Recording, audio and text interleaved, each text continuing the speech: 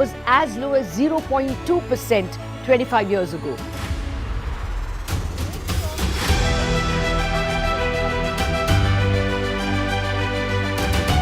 Over the last 25 years, CNBCTV18 has closely followed the remarkable ascent of India's pharmaceutical sector. There was a time 25 years back that it was all about the FIIs.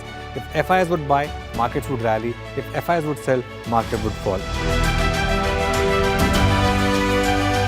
Earlier, we were net importers of steel. From IT services to SaaS, from consumer electronics to space tech, from mere programming to AI ML. Cars, two-wheelers, three-wheelers, commercial vehicles have significantly become much more expensive than they were 2 decades ago.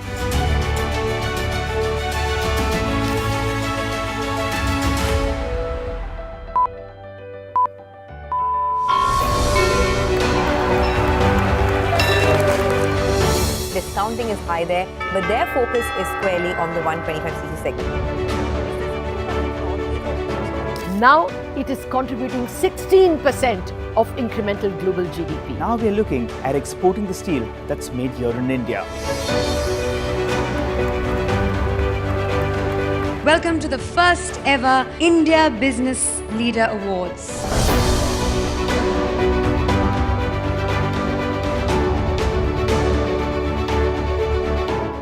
Cars, two-wheelers and vehicles generally being manufactured today are much lower on emissions and much higher on safety. India's technology industry has been at the forefront of cutting-edge innovation over the last 25 years. It's the retail which is the driving force for the market right now. Clearly, we have arrived on the global economic stage.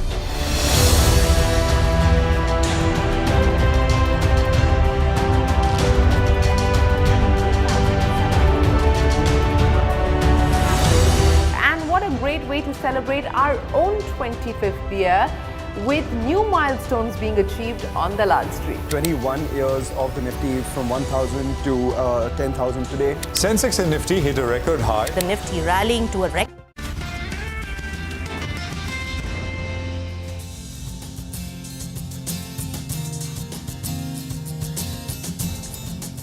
Well, it may not be prudent to celebrate too early because we are seeing a bit of green on the screen, but then we could also see a lot of volatility given, the kind of turbulent global cues we have upon us. Sneha Seth, the derivatives research analyst at Angel One, is with us. Sneha, hi, good morning. How are you approaching the markets today and what are the stocks to look at? Very good morning, Sonia. If we look at yesterday's selling, I think we may see continuation of this selling pressure going ahead. Looking at especially the IBs, which surged more than 40% yesterday, now trading around 20% and above levels. So at present, I believe the gap zone around 24, 350, 700 should be acting as a resistance. On the lower side, any correction below 23, 900.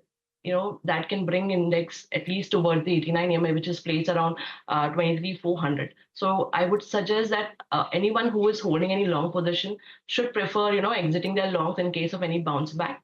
And someone who wants to go ahead and long, I would say wait for some more time, avoid any kind of a bottom fishing at present. In individual counters, I have two sell calls. The first one is on ICICI Bank. If you look at this counter, it has been recently in pressure. Yesterday also we have seen addition of short position. So I believe we may see a continuation of selling pressure at least towards the 89 EMA. So I would recommend selling with a strict stop loss of 1190 and the target expected will be 1150. Apart from this, M&M is a sell.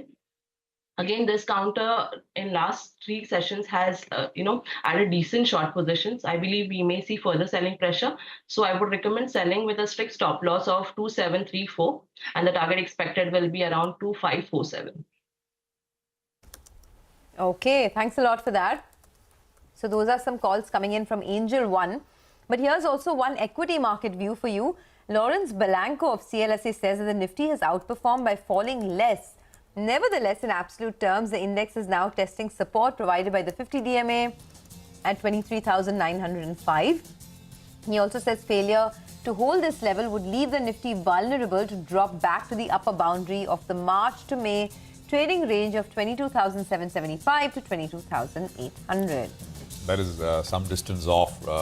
if it were to come to pass. But that's somebody whose technical views are closely watched.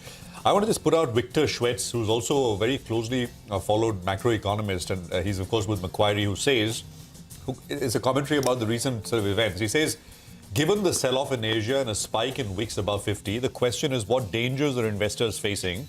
Does it require joining the stampede or create a buying opportunity?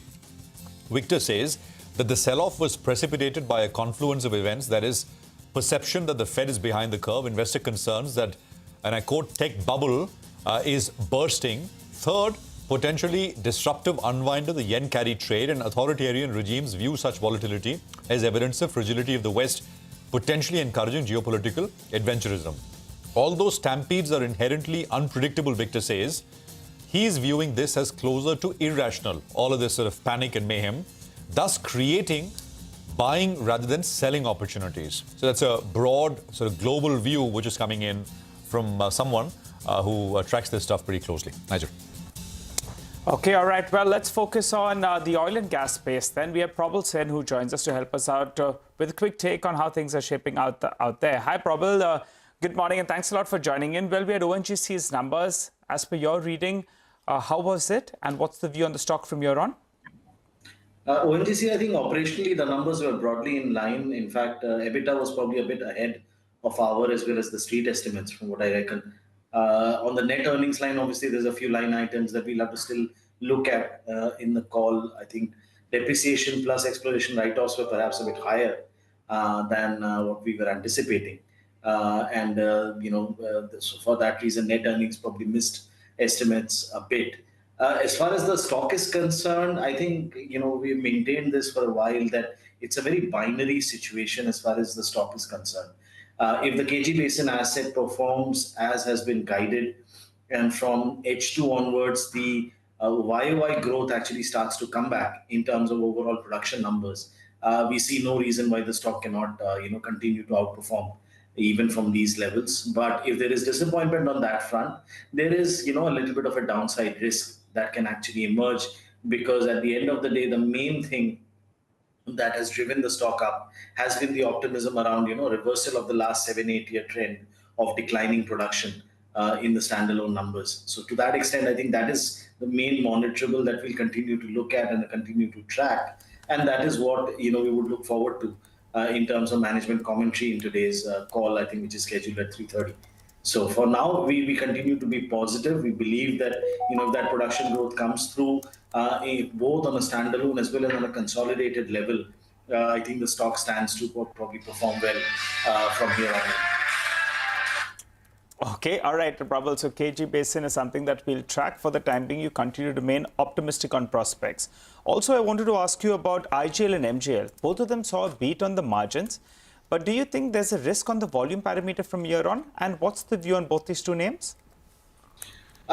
So I think, firstly, as far as volume growth is concerned, particularly if the moderation in, the LNG prices continues to be there. And very clearly, if you look at global estimates of LNG supply additions, there's probably around 170 to 180 million tons of fresh liquefaction supply that's expected to come online in the next 4 to 5 years. So to that extent, if you look at demand additions, most estimates will be between 25 to 30 million tons. Now, the timing of the supply additions may not coincide with the way demand grows, obviously. So there could be probably a bit of tightness still in this year and part of the next. But from a 5-year perspective, LNG supply, I think, is looking to be in surplus, which is obviously good news for gas consumers here.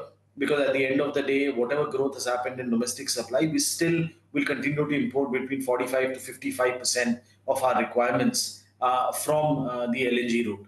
So I think from a margin and pricing power perspective, we remain fairly confident that the CGD companies will continue to do well and continue to perform strongly. Our pecking order, I think MGL we probably like a bit more, because valuations we believe are much more attractive, despite the fact that now earnings growth as well as volume growth for MGL is now coinciding with their larger peers, while their margin strength, I think, continues to remain probably better compared to some of their peers. So between MGL and IGL, we will continue to prefer MGL at these levels. but on the whole, the CGD space itself, I think looks pretty good to us from a pricing and margins perspective. Okay, thanks a lot for that, Prabal. Have a great day. That's the word coming in on some of these oil and gas stocks. But let's get to the market now. We have a market that's opening in less than 10 minutes from now. And looks like it's going to be a decent opening. 130 points in the green for the Nifty. Let's see whether we can build on to our gains or not. Sudarshan Sukhani is back with us. Sudarshan, what's the big call at 9:10? Consider buying Tata Consumer Products with a stop under 1182. And Mitesh, what about you? I recommend selling into Concor around 990 for targets of 935. Okay, Nimesh is also with us. Tell us about the standout brokerage report of the day. Nimesh, over to you. Hi, Sonia. Morning. So today's standout is on Birlasoft. An interesting upgrade from Macquarie. They've upgraded the stock to outperform from neutral, and they've retained a target price of 720. But they believe that after the recent correction, remember the stock is down 15% in the last few days. They see a good entry point into the stock at these levels. While Q1, revenues declined 2% quarter-on-quarter, management did cite delays in terms of project ramp-up in the manufacturing and healthcare vertical. However, Q2 could be much better according to the management, and they see a better revenue performance and deal wins as well. In fact, Macquarie says that they see a trigger for EBITDA margin to recover back to 14 to 16% and an improvement in the sequential growth as well. So post the recent correction, a good entry point according to Macquarie, and hence they've upgraded the stock now to outperform with a target price of 720 on Birlasoft. Okay, all right. Thanks very much for that. Nimesh, thank you for getting us that view on Birlasoft. Tata Chemicals is the other one we want to shine the spotlight back on again. Sonal is here with that. Sonal.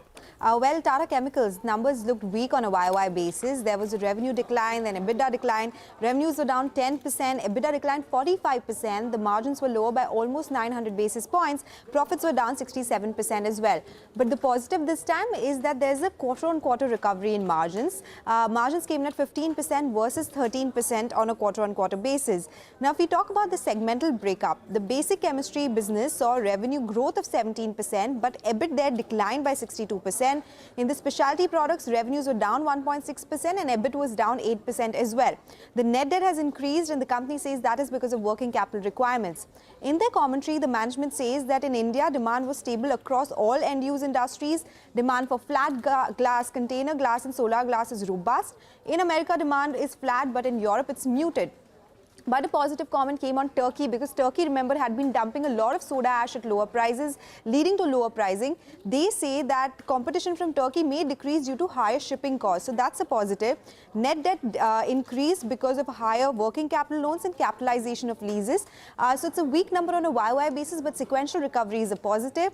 Also remember, Tata Sons has become debt-free because of some receipts they have from TCS, and this indicates that there's no IPO for Tata Sons which is possible, they would go ahead with. So the Tata Group also is in focus. Okay, all right, Sonal, thank you very much for that. Something to keep an eye out on. But Sonal, tell us about Deepak Nitrite as well.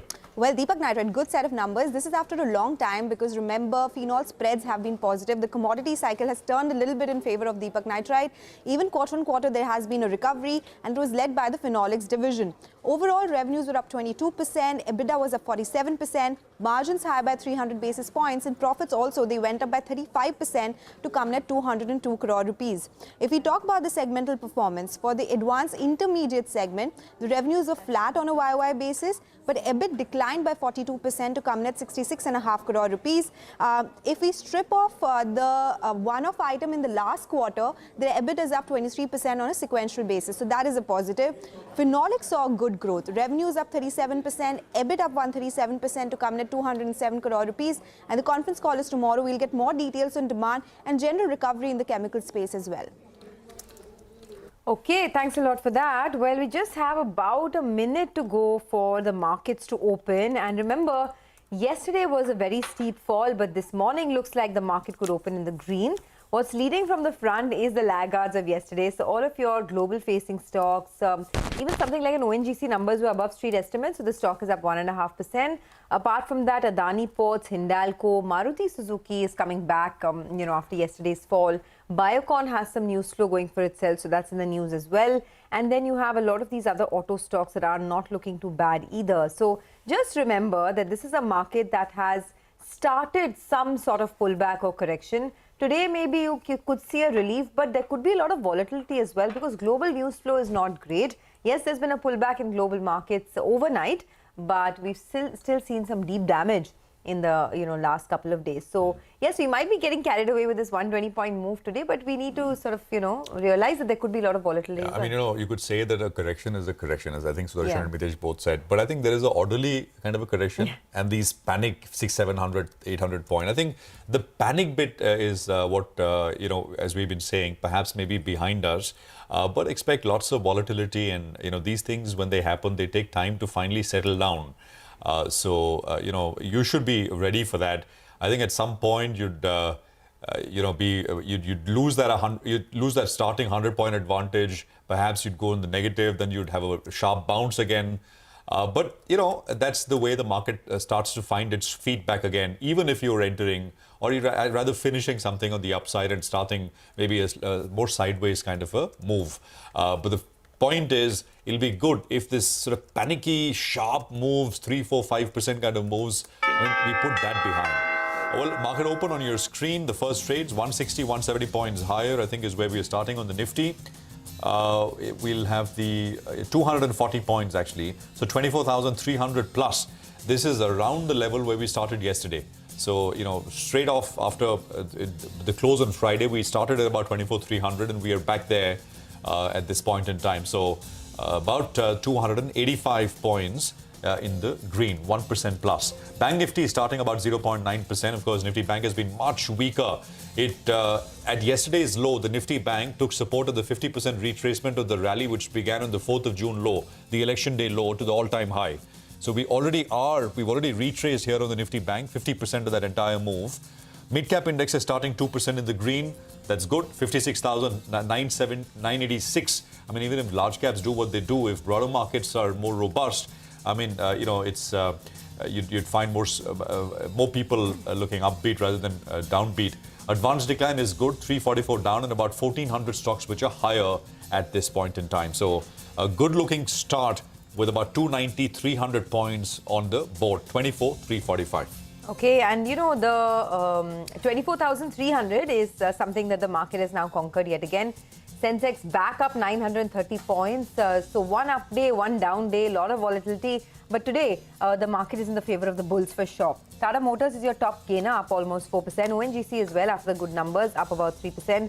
Adani Ports, L&T, Maruti Suzuki, Tata Steel, a couple of other names that are surging this morning. On the downside, barely any stocks. Apollo Hospitals, SBI Life and H2L.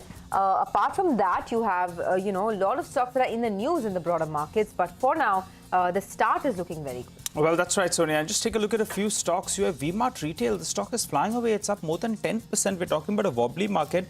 The street likes those numbers. The margins have expanded by 500 basis points. So good going out there. They reported a profit that compares with a loss. Another stock, cash market stock from the broader markets is Indraprastha Medical. Well, out there, those numbers look quite good. And it seems the street likes it because that stock as well has opened up with a big gain. I think it's up close to around 15% as we speak. It was, I think, locked up and now it's moved higher. Indraprastha Medical is the one that we're talking about, 18% higher on that name as well. So good up move is what we're seeing on that stock. Zomato, back to its winning ways. The stock is up close to around 5%. You have PFC as well that's bouncing back after the sharp decline we saw yesterday. So that stock is higher. Godrej Property is up 4.5%, so good move on that one. And these metal-related names as well that got spanked yesterday, well, they have pulled back a little bit. You have SAIL that's up and about in today's trading session. Marico, though, that stock is under pressure. It's down close to around 3% odd. But a good start to the trading session. The Nifty is up more than 250 points. You'll want it to build on its gains. And the broader markets, an exact opposite of what we saw yesterday. When we started off trade yesterday, you had only 150 stocks that were advancing and all the other stocks were declining. Today, you have only 150 stocks that are declining. So the advanced decline ratio should come up for you. Good looking. let's hope we build on from here. Prashant. Absolutely. Motherson is the top volume-led gainer across the board at this point. Stocks at about 184, and volumes are very, very large. So there's a 5% gain. Mazgaon Dock is coming up with a 3% gain. You mentioned PFC. PFC is about 4.5 higher. REC is also up about 4%. It's actually giving up some gains, but 3.6 odd higher on REC as well. There is Cera Sanitary Ware, which is jumping another 7%. Cera was up strongly yesterday as well. Friday's close on the name was 8,900. Yesterday's close was 9,400, and stocks at about 1,080 right now. And volumes are also not bad for this point in the day. We've got IREDA, which is up 4.5%, 250. I'm not sure what's happening with Lux, but again, from 2,070 to about 2,400, Friday to today. So that's a big mover yesterday and on the upside, and today as well. So these stand out because market's been down otherwise. NBCC is up about 3.5%. Stocks at 174. Bombay Stock Exchange is up 3%. So it's been BSE has been all over the place. I mean, the recent low was 2,100. Then it rallied to a high of 2,600. And of course, yesterday it fell to a low of about 2340 and coming back up a little bit right now. We had the management of BLS in the morning. BLS is up 6%. It's off the highs though, BLS, but it's still got solid gains. That's Bombay, London, Singapore. Yeah, that's one. So 372 on BLS. Brigade is up 5%. Stocks at 1176. Titagarh is up 4.5%. Hoodco is up 3.6%. Schneider is up 7.5%. Is it reacting to earnings? I'm not sure, but that's a large move on a large stock coming through. KPIT, HBL Power, EMS Limited. I could go on with what's happening out there. Market breadth is also very, very positive. Just as you one highlighted. more stock, Gokuldas. Just want to highlight that stock. We'll try to reach out to the management as well. I think Bangladesh, I'm looking at the 2022 numbers, and Bangladesh contributed close to around 11% of the total global exports in the apparel segment. And that's where Gokuldas, caters to. So because of that, it appears the street senses that there could be an opportunity. 11% of the total contribution came in for Bangladesh. So I guess that's the reason why that one is flying away, up close to around 8%. Also, just want to mention two sets of stocks. One is the real estate names that are all rallying this morning. We were just reading about that possibility of the government preferring grandfathering till July 2024 as a relief to counter the removal of the indexation for real estate. The decision is not finalized just yet, but the possibility of that indexation relief is something that's getting all the real estate stocks up and about. And Prashant was talking about Motherson Wiring. Good set of numbers, more on that later. But the revenue growth of 15%, EBITDA growth of 15%, profit growth of 21%. So Motherson Wiring is up and about on that. Gokuldas, we'll try and have the management join us on the air because the incumbent Prime Minister has been deposed. I mean, she's out of the country now, Sheikh Hasina. The government's gone. And of course, a new government will be formed in consultation with the army. But generally, I mean, is the interpretation that there is more certainty and operations were effected and they kind of are back on track now? So of course, I mean, market is collective wisdom. So this is being read as positive, certainly positive. 9.5% now on Gokuldas exports, 1,010, 1,015. As I said, we'll try and have Siva, the CEO of Gokuldas, join us to explain to us what the situation there is with their operations specifically. And of course, Bangladesh is the market as well. Pankaj Murarka is with us now, CEO and CIO at Renaissance Investment Managers. Pankaj, good morning. Great to have you with us here. Thank you for your time. Appreciate it. So we've been through a lot of volatility over the last 48 hours, maybe a little bit more. Started last week. And of course, yesterday was a bit all over the place. What is your own sense as someone who's seen markets a long time, Pankaj? There will be more volatility. I think that is a given and all of that. But have global markets, to your mind, broken the sort of up and up phase at some level? So some of these growth concerns, etc., are back, especially for the largest, the US economy? Morning, Prashant. Talking about global markets and the volatility that we've experienced over the day and a half yesterday and this morning, I think, Prashant, the fact is that there's a global reset. So far, the expectation was probably the US economy is holding very strongly and probably will have one or at max 2 rate cuts during the course of this year. Now, obviously, we've seen some weaker data points coming out of US, and the narrative has clearly changed, where the underlying assumption is now we're expecting at least 100 basis points rate cuts in US before the end of this year. And probably yesterday there was chatter about an out-of-turn Fed meeting, which just happens in very exceptional cases. Obviously, money making has been very easy globally across financial markets in the last year or so, and the trade was very crowded, meaning the yen carry trade in terms of borrowing in yen, and meaning the simplest way to play a carry trade is you borrow in the currency with zero or least borrowing cost, which yen has been, and invest in the markets which give you the highest yield, which was people were borrowing in yen and investing into Mexico, where you can have 11% yield. And when money making becomes so easy, you have so much of this crowded trade playing out, and everyone is dancing close to the gate, where everyone wants to just get out at the first sign of turbulence. And when you try to do that, that is what happens. What happened yesterday, you get a stampede. So I think probably we are here for some volatility. It will take some time to settle down, though I'm still of the view that I think recession in US is off the table. I still think that the underlying economy continues to be fairly resilient. But I think this is a pullback and probably a reset in a global macro. India relatively remains fairly stable in that sense, given our strong macroeconomic fundamentals, and we remain largely immune to the volatility globally, but there'll be rub-off effect in equities that we've seen yesterday. So I still think that globally, at least US is concerned, the bull market in US remains intact, and this is nothing but a correction in a bull market, but it couldn't sustain for some time, I would think. Okay, this is a correction in a bull market, but it won't sustain for too long. Got it. So how do you approach the Indian markets now, Pankaj? Because if global markets continue to be in turmoil, then a lot of global facing sectors, whether it's autos, whether it's tech, whether it's steel, could maybe see some impact, right? I'm just trying to understand what's the best way to approach this market sectorally now. Not really. My view is that talking about India, we've had a ferocious rally in the last 15 months in Indian equity markets. India has always been and continues to remain the most expensive equity market in the world. I believe once we are through this correction over the next 3-4 weeks, I believe there'll be a change in leadership in Indian equity markets. If you see through the last 15 months, the leadership has been through PSUs, engineering and capital goods and industrials, defense and railways. In most of these cases, I think, especially in case of defense, railways and industrials, while the underlying growth is strong, now stock prices are discounting or pricing in earnings 3 years out. So valuations are extremely rich in that sense. On the contrary, some of the sectors which have underperformed, which is essentially IT and technology, financials to a great extent, and consumers, I think there probably it looks like the worst is behind. As far as IT is concerned, I remain very sanguine, and I'm seeing initial signs of revival in tech spend by the top 2,000 companies or the Fortune 2,000 companies, as we talk about.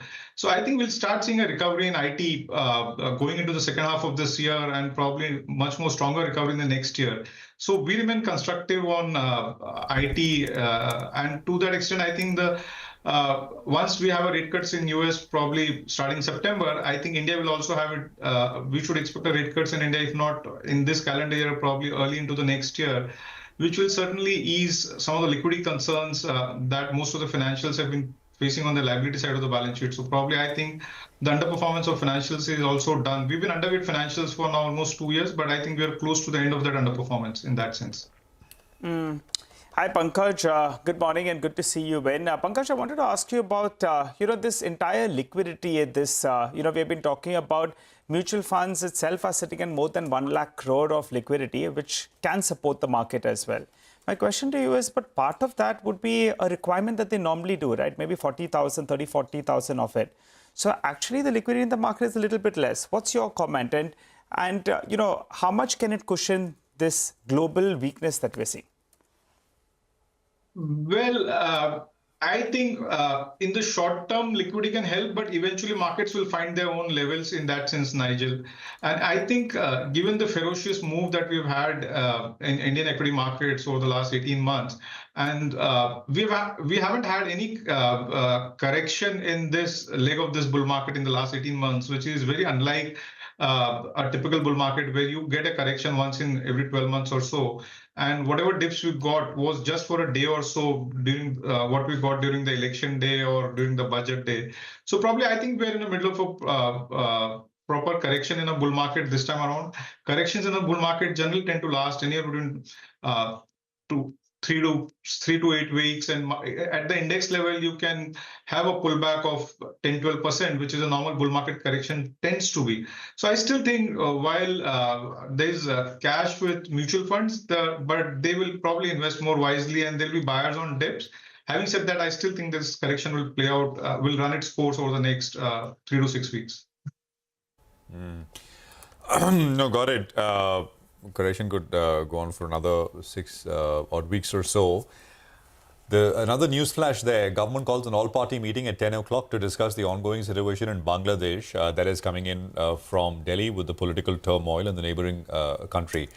Pankaj, I know in terms of your ideas, you really liked SBI. And you think SBI is the one name, large cap name, which perhaps continues to look very good. I think the other one, correct me if I'm wrong, was a name that you liked very much was Birla Soft. Talk to us about prospects for both and any other new ideas you may have.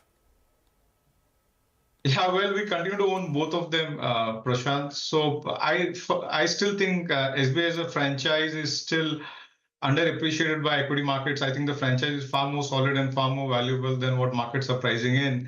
Clearly, we've seen in an environment over the last 2 years where there is, constraints of deposits and constraints on liquidity for most of the banks. SBI still has a very robust liability franchise or deposit franchise, which is very important for a long-term growth and sustainability of any bank or a lending institution, because lending is about a leveraged business. Your ability to mobilize deposits is equally important. And I think SBI has one of the finest. We've seen the largest private sector bank, HDFC Bank, struggling with their deposit side of their balance sheet. So clearly shows that SBI is one of the most robust liability side of the balance sheet in that sense. And obviously now with the changes they made during COVID and pre-COVID, when they went through their NPA cycle, it has a very robust lending side of the balance sheet as well. And as a bank which does 18% plus ROEs, I still think valuations are, meaning there's significant room for valuation improvement on SBI, and probably the market is underpricing the potential of the franchise in that sense. Likewise, we continue to remain positive on IT services. I continue to remain positive on IT services. My sense from talking to companies in India, and as well as listening to commentaries of global companies, there is a significant amount of pent-up IT spend which has been held back in the last 18 months or 2 years because of the rising rates in US. Now that the rate cycle in US is turning, I think all of those spends will be unleashed, or companies will start doing discretionary spend. And I think the entire, so in that context, we remain positive on the entire IT services. Amongst large caps, we have ownership across Infosys, TCS, and Tech Mahindra. We own a few mid caps and small caps as well. Birlasoft is one name which we like in the small caps. We think the company, as Birlasoft is concerned, they've gone a complete organizational reorg with the new CEO taking over about 1.5 years back, and probably have a much more focused approach on business. Probably a company which is, so one of the bigger play in IT services for smaller companies, we have a handful of companies in India which are about $500 million or thereabouts of revenue.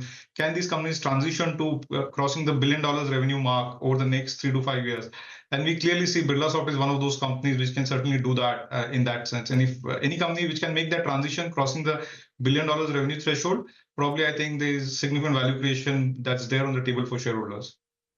Okay. One final question to you. You know, we have a lot of these new age tech companies that have now started to do very well. Zomato is a clear case in point. And this whole consumption space is picking up as well. Do you think that this is just, a cyclical story, or is it some sort of structural upcycle that we are seeing in some of these names?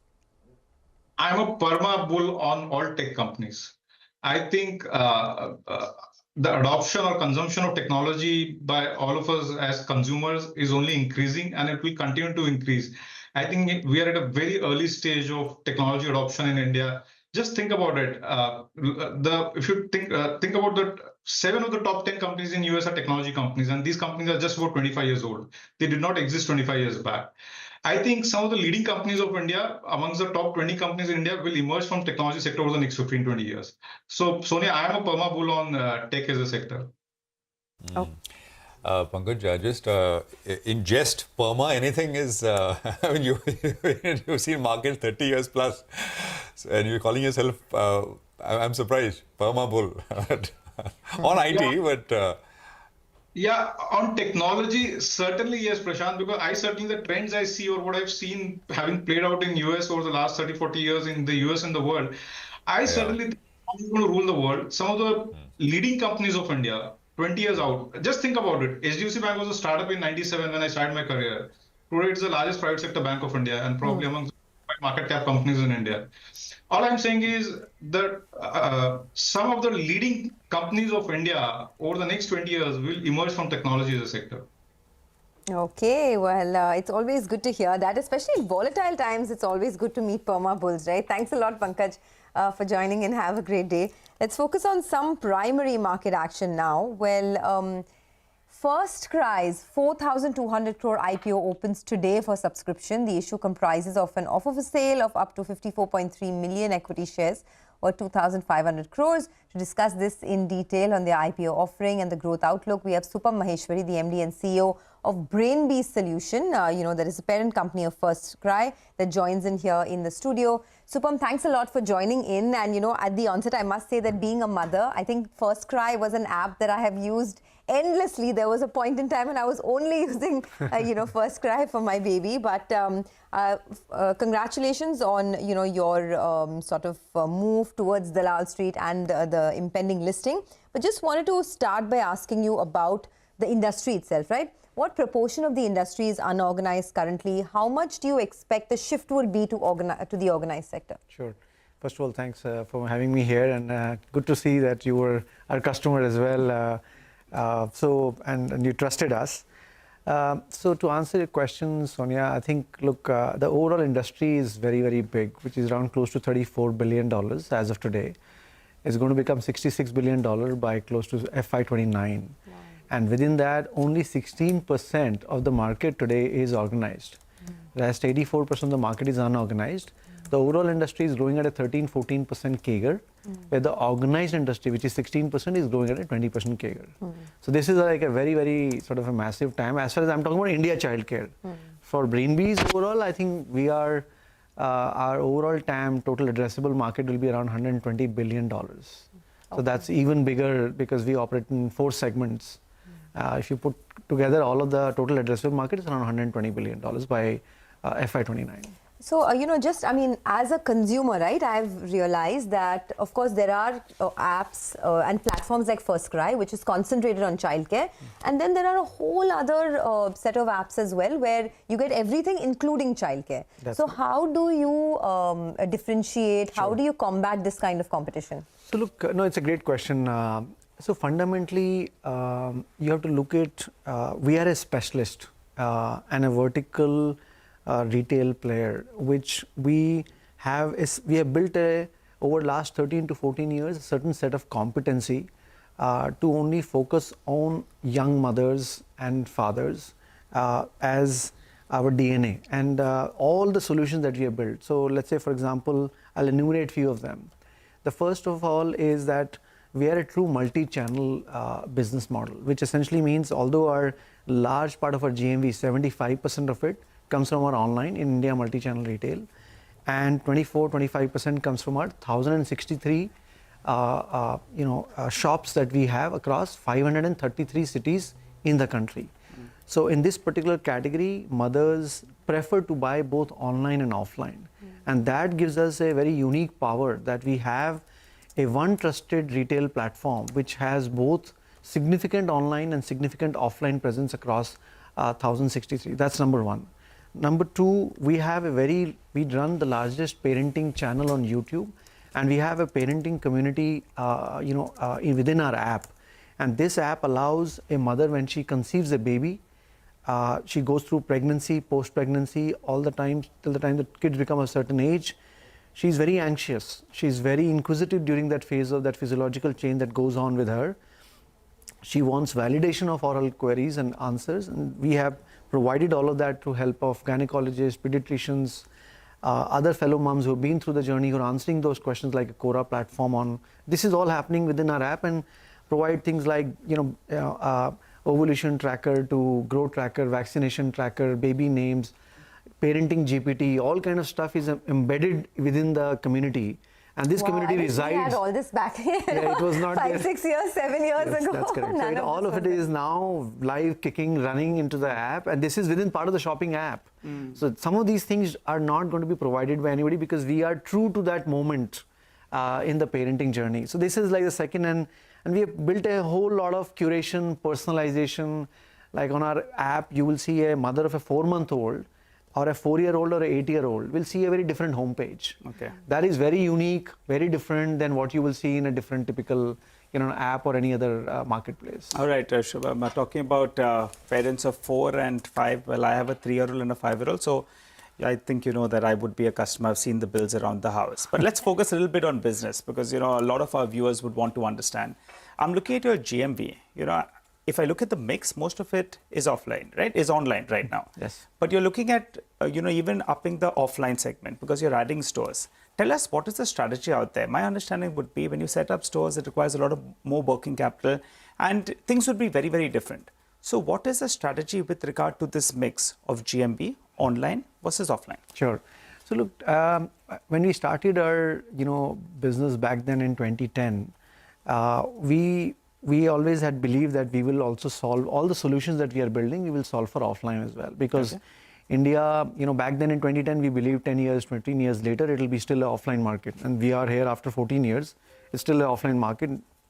E-commerce penetration is still in single digits. Correct. Having said this, we have built 1,063 stores. And in that, if you look at it, we are putting 350 more stores and the use of proceeds in the next 2 years. Yes. Our online will continue to grow of a very simple reason, because of the variety and because of the convenience that it offers and the curation and personalization that it offers. Okay. And more importantly, the millennial mothers that are out there are far more digitally savvy than what we had 3 years back, 5 years back, 10 years back. And that will continue to compound because India is one of the most digital savviest country in the world. And therefore, millennial mothers will come to us first online, and they will also transact offline in the vicinity of their home. Yeah. That's what will continue to happen, and therefore, being the largest organized player in the market within a large TAM, and although we are still very small as a company, only 6,480 crores, but we will still continue to have a headroom without really not too much of both offline and online will continue to grow. Got it, Shubham. I think you did a detailed interview with Rima That's correct. earlier, and I'd encourage our viewers who are thinking of applying into the IPO to sort of go watch that entire interview. But because for the paucity of time, I want to get a few things out of the way. Your EBITDA margins are at about 4% only. What is the roadmap? I mean, are we looking at steady expansion? Sure, absolutely. Look, how it will actually happen if you look at our past track record we have 4 business segments. You're talking about 4.2% FY24 adjusted EBITDA. That's at a console level. In this, there are 2 new businesses which are less than 3-year-old. And these are typically all... so 4 goes to what? I'm sorry, I'm pressing you. Yeah, but just take a minute. If you look at our India multi-channel alone, we were at 5.9% for FY22, 6.2 in FY23, and in FY24 we already become 8.8. So our core business, which is the largest piece of our business, has been in the making for 13 to 14 years, is already delivered 8.8% adjusted EBITDA. So this will continue to expand as what we have demonstrated in the past because of all the things and all the strengths and moats that we have built. Do you have visibility to get to double digits?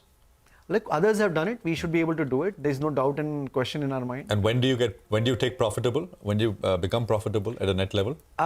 It's as we, as all our 4 business segments continue to deliver better results over a period of time because they are relatively new. Some of them are relatively new. all of this will translate into a sort of a pattern of PBT performance. Absolutely. Thanks very much, Subham. Apologies for pressing you possibly at time. Thank you very much and good luck with the IPO. And once again, to all our viewers who are thinking of wanting to know more about the company, I encourage you to go online to the website, the CNBC website, and watch that detailed interview with Supam and the Firstcry management. Well, let's focus on the real estate sector now. And this is a big story which we are reporting on. Will the Finance Ministry review the new LTC, the long-term capital gains tax regime for the real estate sector? My colleague Shirin is joining in with exclusive details on the thinking with the government right now. Shirin, over to you. Well, thanks very much, guys. Just for context, as we know that post the budget announcement, this is the one decision that has got the maximum amount of blowback and criticism from the general public. The likes of Mohandas Pai, etc., have, of course, been suggesting that the government consider some relief, specifically as far as the removal of indexation benefits for real estate are concerned. As my colleague Timothy had also reported about a week or so ago, there were three options that were being considered by the government. What we are given to understand at this point in time is that the government prefers grandfathering till 2024, which was one of the options on the table, because then there is no retrospective in terms of the government's action on LPCG and the removal of indexation. So that is a preferred option, but no final decision has been taken yet. The other option is, just like you have with the tax regime, there is the old tax regime which continues, and there is a new tax regime which also continues, and it is up to people to decide which one they want to opt for. In fact, as the Revenue Secretary told us, that they have seen cases where pretty much at the last moment people switch depending on where they feel that they are getting more benefits. That was an option on the table, and that is also being considered, but again, no final decision has been taken. And I just want to take viewers back to the conversation that I had with the Finance Minister as well as the Finance Secretary on specifically this issue on whether the government would consider any review, rollback or relief. And the Finance Minister had basically said she would only respond in Parliament, and the Finance Secretary had said that it was a political call. So remember, the Finance Minister is expected to reply to the Finance Bill tomorrow. The possibility was that she would speak today, but I'm given to understand that she's likely to speak tomorrow now. And if any relief at all is likely, it will only be with respect to real estate. So final decision in the process of being taken. But again, I want to caveat this by saying that a decision has not been taken yet, and we will know more once the Finance Minister responds in Parliament in reply to the Finance Bill, which is expected now tomorrow. Okay, Shireen, thanks a lot for that. Very, very important story there. And if any relief comes through, then it will be a big positive for, you're already seeing a lot of these real estate stocks rally at the moment in hope of some relief coming through.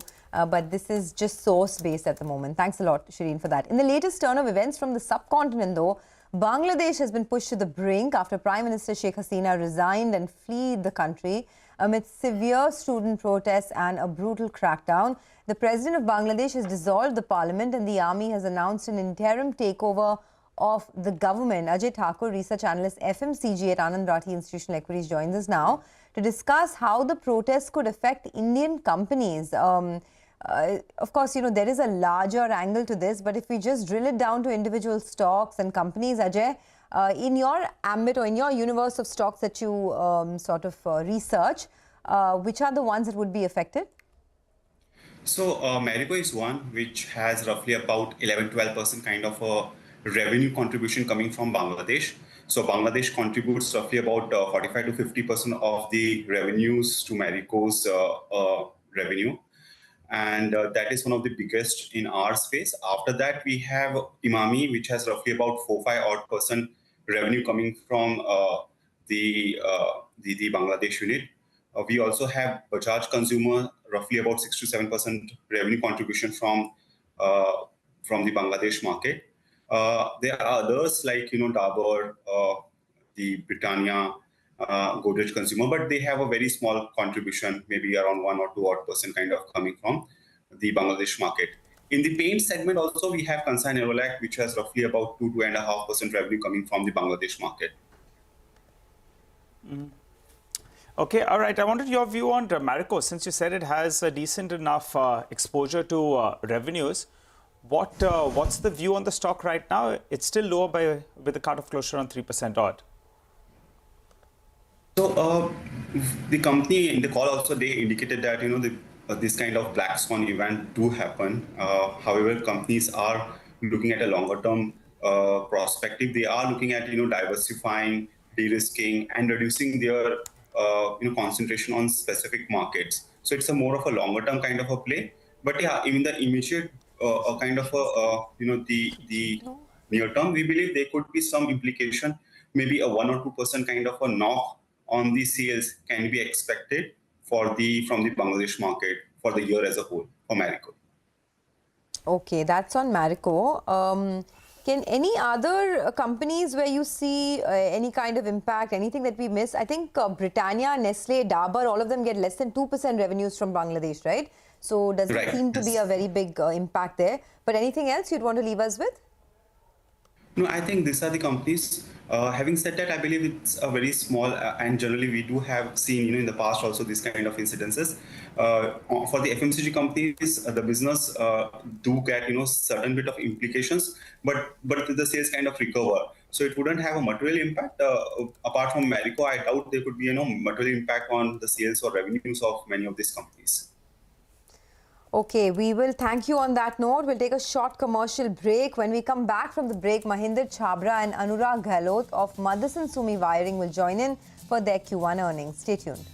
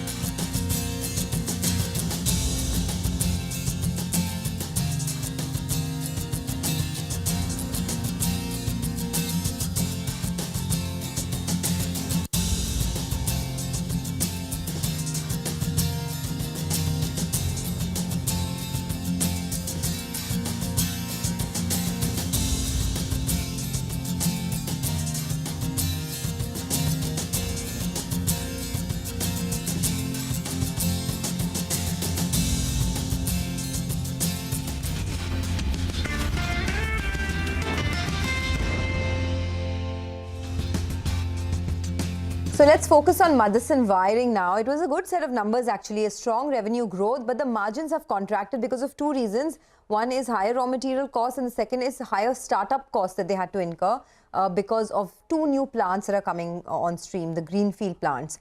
Their EV revenues have surged 50% year on year and overall very good set of numbers. We have two gentlemen joining in, Mahinder Chhabra, who's the CFO, and we have Anurag Gehlot, who's the COO of the company. Gentlemen, morning to both of you. Mahinder, I want to start with you because the growth on the top line has been pretty good, 15%. Can you just take us through what are the demand trends now like, both in the domestic as well as in the export market overall? And particularly for domestic, what kind of reasonable growth can you see for the full year?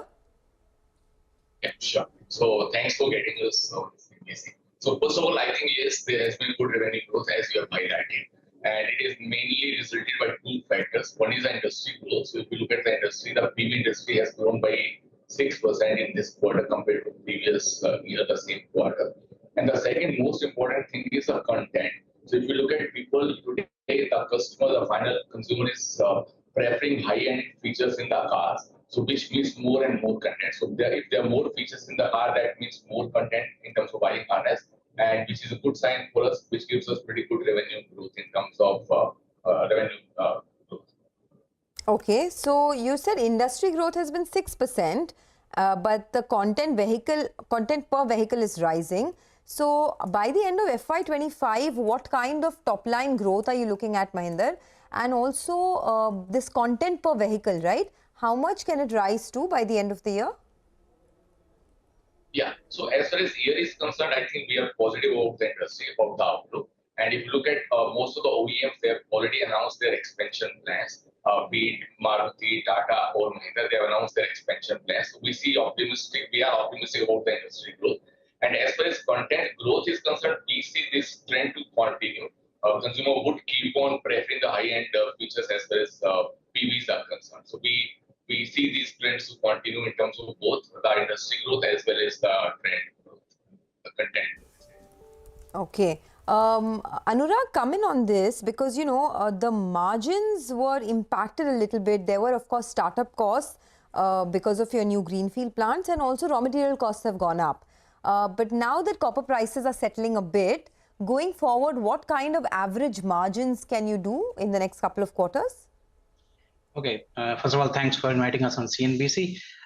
Just would like to say, you know, EBITDA is, or margins are not something we keep a focus on. Our main focus remains on the ROCE. And I think if you've seen the last year results, they were 48%. Prior to that, it was 44%. This year also, we are also on the track, backed by the customer plans. Now, coming on to the new plants, obviously, these two new plants are ramping up phase. One plant is in Q2 and Q3, and one is going to happen in Q4 and Q1 of FY26. So these cost, because you have to train the manpower, you have to hire them in advance, you have to skill them to start making or giving the output what you need in when the ramping up is happening.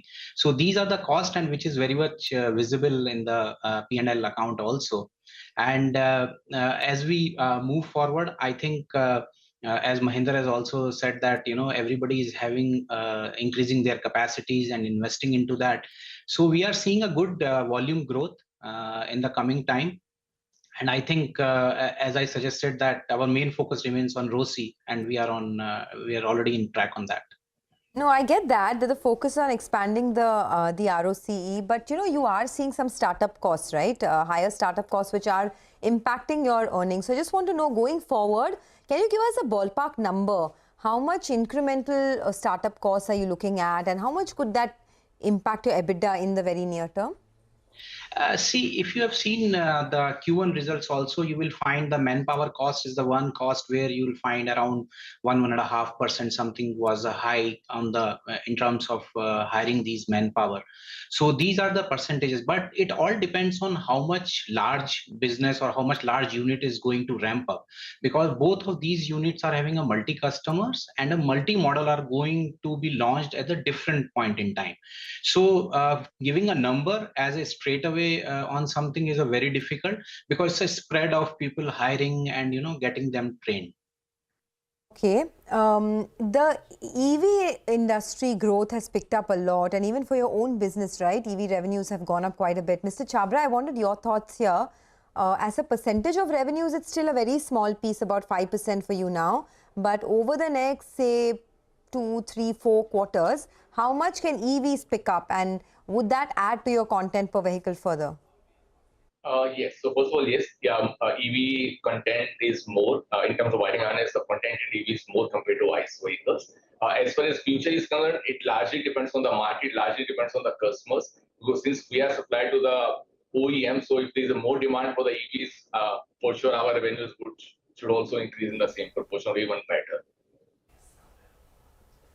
Okay, got that. Finally, then one word on the, you said the industry growth is coming at 6%, right? Would it stick to single-digit growth this year, Mahindra? Or is there a possibility of getting to double-digit growth for the industry in FY25? So maybe I can request Anurag to take up that question. Anurag, you want to take that? Yes, surely. You know, if you see that all the major OEMs in the country has already given their increasing their capacities. You talk about Maruti going from 2.3 million to around 4 million, and all these other customer like Mahindra and Mahindra, or you talk about Tata. Everybody is given their details in last quarter and prior to that. So if you see the last year also, it has grown into single-digit percentage higher side. Q1 also says about the same. So we think that the trend remains the same, or even looks positive to us. As far as MSFIL is concerned, obviously we are growing by double digit, because obviously there's a content involved into that, and that one is the volume growth is there. So I think market looks to be very positive to us, and we see a good time coming forward. Okay, good times coming forward, and the market is very positive. I would have asked about the balance sheet, but there is big improvement in the balance sheet. You're debt free as well, so there's no point talking about that. All the best, with the way forward. Just wanted one word from your end, Anurag, on the capex, right? Given that you have some legroom now, you have a cleaner balance sheet. Would you be at any point in time taking on some debt, any incremental capex that you're looking to put on board over and above these two plants, these two greenfield plants that are coming on board? See, for this financial year, we have a capex of approximately 200 crores. And I think this is including of two things, the new upcoming plants as well as the maintenance of the plants which are existing. We have total 28 plants, including these two new plants. And you will hear that a few more plants are also in the pipeline, which you will hear from us in the coming time. Okay, all right. We leave it there, gentlemen. Thank you both for joining us with that perspective. Appreciate it here on CNBC TV18. So that's Motherson Wiring with some outlook coming through for their business going forward. Well, Mitesh is back with us with what he'd want you to do as far as individual trades are concerned, and of course the view on the index as well. We were up 300 points plus, we're about 285 points in the green. Lots happening. Market breadth is overwhelmingly positive. 2,000 stocks higher and about 400 stocks are down. So 5:1 advances to decline ratio. Mitesh, your thoughts on what you're seeing on the screen and your recommendations? Good morning, Prashant. So I think, today with the gap up opening and some kind of a reversal, I think we might give a pullback to about 24,470, 480 on the Nifty, around those levels, give and take a few points. So I think we might have another 100 odd points on the upside. But I think if we don't show strength beyond 24,500, then I think in the next couple of days, we should again see some strong pressure coming in at higher levels and sell off. But that's the overall view on the index. But in the short term, I have a buy on Asian Paints. It's something which I've recommended repeatedly in the last few days. Now still showing strength today. Buy here with the stop at 3,100 or maybe just below it, and look for a target of around 3,200, 3,220 on the upside, and a sell on Steel Authority, which I would recommend selling with a stop at about 143.5, 143.75 for targets of around 133. Okay, thanks a lot, Mitesh, for that. Well, let's track V-Mart Retail and find out why you should be watching that stock. Mangalam is here with the latest. Mangalam, over to you. Good numbers coming in finally for V-Mart Retail. It's been many quarters of weakness. Weak sentiment is what everyone's talking about. At the same time, there were a lot of one-offs, etc. But despite that, of a low base, there's been strong recovery. The company's revenues in the quarter have grown 16%, and that's reflected in the EBITDA performance as well. A jump of almost 89% on the EBITDA, near 500 basis points improvement in the margins. And as a result of which, what was a loss of 22 crores at the same time last quarter has turned into a profit of close to around 12 crores as well. Internals are very strong. Same-store sales growth up 11%. Same-store volumes up 11%. Footfalls higher by 36%. And this, remember, despite there being extreme heat wave and there being disruptions around elections, etc. as well, sales per square feet have also increased by about 13%. And what's working for them, Unlimited, which was earlier a drag for them, is now showing improvement, signs of improvement.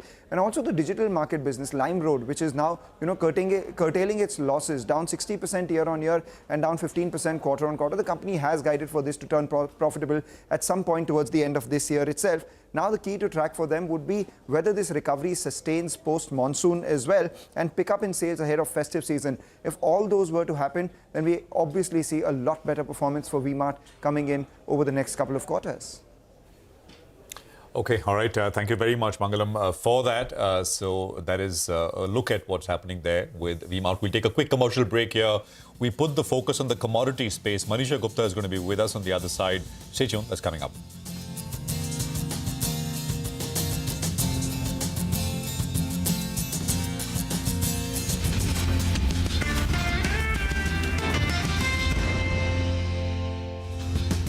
Invite you to join us as we persist in leading coverage of the pharmaceutical and healthcare domain, documenting India's expanding expertise in medicines.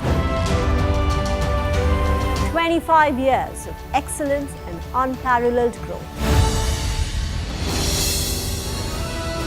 CNBC TV18, embarking on a quarter century of excellence. What does it take to build India's largest startup platform? It takes a journey of starting out as an unknown and ending up as unforgettable. It takes more than 2 decades of celebrating the most influential and influencing the most celebrated entrepreneurs. From chronicling the stories of India's startup universe to becoming a success story in itself, as India's longest running show on startups and entrepreneurship, celebrating 21 action-packed years of building India's biggest startup community. Young Turks at 21, only on CNBC TV18 and cnbctv18.com.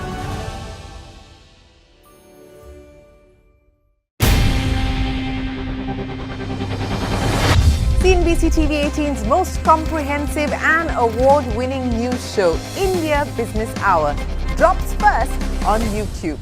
So get the first access to the most influential architects of policies and politics, the key newsmakers of the day. Discover the big themes as we decode the business of markets, macros and more. Be the first to go to the heart of all the top stories that drive the day's agenda. Catch the award-winning India Business Hour live every night on YouTube with me, Shireen Bhatt. India Business Hour live on YouTube at CNBC TV18, weeknights at 7 p.m.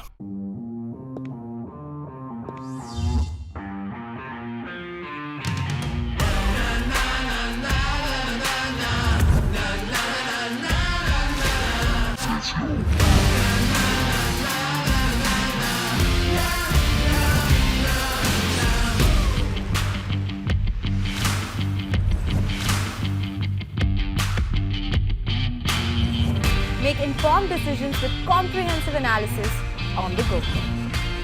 Strengthen your portfolio with real-time market updates on the go. Create effective strategies with insightful expert opinions on the go. Grow on the go with CNBC TV18, now streaming live 24/7 on YouTube. Even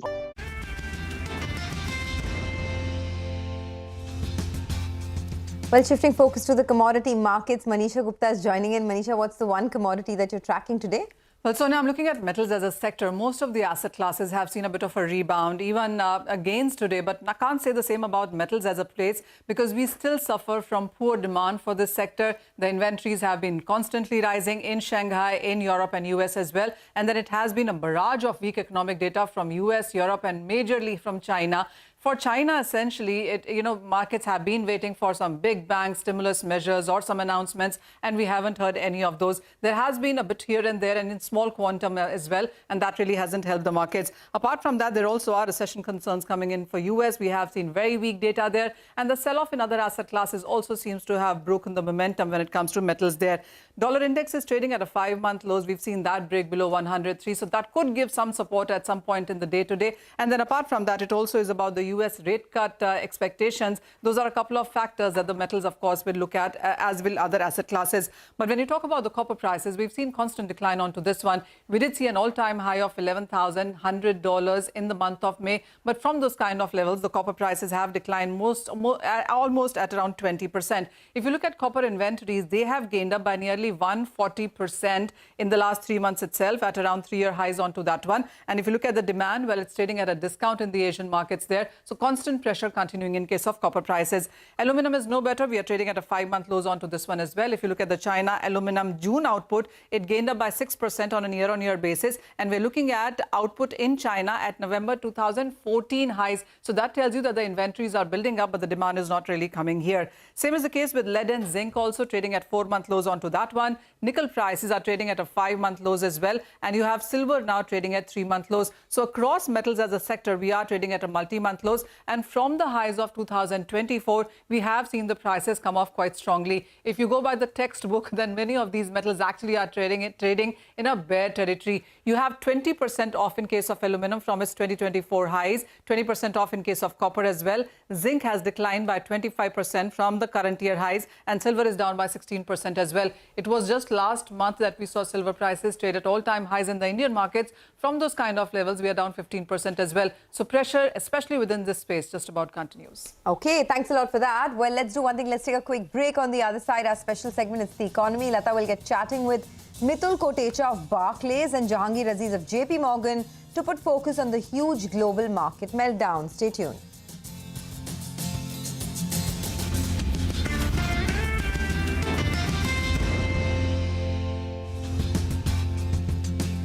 On payrolls, labor market data in the U.S. was a bit disappointing.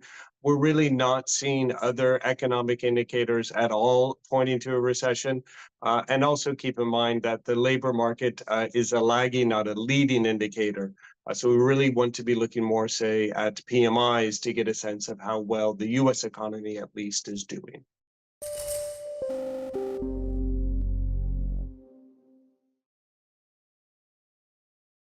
Plethora of events shape up over the last few days, and it's obviously difficult to make sense of everything and put the pieces together.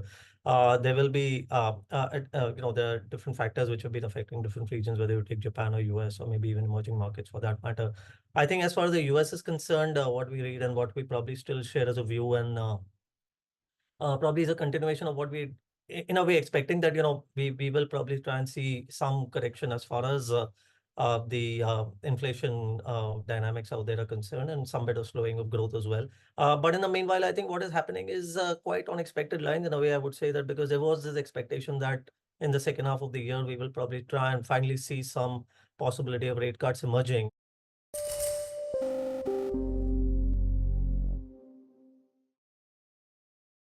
India, I think it would be less a growth scare. People have been talking about valuations for Indian equities for a very long time. Nonetheless, the market kept going up, and if anything, recently compared to many other global markets, it still performed relatively well. But I think now that question is going to become much more pertinent to investors when they see a much less supportive global environment for risk. Markets with high valuations are going to be one of the first things that they look at.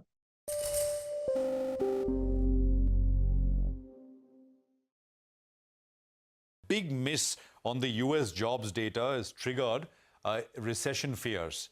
It's actually the first time labor market data, monthly jobs data in the US has been such a big miss in this particular cycle.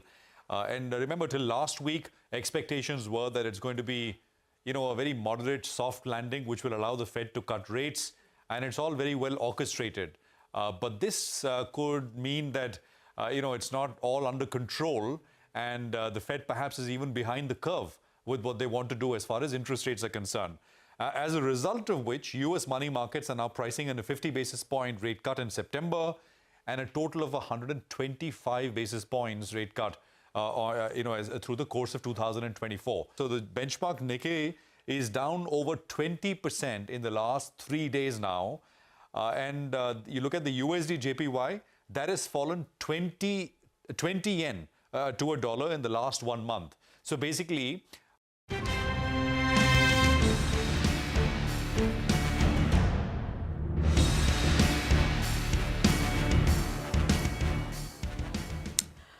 welcome back. Let's revisit the huge market meltdown of the last few days and check out what is the danger to the US and the global economy, not just markets.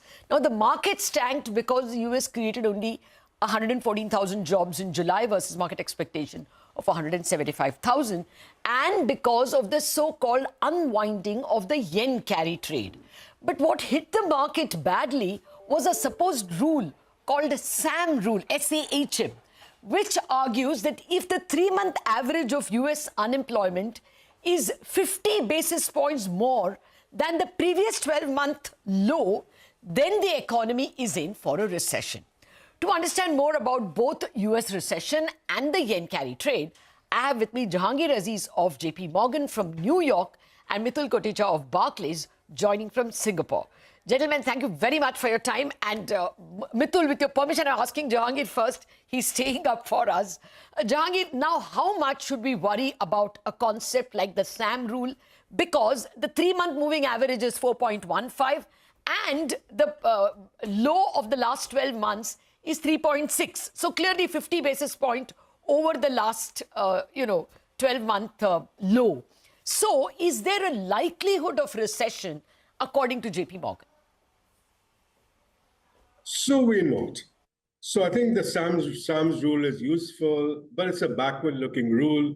It doesn't really tell you what is going to happen in the future. It tells you that if in the case this happens, then chances are there will be a recession.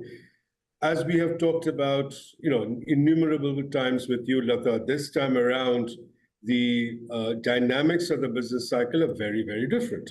And that is the reason, if you go back, let's say, to December of 2022, we had an equal sharp drop in non-farm payroll, and everybody screamed and shouted, well, 23 is going to be a recession. 23 turned out to be one of the best years for the US economy. So we are not calling for a recession. Having said that, I think what this shows to us is that it is making it much more stark, the asymmetry in Fed reaction. So the way in which we have been talking about the Fed is that, look, as long as inflation is coming down and the Fed is feeling confident that inflation is going to meet its 2%, 2.5% target, then the Fed should start cutting rates because the Fed has kept rates at a very restrictive level.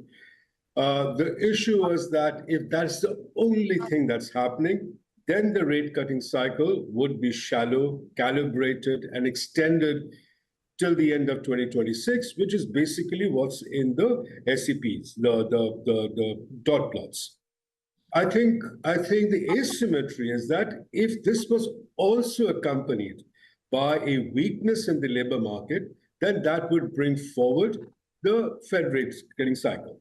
I think what the non-farm payroll on Friday showed that the gapping down of the non-farm payroll, I think that wasn't the big driver because, a large portion of that was probably a reflection of Hurricane Beryl's impact in the Midwest and in Texas, right? So chances are that it's going to recover probably next month. It was what was inside the payroll report.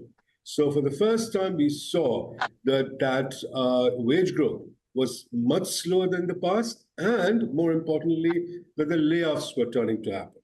Yes. And so it's a combination of the details, not so much as the gapping down, but the details that brought about the change that now we have downside risk on inflation. Remember, wage growth is much slower, and we have downside risk on labor market. So both the boxes that the Fed is worried about, both their mandates have downside risk, and that's the reason we have brought forward our rate easing cycle. We have brought it forward quite aggressively. Okay. So previously we had a 25% start in September, another 25% this year, and then every quarter we want to rate cuts. Now we have 50 in September, 50 in November, and then every meeting, not every quarter, every meeting we have 25, so that by the end of July of 2025, we reach a terminal rate of 3% instead of N26.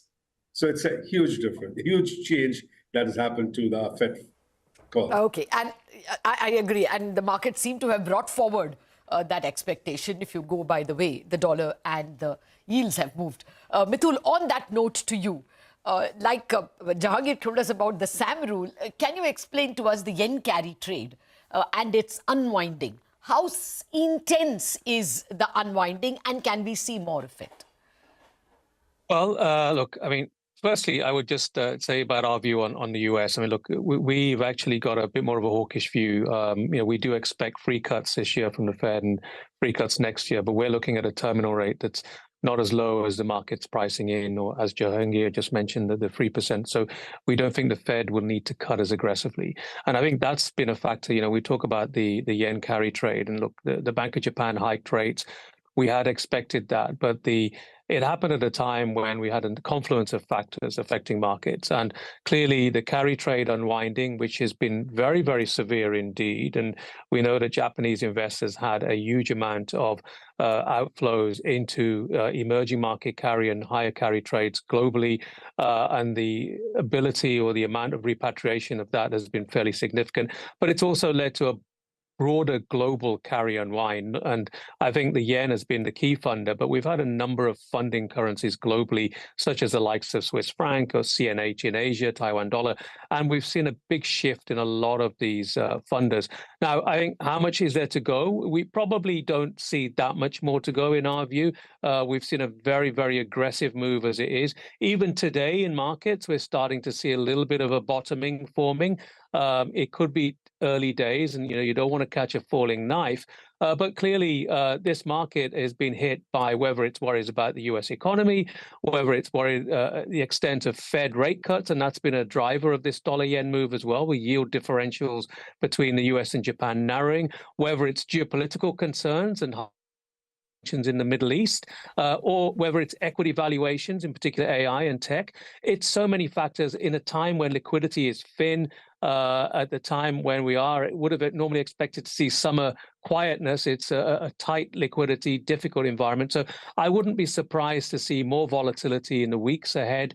But I do think we've seen probably the brunt of this move in terms of carry trade unwinding. We've already seen a lot of position shifting, and I think positions are moving closer to neutral. As an example, our dollar position sentiment index is already quite negative. So we've already seen a very, very sharp shift in dollar sentiment, and it's unlikely to see a further shift too much more negative from here. Okay. That's very useful. In your reckoning, it's probably 75 basis of cuts in 2024, and Jahangir, of course, just told us they are expecting 125. And I think the CME Fed Watch is also indicating that 125, but things might change. Well, before I come to you, Jahangir, Mitul, therefore, at the moment, the dollar index is 102.78. It was, of course, 104.5 on Wednesday or Thursday before all the turmoil began. Are you saying that the dollar index is more or less there and we shouldn't expect too much falls from here on? Look, you can't rule out more downside in the dollar. But, the reality is that this is not necessarily a dollar move, right? I mean, if you look at most major currencies except the yen, it's not been a dramatic move. This is a pure carry unwind. It's a selling of high-yielding, high-carry currencies. And no better place to look than, say, in Latin America when you look at the likes of Brazilian real, Mexican peso. And in India, the same with the rupee. It's the relatively high carry currency in this region. And at the same time, it's that unwind, and it's the low yielders that have been positioned most negatively that have seen the biggest benefit. So I think the dollar's got caught up in this, and of course has been pressured because of the more aggressive rate cut pricing that the market has been pricing in more recently. And so there may be a bit more dollar pressure. But look, if we are right and that the market is already pricing a lot for US rate cuts, it's probably likely that, and also we add in the positioning and sentiment, it is probably likely that the dollar has not got too much further to fall from here. And we may again have seen a large extent or large magnitude of that move already having been taken by the market. Okay, got that. Do you expect the yen to strengthen all the way back to 160? I mean, weaken all the way back to 160? Because the yen seems to be the root of more trouble than the other carry currencies. Oh, that's fair. Look, I mean, our forecast has been 160 as top in dollar yen, and clearly we're way away from that now. I think it's unlikely we see the sort of rebuild of carry trades that we've seen in past months, especially given that yield differential and especially given that the Bank of Japan has now tightened policy. But at the same time, I think we are approaching better levels for investors to start putting back on these trades using the yen as a funder. If we look at yield differentials, dollar yen is pretty much bang in line with where yield differentials would be expected. So, I think, again, it's the same story. A lot is priced in dollar yen, and probably the risk reward may favor an upward bias in the weeks and the months ahead for dollar yen. Oh, upward bias. Okay, so we are not going to see more unwind. Just a final question. I know you're in a hurry, Mitul. What is your range for the dollar rupee? And are you expecting anything from the Reserve Bank in terms of cuts? Yeah, look, I mean, look, firstly, let's say the second question. I mean, Reserve Bank, we don't expect the RBI to cut quickly. We have been penciling in a December cut from the RBI, but clearly the volatile food prices have had an impact on inflation, as we saw in the last reading. And so we would expect the risks are skewed perhaps to an even later cut from the RBI, even if the Fed cuts earlier and more aggressively. We know that India is not necessarily on the same path. Indian growth is still far stronger, and inflation is a bit more stickier on food prices. So, look, we think the risks are perhaps for a delay from the RBI, but we'll see at the next meeting and clearly see how or whether the RBI is looking at the Fed in any way and perhaps sounds a bit more dovish. We doubt it. We're looking at liquidity as a factor here. And for dollar rupee, look, the rupee has underperformed. And I think, part of that is the RBI continuing to soak up dollars, building FX reserves. And we would expect some of that underperformance to continue with perhaps that sort of move up to this sort of higher range that we've been in now. But again, I wouldn't expect to see the rupee fall significantly from here. I think we're just probably in a new higher range rather than any sharp moves. And I think volatility is still going to be very well contained by the central bank. Oh, yes, it's almost not moving certain days. Thank you very much, Mithul, for getting time for us in spite of a very busy schedule. And Jahangir, thank you for your patience. Well, I just want to come back to the US for a bit. Is there a higher recession chance, according to you? No, because intermediate cut is for an emergency, right? So emergencies are typically financial market scares driven by disruptions in the credit market or the breaking down of the interbank market. I mean, nothing has happened to credit spreads. Nothing has happened in the interbank market. Yes, I mean, the equity markets have sold off, but you can't blame recession risks on that.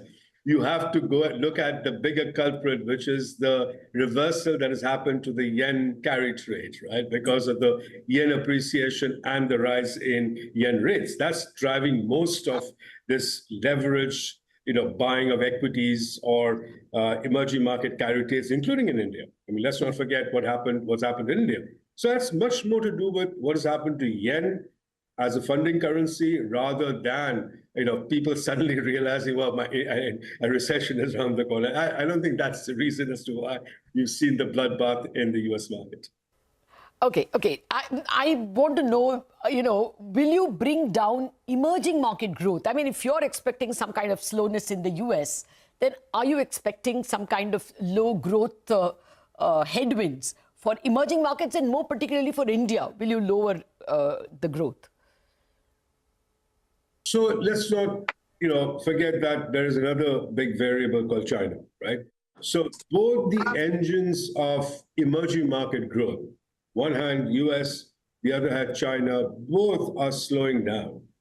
And the slowdown in US probably in comparison to second half of 2023 is much sharper than, let's say, the slowdown in China, which is there, but it's not as dramatic as the slowdown in the US. So I think the combination of the two of them necessarily will start showing up. And you can see that in the manufacturing PMI numbers of the last 2 months across emerging market, particularly manufacturing exporters and in Asia.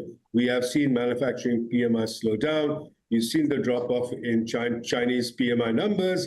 So I think that is obviously part of the course that you are going to see this happening.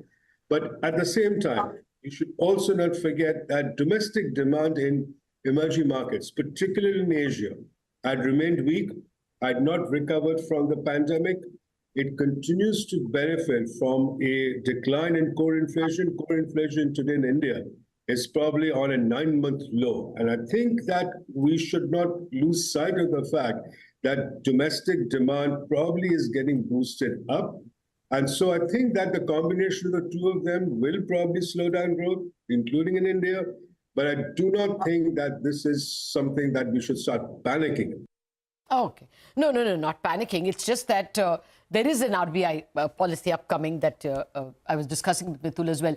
Do you expect, I mean, if not a stance change, at least more dovishness from the RBI? I think that the language will have to be brought down, right? I mean, if the 10-year has gone down from by 450s to 3.380s, right? Yes. You know, the RBI cannot say that financial conditions, global financial conditions haven't really quietened down a bit, right? Now, clearly there's now pressure on the INR, right?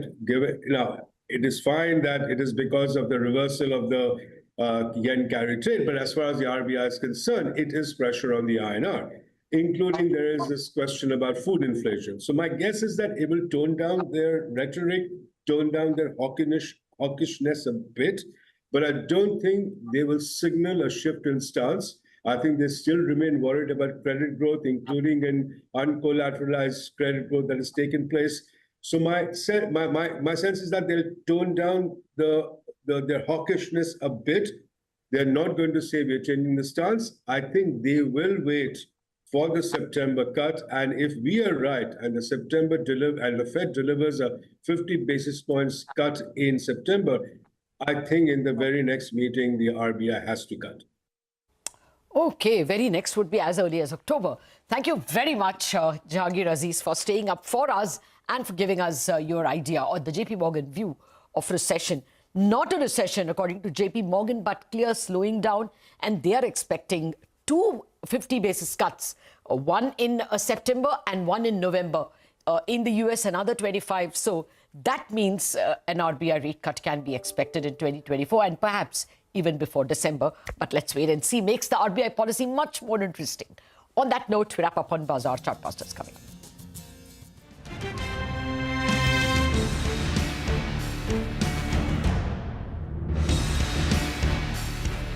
From 162 to 145 from the beginning of July. That's a massive move for a currency like that in such a short time span. The last time we had this magnitude of a rally, along with interest rate differentials between Japan and the US around 5%, it was back in 1998-99.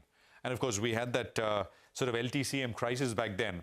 Now, fears of yen carry trade unwinding is essentially reason number 2. So, I mean, people borrowing in Japan, very low interest rates, investing around the world. And of course, the yen moving so sharply upsets plans. Stops are hit and there is a forced unwinding which takes place. So that is reason number 2. Number 3, and this went unnoticed under the radar for the first couple of hours when we began trading. But NVIDIA, the big reason why US stock markets have done so well is reportedly delaying its next AI chip Blackwell by at least 3 months.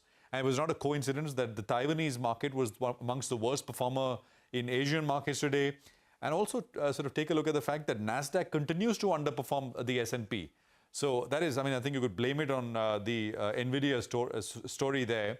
And number 4, I don't think this was a really dominating driver, but geopolitics, right? The political news website Axios reports that, attack by Iran and Hezbollah against Israel could start as early as Monday. I would say that, what was happening with the currency markets and fears of a US recession were the dominating drivers. This, of course, if it were to come through and it's a big one, could hurt at the margin going forward.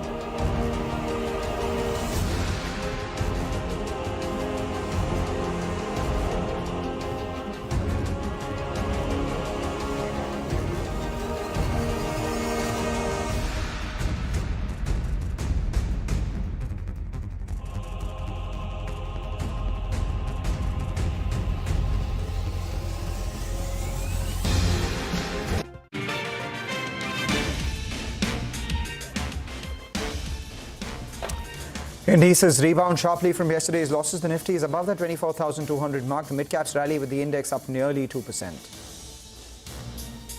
Realty stocks surge as the Finance Ministry is likely to review the new LTCG regime for Realty. Sources tell CNBCTV18 that the government prefers grandfathering till July 2024 as relief to counter the removal of indexation. The final decision is yet to be taken, and the FM is likely to reply to the finance bill tomorrow or today.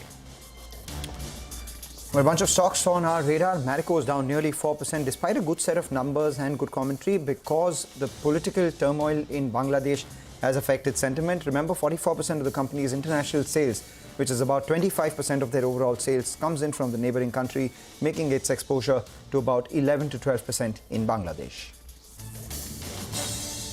Indian garment makers Gokuldas and Kitex, they surge as the companies become beneficiaries of the disruptions in Bangladesh, as global companies may look towards Bangladesh +1 supply chain. V-Mart Retail zooms nearly 8% as the company's reported strong internals in the first quarter. The revenues climbed 16%. EBITDA margin improves on the back of 11% same-store sales growth.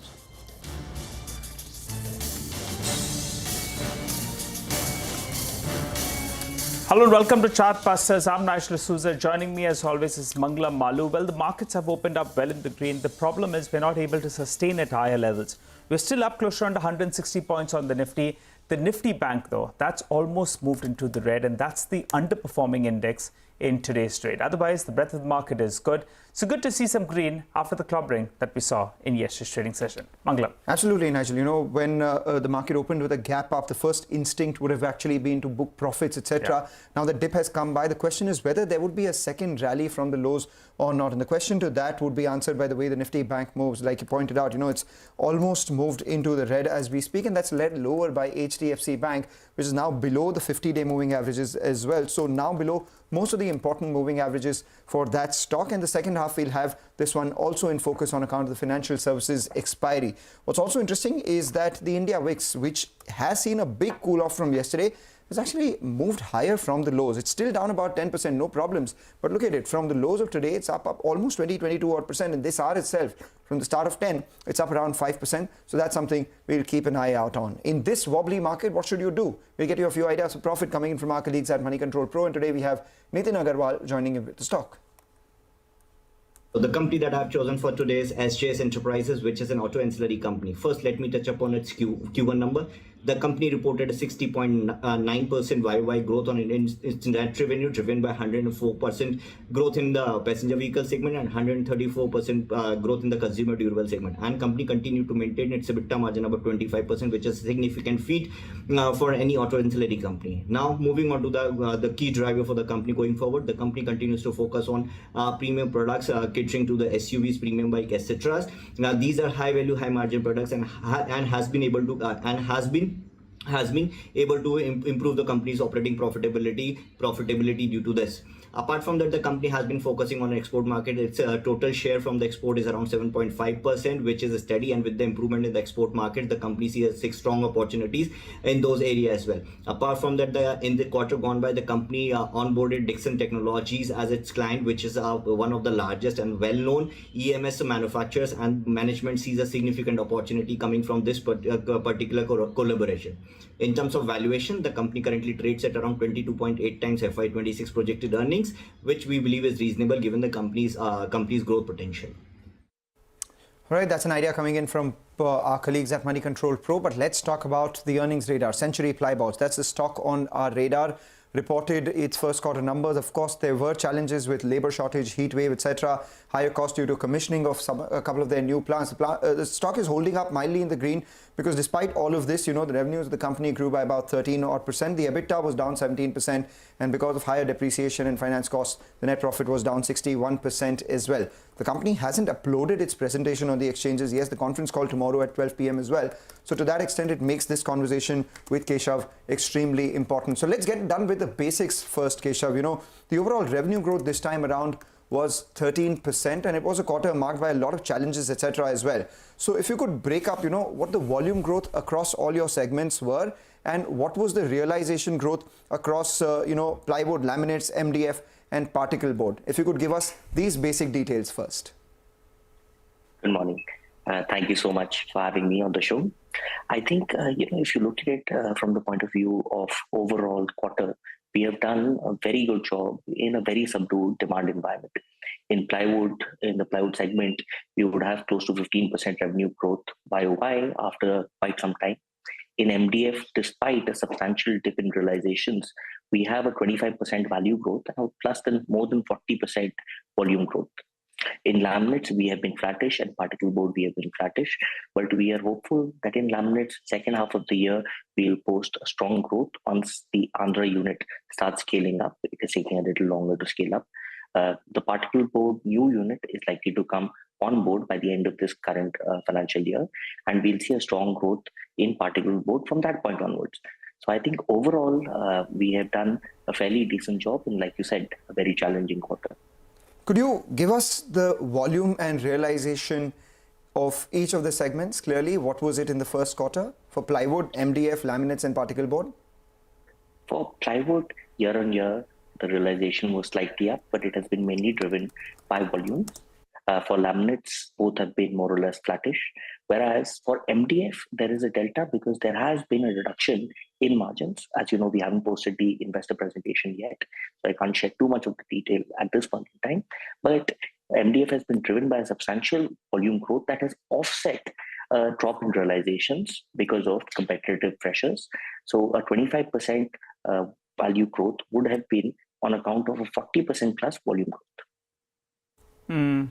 Hi Keshav, good morning. Nigel on this side, good to see you. Before we get back to your business, wanted to ask you, there's some unrest in Bangladesh. Any impact on your business or on the industry because of what's going on there? Good morning. I don't think Bangladesh for us is a very small market. We export some laminates to it, but it is inconsequential in the overall scheme of things. So I don't think there's going to be any substantial impact on account of the disruption in Bangladesh on our business. Okay, let's get that out of the way then. So let's focus on margins. Margins have skimmed down a little bit in the past quarter. And as we know, timber prices have surged in the last 12 months or so. What's the outlook on margins from here on? Because you're sounding optimistic on volume growth, though on realizations, it'll be, I think, a little bit difficult to push through price increases. What's the outlook on margins? I think if we break this into different segments, in plywood, we have taken a price increase in June itself, and we're planning to take a further price increase in this quarter. In laminates, we have taken a price increase in the current quarter. In MDF, yes, the competitive pressure is there, but I think it has bottomed out. From here, margins should improve because realizations are likely to improve, and our Andhra unit is going to scale up. So as you know, the first quarter in any new unit is challenging. There are a lot of teething issues, but thankfully, those are behind us, and we are seeing Andhra ramping up quite rapidly. In laminates, we have been able to deliver on margins, but we have not been able to deliver on volumes. In H2 of the current year, we are confident that we will deliver a very strong and robust growth in volumes alongside an increase in margins. So I think overall, we are well positioned. And as you see, our guidance for the year has been the margin guidance. We have pretty much been on track across all segments, whether it is plywood, laminate, MDF, or particle board. If you negate the impact of Andhra, in MDF, we are at 14% EBITDA margins, which is very close to the 15% guidance that we had given. All right. Just to confirm this guidance, because you haven't uploaded the presentation, the conference call hasn't happened yet. If you could confirm this guidance for us, or is there likely to be a change? Earlier, you had said revenue growth for this year would be upwards of 15%. Plywood over 10% with margins of 12 to 14%, laminate over 20% with margins between 10 to 12%, and MDF over 40% with margins of 15%. Is there any likely change to this guidance, or you hold on to this? No, we will hold on to this guidance, and we are fairly confident that we'll be achieving the same. All right. And what about the capacity utilization? I mean, you did speak about a lot of capacities coming on board in the last couple of quarters, a few coming on board in this year itself. Where do you see this year at the end in terms of capacity utilization? You had a glide path of almost 80-85% over the next couple of years. That's 26-27. What we need to know about is 25. I think, by the exit of this year, by Q4, we'll be at more than 50% capacity utilization in both the new MDF and the new laminate capacities. All right. And 6,500 crores by FY27 at peak utilization on target, right? Yes, very much. Margins at that time? We'll give you guidance as the year progresses. All right, we take that point. Always a pleasure speaking with you. The street wanted to know a lot more about the business this time around, but you were limited by not having uploaded your presentation. But we get a sense that there has been some realization impact on MDF, and you hold on to your guidance. Okay, all right, Keshav, thanks a lot for that. By the way, we need to get our eyes back onto the market. The Nifty Bank, the intraday chart should come up for you after opening up at the gain of around 500 points. It's now down close to around 70 points. So that intraday chart will tell you the picture. Why the Nifty has come off the high point of the day? Because the Nifty Bank has breached that 50,000 mark yet again. I think the next support level is at around 49,500. So we'll have to keep a very, very close eye on that mark. Let's slip into a short break. Come back. We'll focus on the new listing from the pharma space. Don't go anywhere.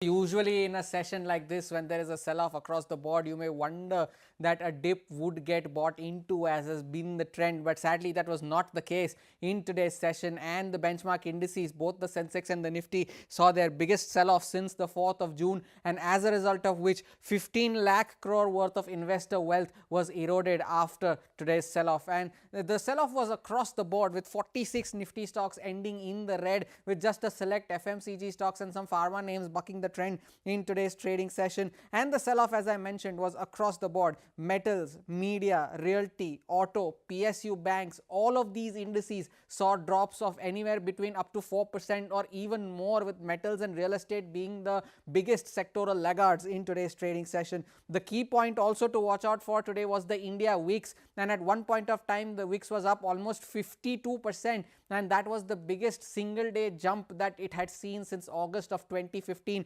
eventually ending 42% higher and above the mark of 20. That might be a cause of concern as well. There were of course global facing stocks that took a bit of a beating.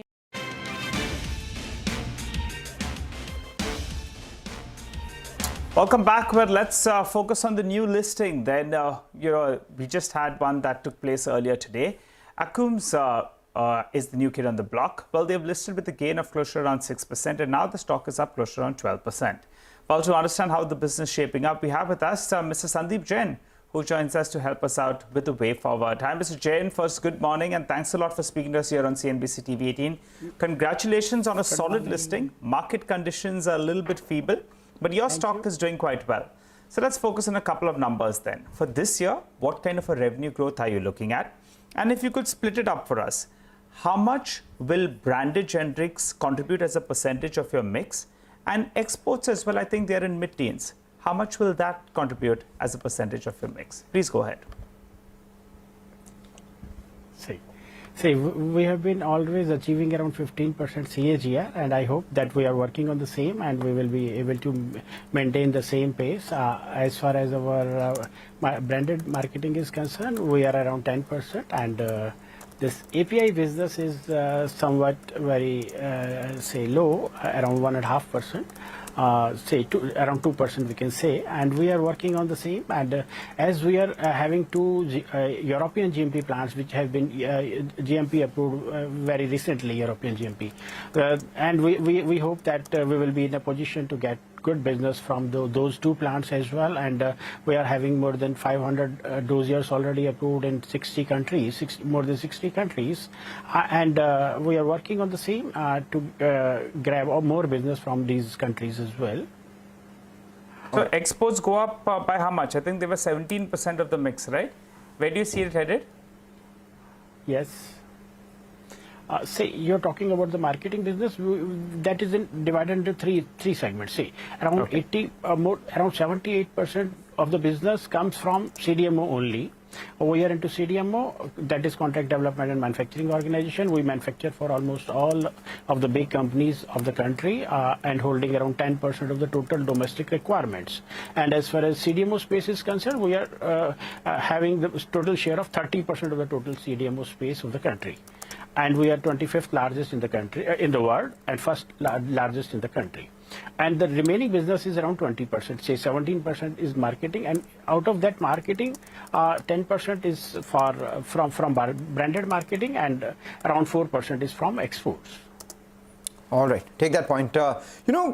If you look at the valuations of the company at which you have offered, it's been much lower, but that also coincides with much lower margins as compared to peers. So if I look at, say, someone like a Suven or Divi's margins, they are close to 30, 40 odd percent. You are about 12%. Yes, there was a one-off in FY24, but on a sustainable basis, what is the kind of margin that you can deliver? Say we are into research and development. Around 400 scientists are working day and night to develop more and new products. We are having more than, say, 200 different kind of niche formulations which have been introduced to the country for the very first time or second time in the world, like that. And we are working for new molecules which always give better margins to us. As far as our current business is concerned, it is in a very sustainable profit margins, and we don't intend to increase so much of margins into that. But how whenever much? Because there will be a new product or new market. No, because as we see, on the screen as well, the information tells you that Suven Pharma does close to around 20%, 42% margins. You have Gland, which is around 25%. Divi's around 31%. Innova Captab is another 15%. So amidst all of that, you are at just about 12%. So you're looking to improve them. To what extent can you improve it? Can it go to 20, 25%? See, we don't intend to go for those 20% margins. We intend to maintain the same margins. And as far as Divi's or Suven is concerned, they are into different kind of the products. Divi's is mostly into APIs, and we are into formulation, and that's true for the specific domestic Indian market, India-focused domestic CDMO player. We are working for say out of top 30, we are working for 26. May it be Indian companies, may it be multinational companies. Our focus is CDMO, and that is means you cannot compare us from Suven or Divi's. Okay, all right. Mr. Jain, could you help us out with as a percentage of a consolidated mix, how much is exports as of the last year? Yeah, 4% is exports. 4% is exports. And where do you see this number headed? Yeah, it is going to be very high, of course. But so in the next 3 years, should it be in double digits? Yeah. Definitely. In the next 3 years, it will be double digits. Got it. What about the utilization levels of your, in terms of capacity utilization level? We understand it was less than 50% as of the last year. So could you help us out with when do you see it move up? Point number one. And since you've incurred some capex, at optimal levels, what could your revenue potential be of the company? See, we are working at around 40%, 42% of the total capacities, as we are holding around 18,000 SKUs, which is the largest in the world, and 4,000 different formulations, which is again the largest in the country. And we are serving for around 1,500 different clients.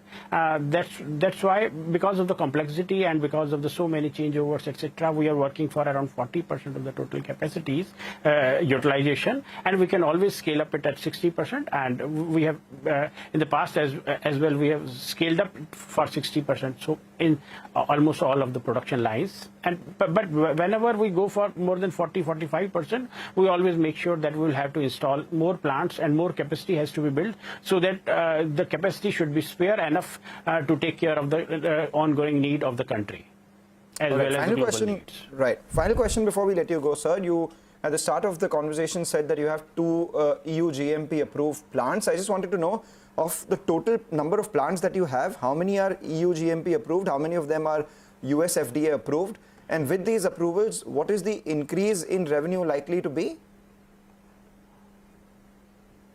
See, we don't have any US plants right now with us, and 2 plants are European GMP, because 2 plants are sufficient enough to go into those markets. One is for oral doses and one is for injectables. Other plants have not been applied for European GMP because those are not required. As far as, say, volume is concerned or revenue is concerned, of course it is going to help us.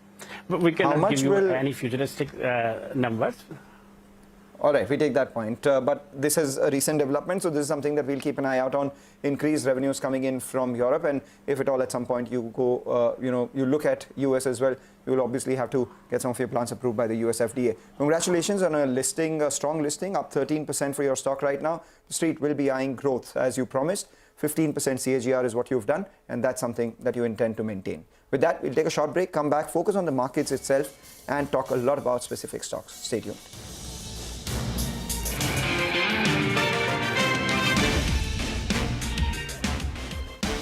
Motors was one of them, 7.5% lower, the top Nifty loser, and the other one was Samvardhana Motherson as well. That stock ended 10% lower, of course, because of the relations to the Japanese markets as well. 600 stocks, almost 600, 580 to be precise, on the BSE, ended on a lower circuit in today's trading session. And of course, as I mentioned, there were select FMCG and pharma names that bucked the trend. Marico was one, Glenmark Life was the other. Devyani International, after its earnings today, ended in the positive, so that was a good sign. And lastly, on the commodities front, the crude oil prices have fallen to a lowest level in 6 months, and of course copper prices are at a 4-month low. There were specific sectors that bore the brunt of the sell-off today. Real estate was one of them. Almost every index constituent ending lower. The top losers there being Suntech Realty, Brigade Enterprises, Godrej Properties, all of them seeing losses of between 5.5% to 6.5%. Railway PSUs are bearing the brunt as well. IRFC, IRCON, RVNL down at least 25% now from the peaks that they made last month. Defense PSUs, a similar story playing out there as well. Mazgaon Dock, Cochin Shipyard, Garden Reach, all of them ending lower, almost 5% or more. And metals having a meltdown in today's session. The metals index also was down nearly 5%, 6.5% lower for SAIL, similar for Nalco and Jindal Stainless, 7.5% lower in today's session. So all in all, red across the screen, and there was no sign of any sort of support at lower levels.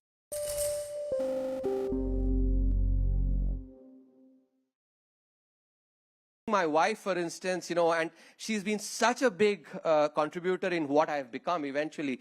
I think some of the soft skills actually, and these are aspects, and the ability to without getting sort of stressed, being able to manage many different things. I'll just give you one example.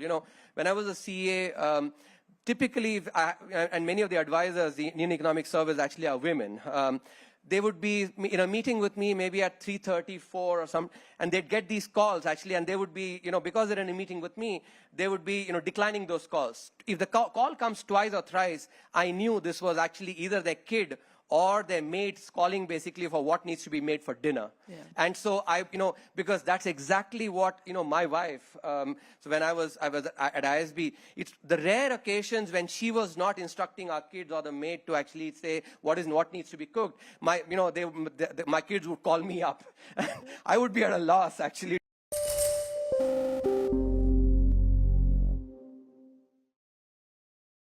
Believe in your strength, right? What is your strength? Carry that, right? It is your deep technical knowledge, your perspective, because that's where the new ideas generate, right? So keep focusing on that. That is one thing that will give you a purpose. Second thing is networking, right? Network with people whom you come across, building the network where you can share your ideas, express them, trash them out. That is one thing which is going to be very, very helpful as you go ahead. Third thing, I will have to say that keep learning, right? Our industry is about change. So it's a lot of innovation every day. Even actually, sometimes it is impossible to catch up with everything. So keep learning. Wherever is an opportunity, learn.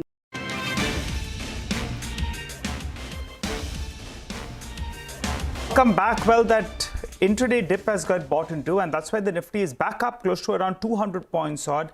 The breadth of the market is still in favor of the number of stocks that are advancing, but earlier today, we had only 150 stocks that were declining. That number has perked up a little bit to around 600 stocks. But that's it from Mangalam and myself. Yeah, Mangalam. Just as we spoke, the Nifty Bank has moved into the green. So we're happy. All fours, when we started, were in the green. There was a brief dip, and now the Nifty Banks moved back into the green. So we leave you at, at the hands of the team of Trading Guard with all indices in the green. Thank you for watching.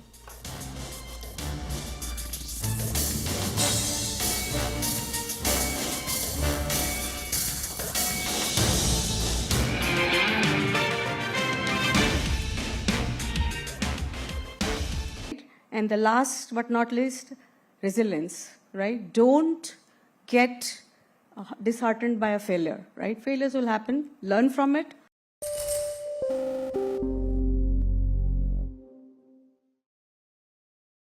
One particular moment, so I actually come from a very humble background. My father lost his father when he was just 7 years old, and just completed school. I was the first person in my clan to go to university. So when he first came to campus, and I took him to the library, the Vijay Kelkar library there, I remember him actually being very emotional and saying, at least in my next life, I get the opportunity to study in a university like this. So that moment is something which is etched in my memory. I'll be absolutely honest, I did not even know what a chief economic advisor is at that time. If somebody said I'll be X, Y, or Z, or even executive director, I don't think even I knew what the International Monetary Fund was.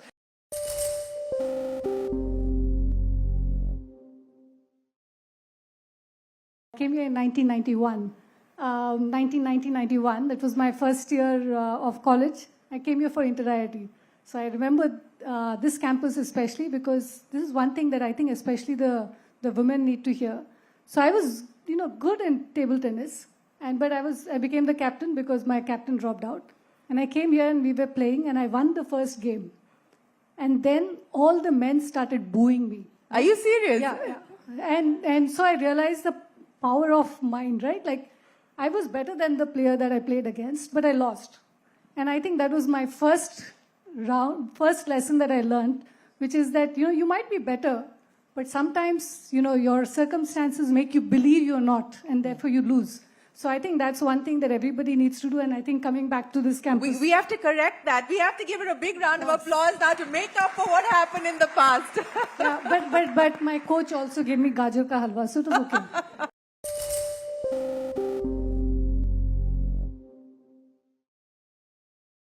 Today, she is the director for the mission that actually saw India's first private rocket being launched. So tell us a little bit more about that, Saranya, and what, you did that all under 30? They gave me an opportunity to be the vehicle director for the mission. So it was a huge learning for me to build. We started off the company by at least when I went in, I didn't know anything about the rocket building. So to building a vehicle which can actually fly, it was amazing. Not just actually fly, it's actually flown. Yeah. So congratulations to you and to the entire team at Agnikul.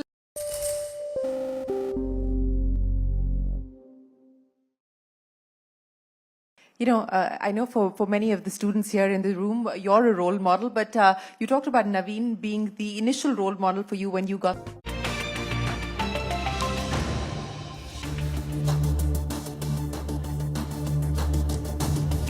Good morning. Welcome to Trading Hour. I'm Reema Tendulkar. With me is Surbhi Upadhyay.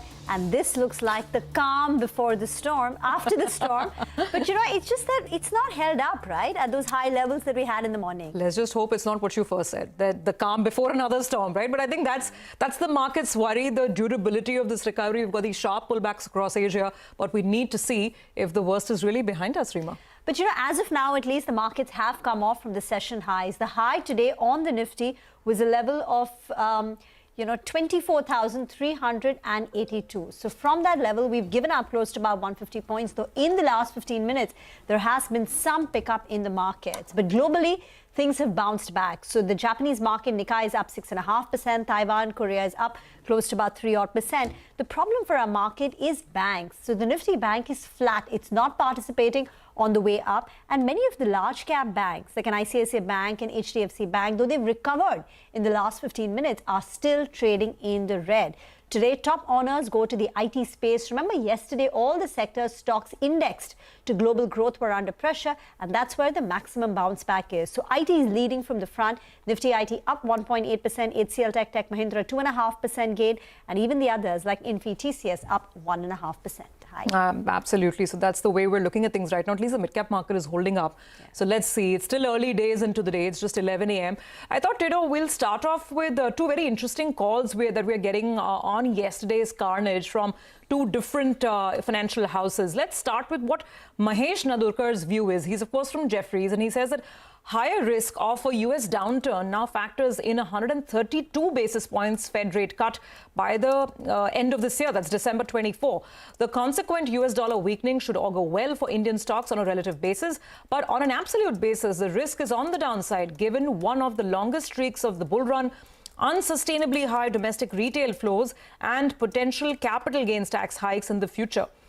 He maintains a defensive stance, and their preferred large-cap laggards are private lenders, staples, L&T, and two-wheelers. So that's the Jefferies call. They do remain a little cautious on the market. Let's look at what Macquarie is now saying.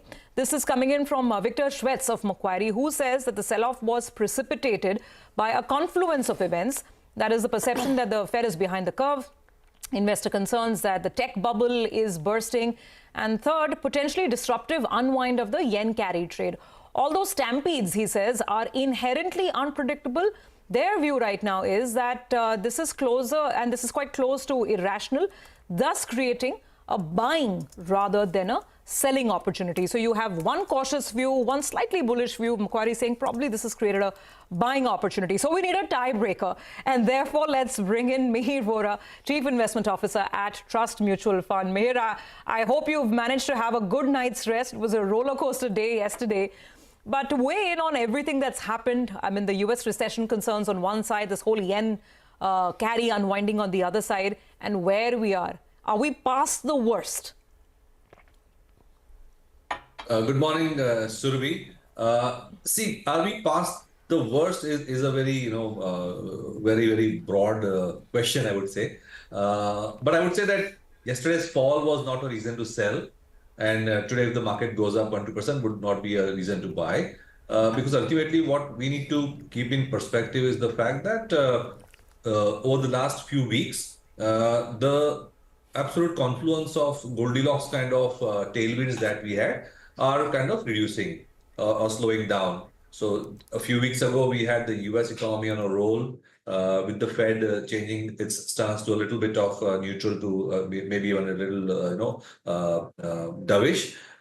We had the Indian central banks do what they've been doing, in a sensible fashion. And we had continued retail flows and some pickup in FII flows over the last few weeks. So it was a combination of fact that US and global growth is a tailwind. India, anyway, growth was expected to pick up after the monsoons, and retail flows are supporting the market. I think that situation has changed a little bit, as you mentioned, because of the sharp reversal of the yen carry trade. My view is that this trade has been building up ever since 2020, 2021. So it's been almost 3 years of this easy money, borrowing in yen and investing in all sorts of risk assets. That trade has been building up over 3 years. So I don't think it's going to unwind in like a day or two. it will have a bit of a trickle-down effect or ripple effects throughout various markets. For example, while we were looking at stocks yesterday, even the cryptocurrencies were down sharply. So you really don't know where exactly all the flows have gone, where all the borrowed leveraged money globally has gone. So it's not going to unwind in a day. So as I said, yesterday was, of course, a culmination of a lot of factors, and the kind of moves that we saw, 3 sigma, 4 sigma kind of moves that we saw, probably will not repeat too often. But that does not mean that every problem or every leverage trade in the world has been unwound yesterday. So as I said, just because the markets were down yesterday was not a reason to sell. Just because the markets are up today may not be a reason to buy. So in the medium term, I think we should stick to the overall investment thesis for Indian markets, which is that through thick and thin, at least for the next few years, India will continue to remain amongst the relatively fastest growing economies in the world. Demographics, etc., we all know are on our side. And plus, more importantly, we are probably already past the peak tightening stance by most of the central banks. So while, of course, Japan hiked, but they had different reasons for that because of the currency issues. But most other central banks are now in a cutting mode. So after the sharp Fed hikes that we saw ever since 2022-23, now, of course, we are talking about a cut cycle. So I think even if the US slows down, the Fed will start cutting rates actively now or in the next few quarters. And that should continue to give a buffer to the market. So if there is gut-wrenching volatility, I would not react negatively and use that as an opportunity to buy. But just because the markets are down on one day doesn't mean I go out and put all my money in one shot. So I think level-wise, as you did mention, Mahesh also mentioned that valuations, of course, were a bit frothy in some of the pockets. So I think we need to stagger out our investments level-wise as well as time-wise, with the clear view that the Indian economy is relatively amongst the better places to be. Valuations were excessive. India's market cap to GDP had hit 150%. And the last time we were at that level was in 2007. And we know what followed, the crisis which precipitated. So we are not looking at 1-2 day index moves across the global markets, which are impossible to predict. But what about for the next 6 months? Is the outlook for equities looking a little less rosy because US growth may falter, whether or not we get into a hard landing or a recession? But growth is now being questioned in the US. Slowly, this yen carry trade is unwinding. That trickle-down effect will take place slowly. So what's the outlook for global equities for the next 6 months?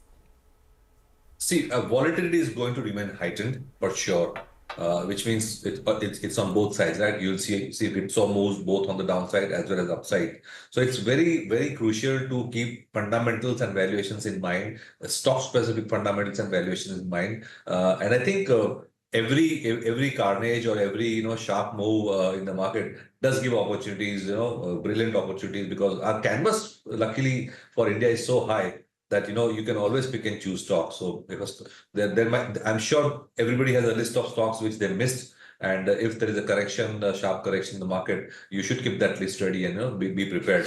But very clearly with a 1 to 3 year type of a time frame. I don't think the volatility that has begun is going to end very soon. So we have to continue to live with the volatility for the next few months, and make sure that we own good quality stocks that we always wanted to own, and stick with them for at least 1 to 3 years. 1 to 3 years, that should be a horizon if you get in now. Take that point, Mihir. But do you see, because of the events that have unfolded in the last 2-3 weeks, do you see market leadership changing? Because through thick and thin, over the last, I think now 18 months, if not longer, leadership has remained with PSUs, with CapEx, economy-facing stocks, whereas private banks, FMCG, they've been laggards. Do you see that changing at all? Certainly. I think in some of the segments, which of course you mentioned, there is a lot of action happening. So there's no denying the fact that these are likely to continue to be growth sectors for a while.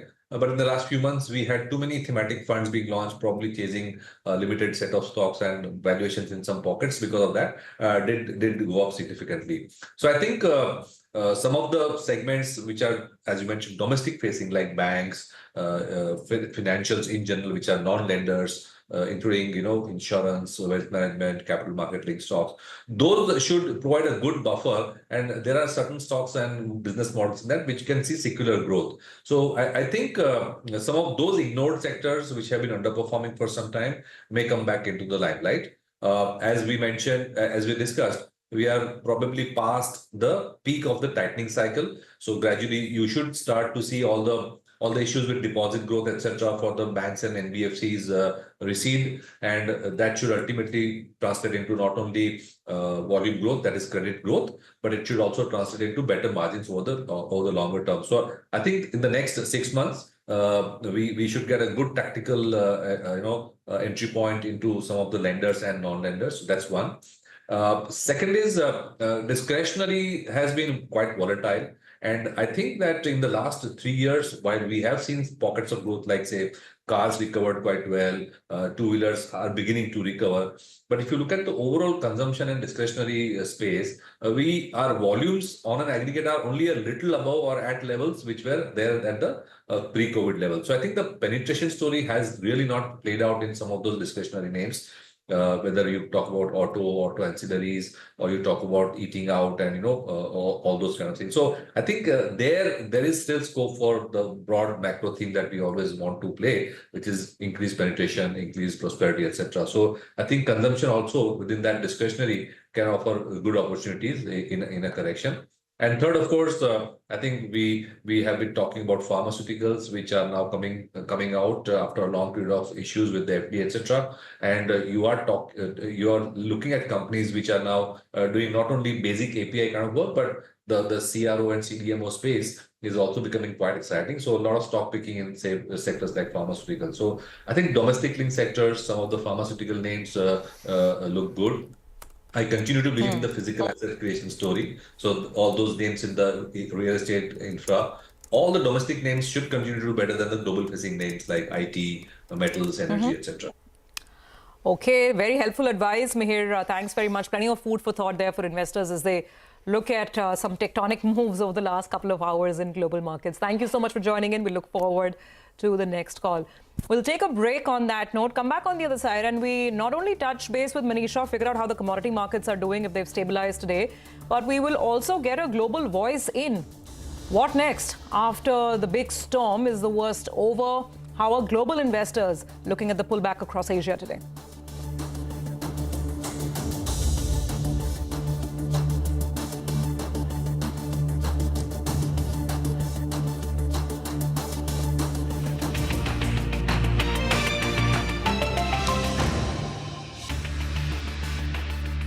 Let me end by asking you, who do you look up to today? Which are the companies that you respect and admire? And, is there anyone in specific that you would like to emulate in your style of working? The one individual that I have, I wouldn't say seen in very close quarters, but seen from some distance as part of my work in CII, but I truly admire is Mr. Uday Kotak. I think he has built a franchise in a bank that is truly outstanding. And to do it in one generation, and the quality of talent and the kind of ownership that talent takes is remarkable.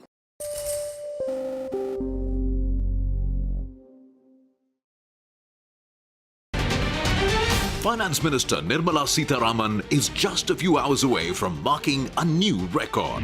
The CNBC TV18 coverage of the Union Budget starts right now. Hello and welcome to CNBC TV18 Motilal Oswal Budget Headquarters.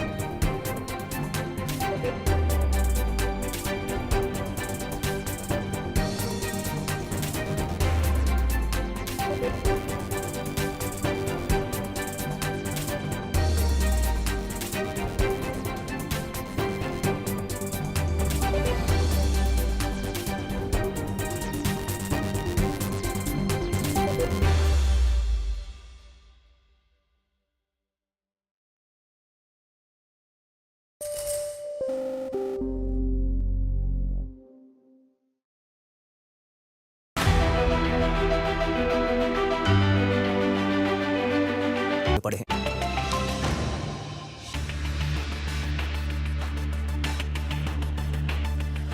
Welcome back. So focusing on commodities, equities are trying to look at some semblance of sanity and stability after yesterday's massive moves. Coming to commodities, we have Manisha joining. I think she's looking at oil in particular, because all of this, led to a big drawdown in oil as well in the last 24 hours. But Manisha, hi, morning. What's the situation today?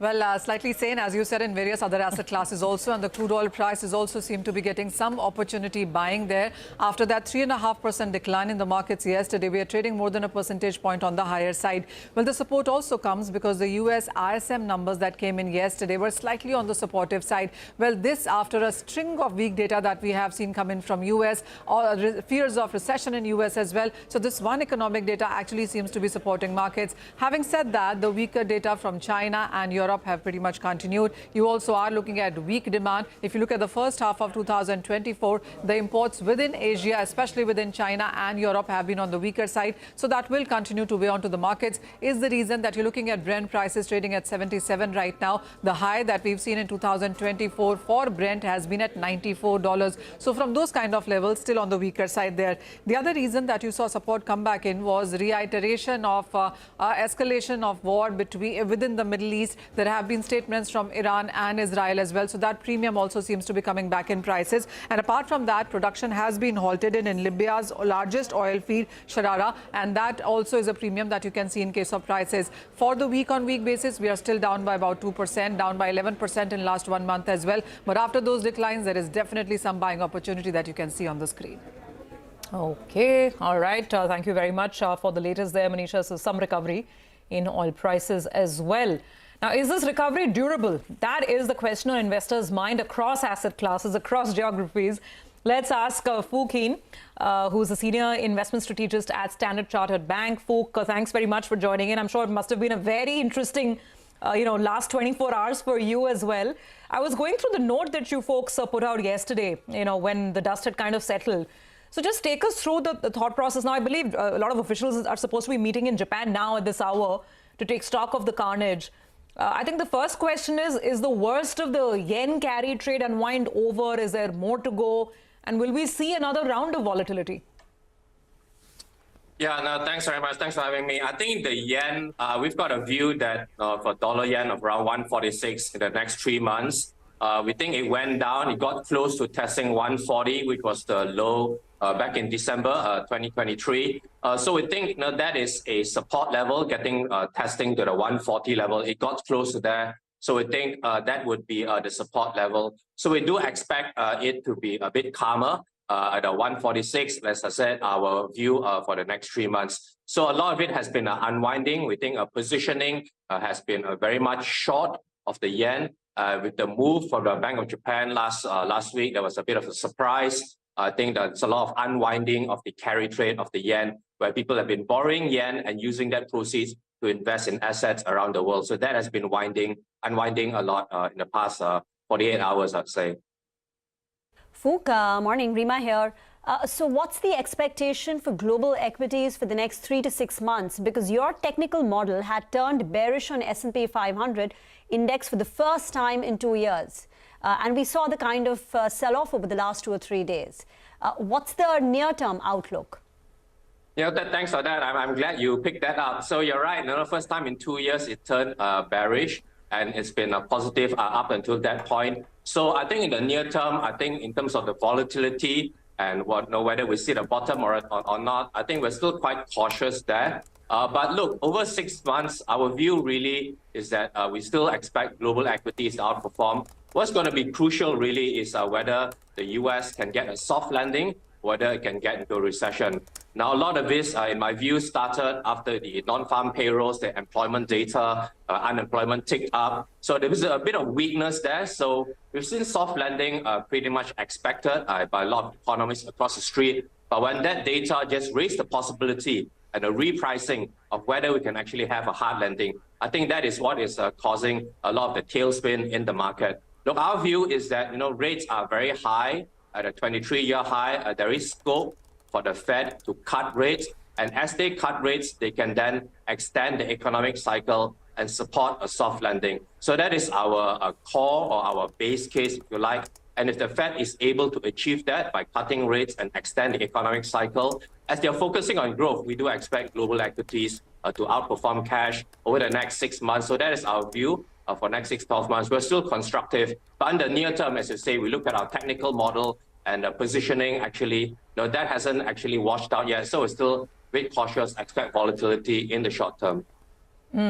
So one piece of the puzzle is the US and whether we get that soft landing or not, or if you know, how the Fed responds, and we'll have to wait and watch, because I think everyone's anticipating now 100 basis points, if not more, rate cuts by the end of this year. So that's one part of it. Fook, to get back to Asia, now we all understand that no one can ignore large markets like Japan, right? I believe you've already closed out, your team has closed out the short USD yen sort of positions. Do you think the maximum amount of this yen surge, is that over, or should we be prepared for any other surprises for Japan? Because I don't know, I mean, can the BOJ suddenly change course? They hiked rates, they were talking about tighter policy, but would they suddenly change course just because the financial markets are freezing up? Yeah, look, I think that the surprise last week was what really the market didn't like. It was 50-50 going into the meeting, and then they came out with the hike, raising rates to 0.25%. And the market really doesn't like the uncertainty. We think the signs are there that inflation is picking up, and that's why the Bank of Japan acted. And we think that the trajectory really is for further normalization of interest rates. I mean, 0.25% is extremely low rates. They has exited negative rates back in March. So look, we're looking at normalization of policy here. And why are they normalizing? Because inflation is picking up. There's reason why they're doing that. So we do expect that normalization to continue. I think in terms of the communication and how the markets are digesting it, that could take time. Whether the yen carry trade happens or not, look, I mean, there's a lot of different factors in there. As I said, our 3-month view is 146. So pretty much where the market is, we think 140 is a bit of a support. But if you look at the differentials in terms of the yield that you get on Japan versus US, yeah, I can see the arguments there. But in terms of the trajectory, we expect where the Bank of Japan is going to be raising rates compared to the US where they are reducing rates. I think that's a trajectory that we can expect where the differential will narrow. Yep, absolutely. We're living in very, very interesting time where these two large central banks, powerful central banks, are moving in opposite directions. So let's see if we get to equilibrium or not on rates and what that means for global asset classes. Great conversation, folks. Thanks very much. And we look forward to having more frequent chats as we understand how central bank policy moves over the next couple of weeks. Thank you for joining in today. We'll take a break on that note. Coming up on the other side, we will be in conversation with Rajan Sethuraman of Latent View Analytics. So we'll talk about the company's first quarter performance and the outlook.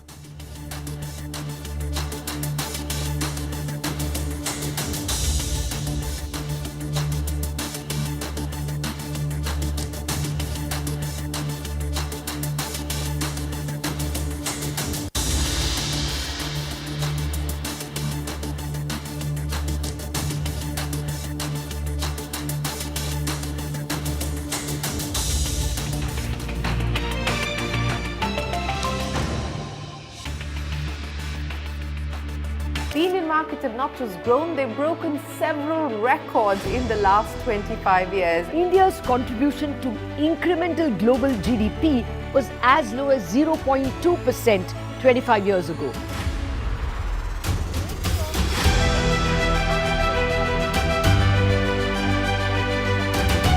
Over the last 25 years, CNBCTV18 has closely followed the remarkable ascent of India's pharmaceutical sector. There was a time 25 years back that it was all about the FIIs. If FIIs would buy, markets would rally. If FIIs would sell, market would fall. Earlier, we were net importers of steel. From IT services to SaaS, from consumer electronics to space tech, from mere programming to AI ML. Cars, two-wheelers, three-wheelers, commercial vehicles have significantly become much more expensive than they were 2 decades ago.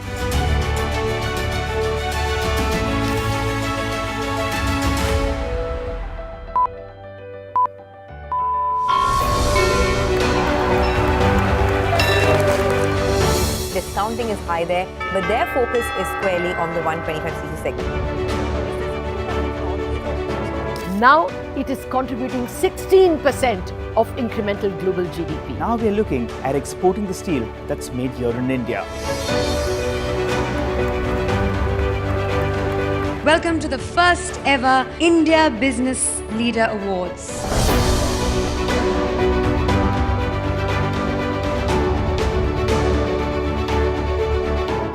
Cars, two-wheelers and vehicles generally being manufactured today are much lower on emissions and much higher on safety. India's technology industry has been at the forefront of cutting-edge innovation over the last 25 years. It's the retail which is the driving force for the market right now. Clearly, we have arrived on the global economic stage.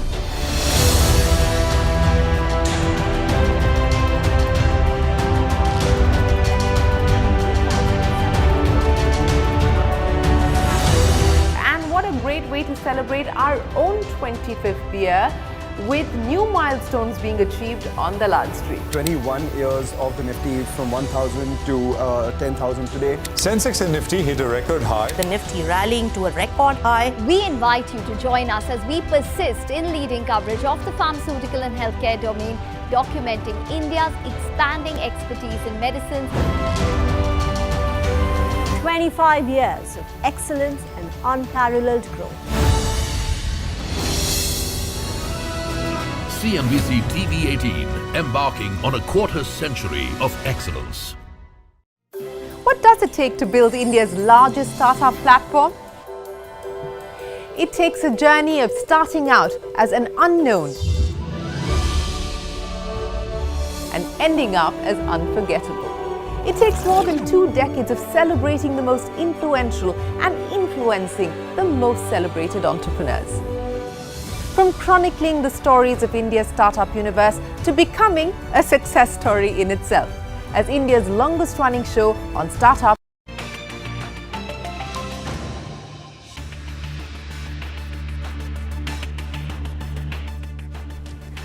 Welcome back. Let's get a corporate conversation going now. Latent View Analytics is in focus. They reported their Q1 numbers a few days back. It's a good start to the year, a 21% year-on-year revenue growth, and profits too have gone up 18%.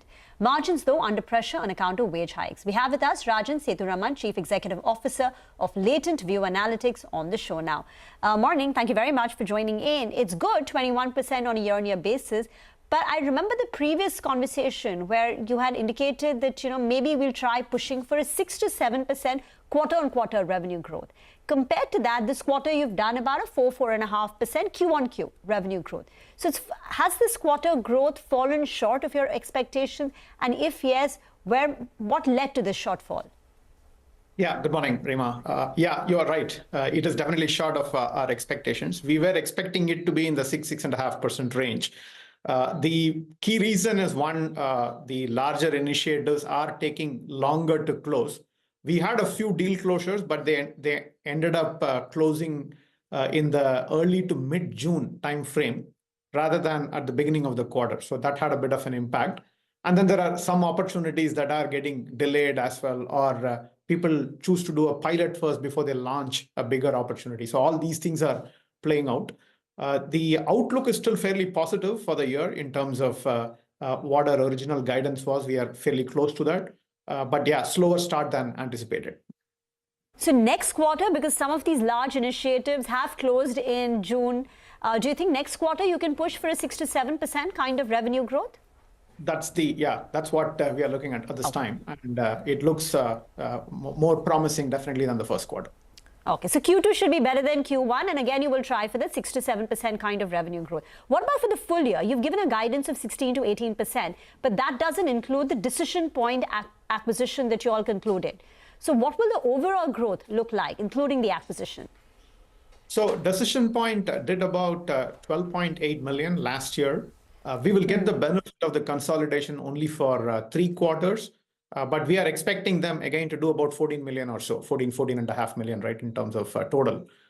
We will have to look at the exact numbers in terms of, we are actually looking into the details of their first quarter at this point in time, right, and where the second quarter will end. So I'll give a better view maybe closer to the end of this quarter. But overall, including the inorganic, I think we should be closer to the 25% plus kind of a number. 25% plus top line growth for this year, right?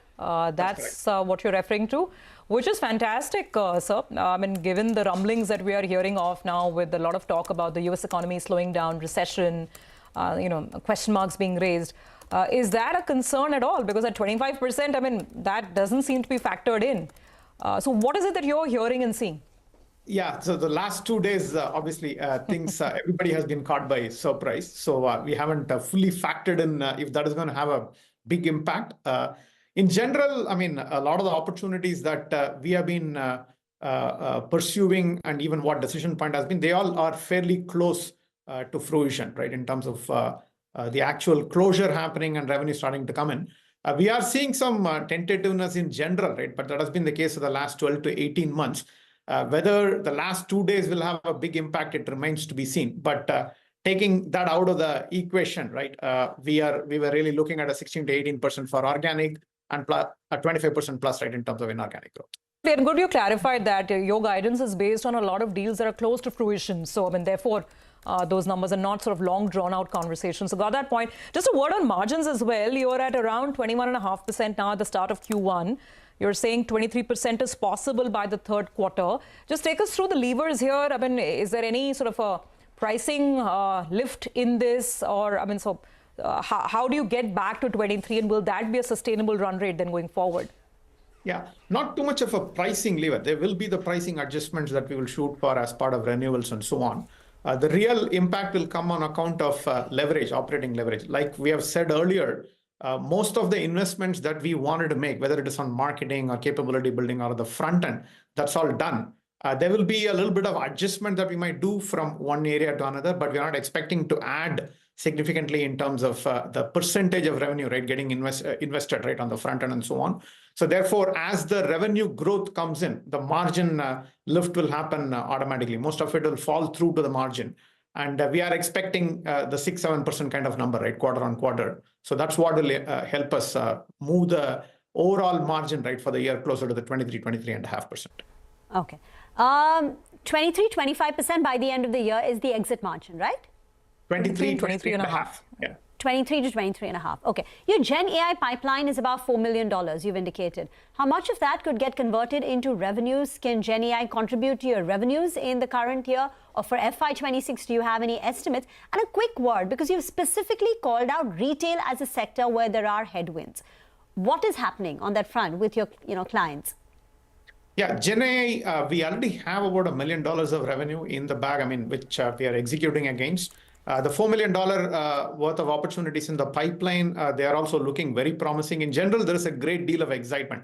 I would say that about 20% of the conversations that we are having today has GenAI in the mix, either as a core GenAI kind of a project or GenAI being leveraged, right, to democratize decision making or making the information available right in the hands of the people. So I'm fairly optimistic that a lot of that pipeline will get converted right as part of revenue for this year itself.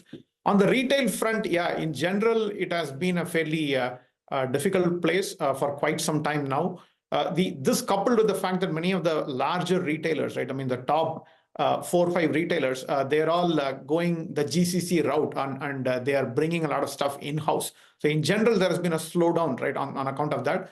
Our focus is now more on some of the tier 2 retailers and some of the media-based retailers, for example. Right? So we are looking at opportunities there because that's where, again, you can make use of data analytics, right, to create the kind of competitive advantage.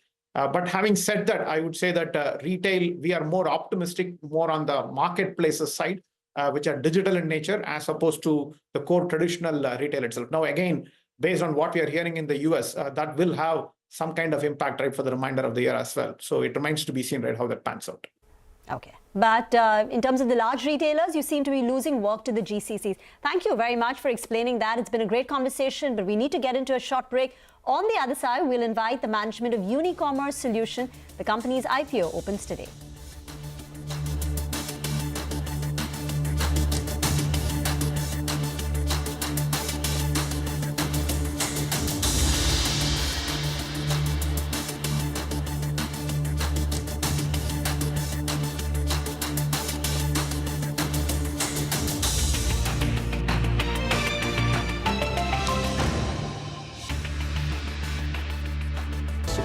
celebrating 21 action-packed years of building India's biggest startup community. Young Turks at 21, only on CNBC TV18 and cnbctv18.com.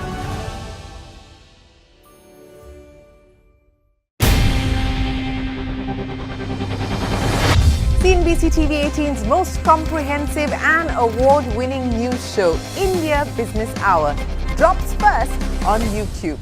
So get the first access to the most influential architects of policies and politics, the key newsmakers of the day.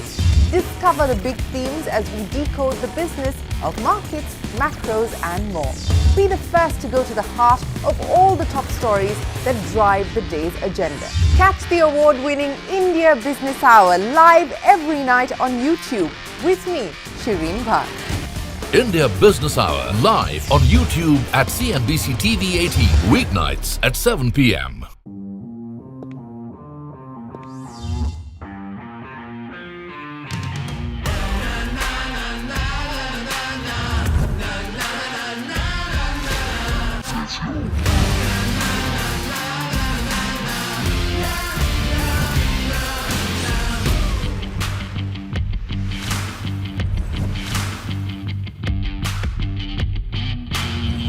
Make informed decisions with comprehensive analysis on the go. Strengthen your portfolio with real-time market updates on the go. Create effective strategies with insightful expert opinions on the go. Grow on the go with CNBC TV18, now streaming live 24/7 on YouTube. Even if the non-farm payrolls labor market data in the US was a bit disappointing, we're really not seeing other economic indicators at all pointing to a recession. And also keep in mind that the labor market is a lagging, not a leading indicator. So we really want to be looking more, say, at PMIs to get a sense of how well the US economy at least is doing.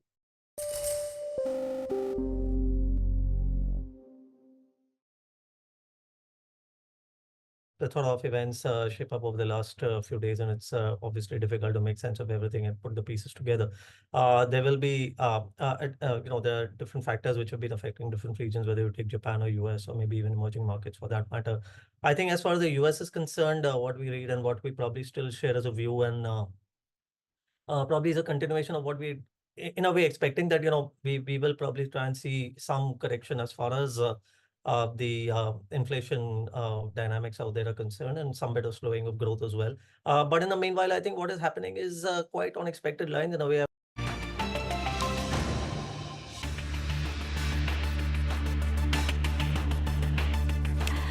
Welcome back. Let's talk about Unicommerce e-solutions. They're all set to make their debut in the exchanges. The company's IPO has opened today and the retail book has already been fully subscribed. Kunal Bahl, promoter, non-executive director, and Kapil Makhija, the MD and CEO of the company, are now with us to talk about the company and the plans post the IPO. Gentlemen, thank you very much for joining in. Kunal, let's start with the company first. You're a SaaS company and you're also indexed to e-commerce in India. Mm-hmm. So what exactly does the company do and who are your big clients? Because your growth is dependent on them. Sure. Thank you, Reema, and thank you, Surabhi, for having us. Unicommerce is essentially a SaaS company. We sell software products to companies that sell their products online, either on their own website or the marketplaces, various marketplaces. We take care of the operations from a software standpoint, post the customer clicking the buy button. Everything that happens behind the scenes, where as it pertains to managing of warehouses, managing of inventory, figuring out which inventory should be listed on which marketplace, shipping tracking, payment reconciliation, various operations, the myriad operations that an e-commerce brand needs to conduct behind the scenes, we simplify it using software. So some of the leading brands, both digital native and digital migrant brands, are our customers, the likes of Mamaearth, Boat, Imami, Fab India, and we have 3,500 customers. Okay. You've always said in your previous interaction with us that you've grown faster than the industry, and eventually you would like your margins to rise to the EBITDA levels of other SaaS companies, which is typically 25 to 30%. So 2 questions. One, what is the industry growth rate? You know, the next 3 years, 5 years. Sure. And secondly, how soon do you think you will be able to scale up your margins and hit that steady state? Sure. Maybe if I take a step back, essentially Unicommerce is an index to the e-commerce volume growth, because we make money on a per unit shipped basis, right? So on every unit shipped, we make a small amount of money.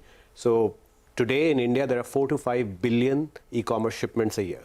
Compared to that, China is at 150 billion e-commerce shipments this year. So 30 to 40 times that of India.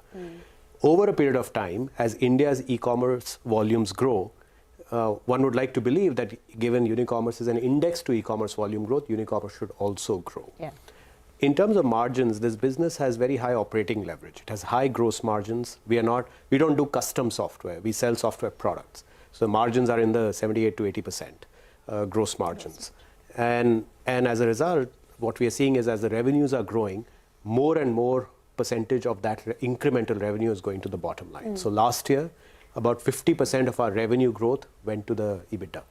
Kapil, if we could just, I know you can't give too many forward-looking numbers right now, but just to understand the growth trajectory, between I think FY22 and 23, there was a significant bump up in growth, but then the subsequent year was more flattish. I think 90 went to about 100 CR. How do you map the trajectory going forward in terms of the opportunity, which seems to be very large? I mean, e-commerce is only booming in India, and also the competitive intensity. Who are the competitors in the market, and what should your investors expect from you, say, 2 years from now? Sure. First of all, thanks for having me here. I think as Kunal mentioned, we are an index to the e-commerce. We have always delivered a growth which is faster than the market. The e-commerce market grew during the pandemic at 30-35%. We delivered nearly a 50% growth. Last year was probably the slowest year I have seen in the 9-year journey that I've been at Unicommerce for e-commerce growth overall. Where market probably grew at late single digits, we delivered a 15% growth. So that would be maybe just the post-COVID impact, sort of a high base slowdown effect, right? I would assume. As a company, besides the fact that the number of transactions continue to grow, we are seeing more and more brands are going online. So we will continue to add more customers. Plus, we keep on launching new products. We launched 2 new products last year, and we will continue to add geographies. So there are multiple levers for us to grow as a company. So we are hopeful of continuing to be delivering a growth which is... So you mentioned in COVID, you were growing at about 35%. No, the market was growing at 35%. We delivered 50% revenue growth. You delivered 50% during COVID. Right now, what is the pace of growth of the segment market? And what is a sustainable run rate industry-wide that you expect? See, ultimately, e-commerce is a long-term story, right? We believe long-term, it will continue to give about 25% CAGR sort of a growth, e-commerce shipments. That's there in our RHP as well. It's there in the industry report. So there may be some soft years, like last year was soft year. Even to this year also, we are seeing there is slight recovery, but it's still too early for us to comment whether it's a long-term trend or not. But long-term, 5 years out, we believe that e-commerce... 25% CAGR is roughly sort of the trajectory for the segment as a whole, for the market as a whole. Got it. What about the international business? 4% of your revenues today, you cater to Middle East and Southeast Asia. How much can you grow your international business? So I think one of the key advantages of us having served a competitive market like India is that our product is kind of ready for these international markets.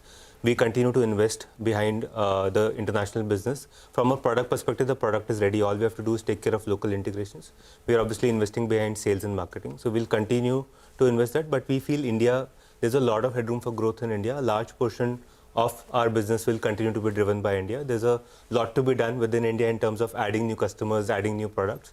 And international will be one of the strategies. Is there a mix you're looking at, India versus international? So I think a large portion will come from India.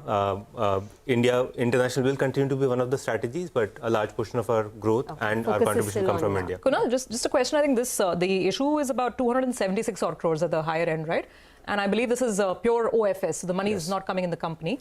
Do you foresee any cash needs? And inherently, I mean, is this a business that throws up a lot of cash? What are the cash levels? And would you require any funding down the line, immediately, say in the next 15 to 18 months? So last year, our revenues, while you mentioned grew at 15%, our PAT doubled, right? And we are adding cash to our balance sheet every month right now. We already have a good amount of cash on the balance sheet and the company has zero debt. How much is the cash now? 70 crores as of end of FY24, but that's increased since then. So here's a company with zero debt, positive cash flows, generating free cash flow, already has cash. So we will first figure out how to deploy the cash we have effectively. Largely, we would look at inorganic opportunities with it because we have no intention of starting to lose money as a company, right? When we've been profitable last many years, last 3 years we've been profitable. So effectively that money can be put to good use in finding good products that are synergistic with our current business. 30-second answer. Why are you going public? Because you don't need the money. Your fund is selling, SoftBank is selling. Why are you going public? Our holding company is selling, but our fund is not selling. Firstly, we feel, as Mr. Murthy would always say, that Infosys went public and suddenly large enterprises started taking them very seriously. Secondly, our company is only because of the talent we have. Being public allows us to retain and attract good talent. And finally, for inorganic opportunities. Okay, so branding, more visibility, and being out there on the large scale, the public market platform. Got it, gentlemen. Thanks very much. We look forward to more conversations down the line. And good luck with the IPO as well. Thank you. Thanks for having us. Okay, let's move on and talk about the market technicals. A quick check on the markets. In the green now, currently up about 175 points. Mitesh Thakkar is now with us for a quick tech check. Mitesh, it's bounced back, but it's off from the highs. What have you made of the morning so far, and what would be the trades that you would recommend? So I think, the market with the kind of fall we have had for the last 3 days, a pullback and a bounce back was on the cards, and it happened with the gap up opening today. But the important thing is that we didn't even head towards 24,500, 600, which is the minimum retracement area. And I think, we have seen some supply emerge again from those levels. The structure is weakened. So my idea is that getting past 24,500 would be a tough ask, and therefore sell on rallies would be a good strategy. I think eventually we will head lower, and most likely targets on the Nifty should be a retest of 23,900, which is what we did yesterday. And in the worst case scenario, even 23,500, 550 zones could be tested. So slightly negative structure on the index. On the stock side, I have one buy and one sell call. The sell is on Vedanta with the stop at about 423 for targets of 400. And the buy is on Syngene, which is doing very well today. Syngene is a buy with a stop at 816 or 815 for targets of 842. Okay, we will slip into a short break on that note. We'll get you more on the market. Stay tuned.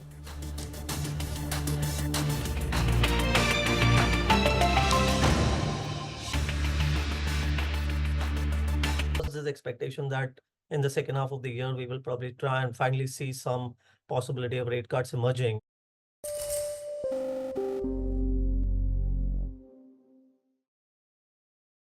India, I think it would be less a growth scare. People have been talking about valuations for Indian equities for a very long time. Nonetheless, the market kept going up. And if anything, recently, compared to many other global markets, it still performed relatively well. But I think now that question is going to become much more pertinent to investors when they see a much less supportive global environment for risk. Markets with high valuations are going to be one of the first things that they look at.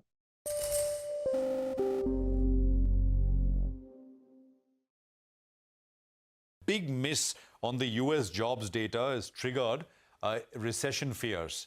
It's actually the first time labor market data, monthly jobs data in the US has been such a big miss in this particular cycle.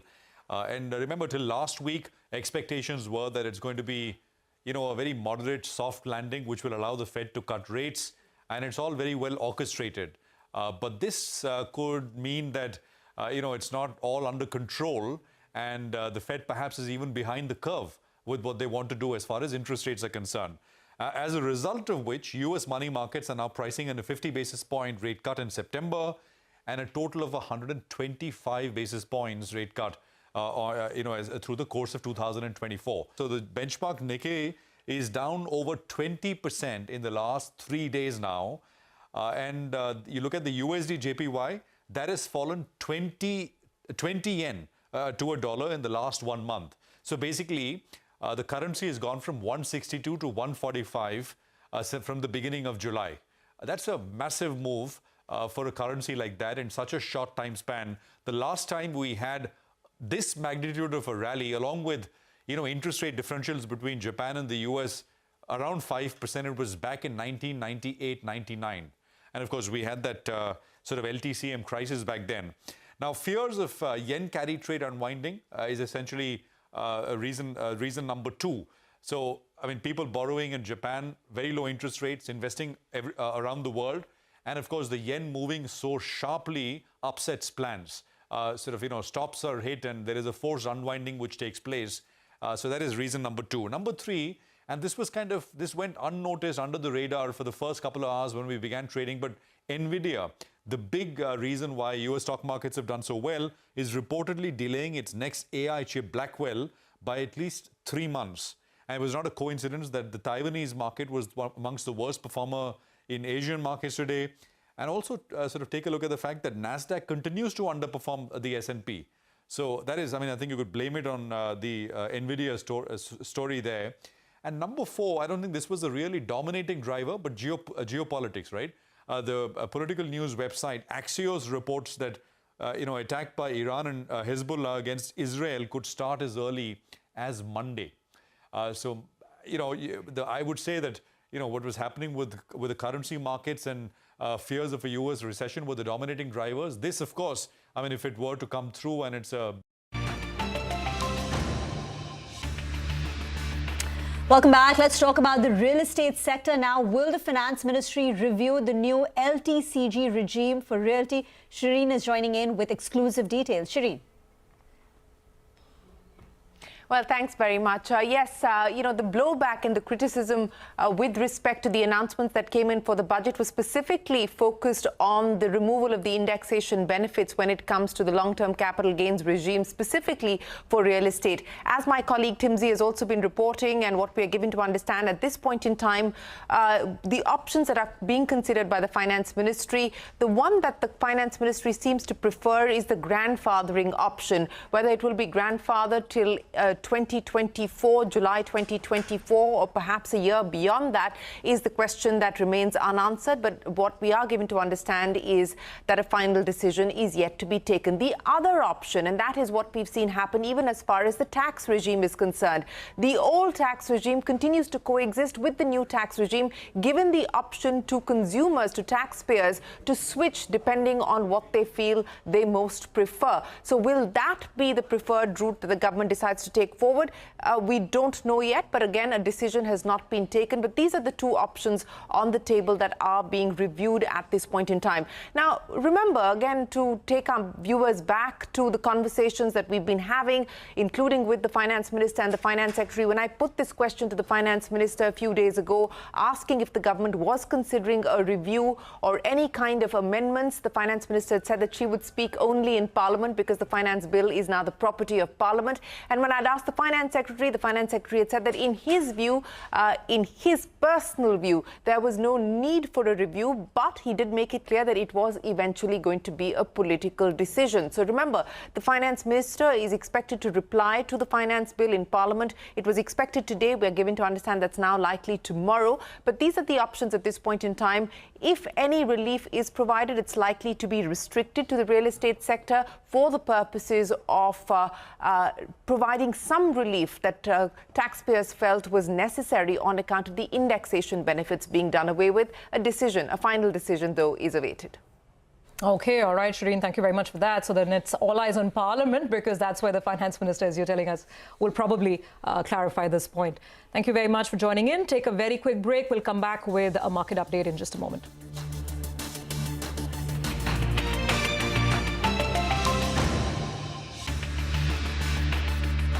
Could hurt at the margin going forward.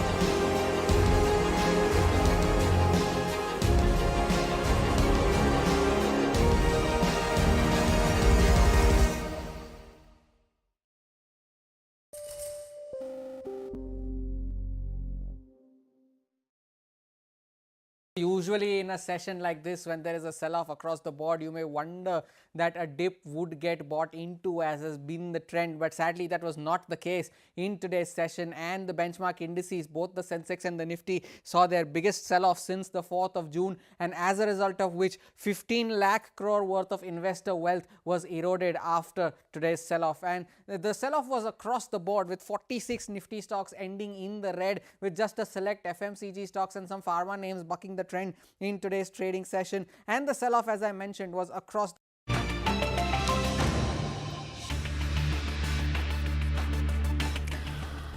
Well, we are looking at a market which is managing to retain bulk of that gain, 160, 170 points still up on the Nifty. But need to watch for the banks because that's where the problem is. Even now, ICICI Bank, HDFC Bank, they're at the flat line.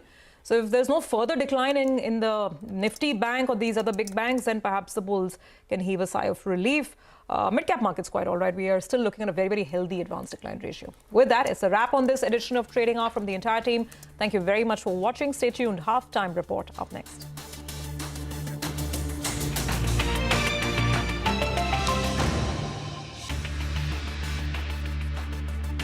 Media, Realty, Auto, PSU banks, all of these indices saw drops of anywhere between up to 4% or even more, with metals and real estate being the biggest sectoral laggards in today's trading session. The key point also to watch out for today was the India Wix, and at one point of time the Wix was up almost 52%, and that was the biggest single day jump that it had seen since August of 2015, eventually ending 42% higher and above the mark of 20. That might be a cause of concern as well. There were of course global facing stocks that took a bit of a beating in today's session. Tata Motors was one of them, 7.5% lower, the top Nifty loser, and the other one was Samvardhana Motherson as well. That stock ended 10% lower, of course because of the relations to the Japanese markets as well. 600 stocks, almost 600, 580 to be precise, on the BSE ended on a lower circuit in today's trading session. And of course, as I mentioned, there were select FMCG and pharma names that bucked the trend. Marico was one, Glenmark Life was the other. Devyani International, after its earnings today, ended in the positive, so that was a good sign. And lastly, on the commodities front, the crude oil prices have fallen to a lowest level in 6 months, and of course copper prices are at a 4-month low. There were specific sectors that bore the brunt of the sell-off today. Real estate was one of them. Almost every index constituent ending lower. The top losers there being Suntech Realty, Brigade Enterprises, Godrej Properties, all of them seeing losses of between 5.5% to 6.5%. Railway PSUs are bearing the brunt as well.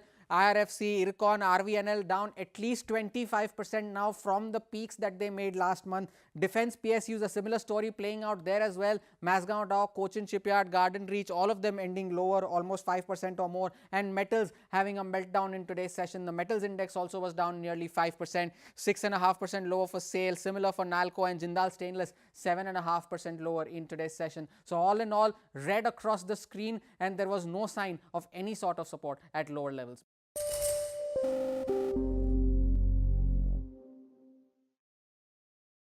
My wife, for instance, and she's been such a big contributor in what I've become eventually. I think some of the soft skills actually, and these are aspects, and the ability to without getting sort of stressed, being able to manage many different things. I'll just give you one example.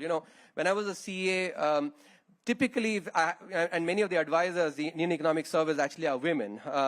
They would be in a meeting with me maybe at 3:30, 4 or something, and they'd get these calls actually, and they would be, because they're in a meeting with me, they would be, declining those calls. If the call comes twice or thrice, I knew this was actually either their kid or their mates calling basically for what needs to be made for dinner. Yeah. And so because that's exactly what, my wife, so when I was at ISB, it's the rare occasion.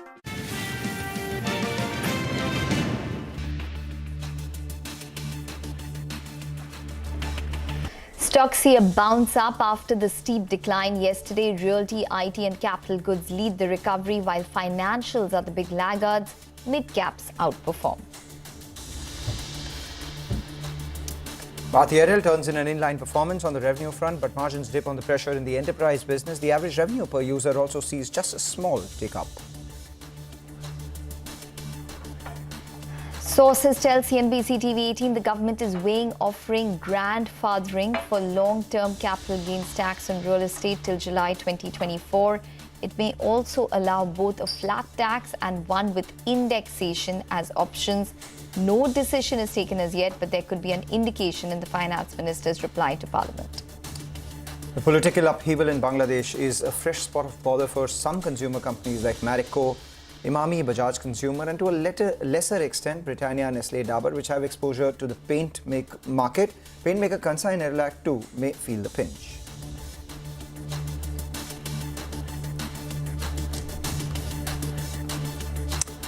After a rout yesterday, there has been a bit of a relief. The Nifty is up almost 180 points, led lower only by the Nifty Bank, which is just about flat. I'm Manglam Malu, with me Ekta Batra. We are speaking a day after a big rout, some recovery today. The mid-cap index has, the screen a lot more brighter than what it was yesterday. 1,800 stocks advancing for just about 600 declining. Hi, Ekta. Hi, Manglam. Yes, and the US futures are probably supporting that sentiment at this point in time, and that's what's aiding it a little bit. So we have the Dow Jones futures, which is up around 400 odd points, the Nasdaq futures, which is up around 300 odd points.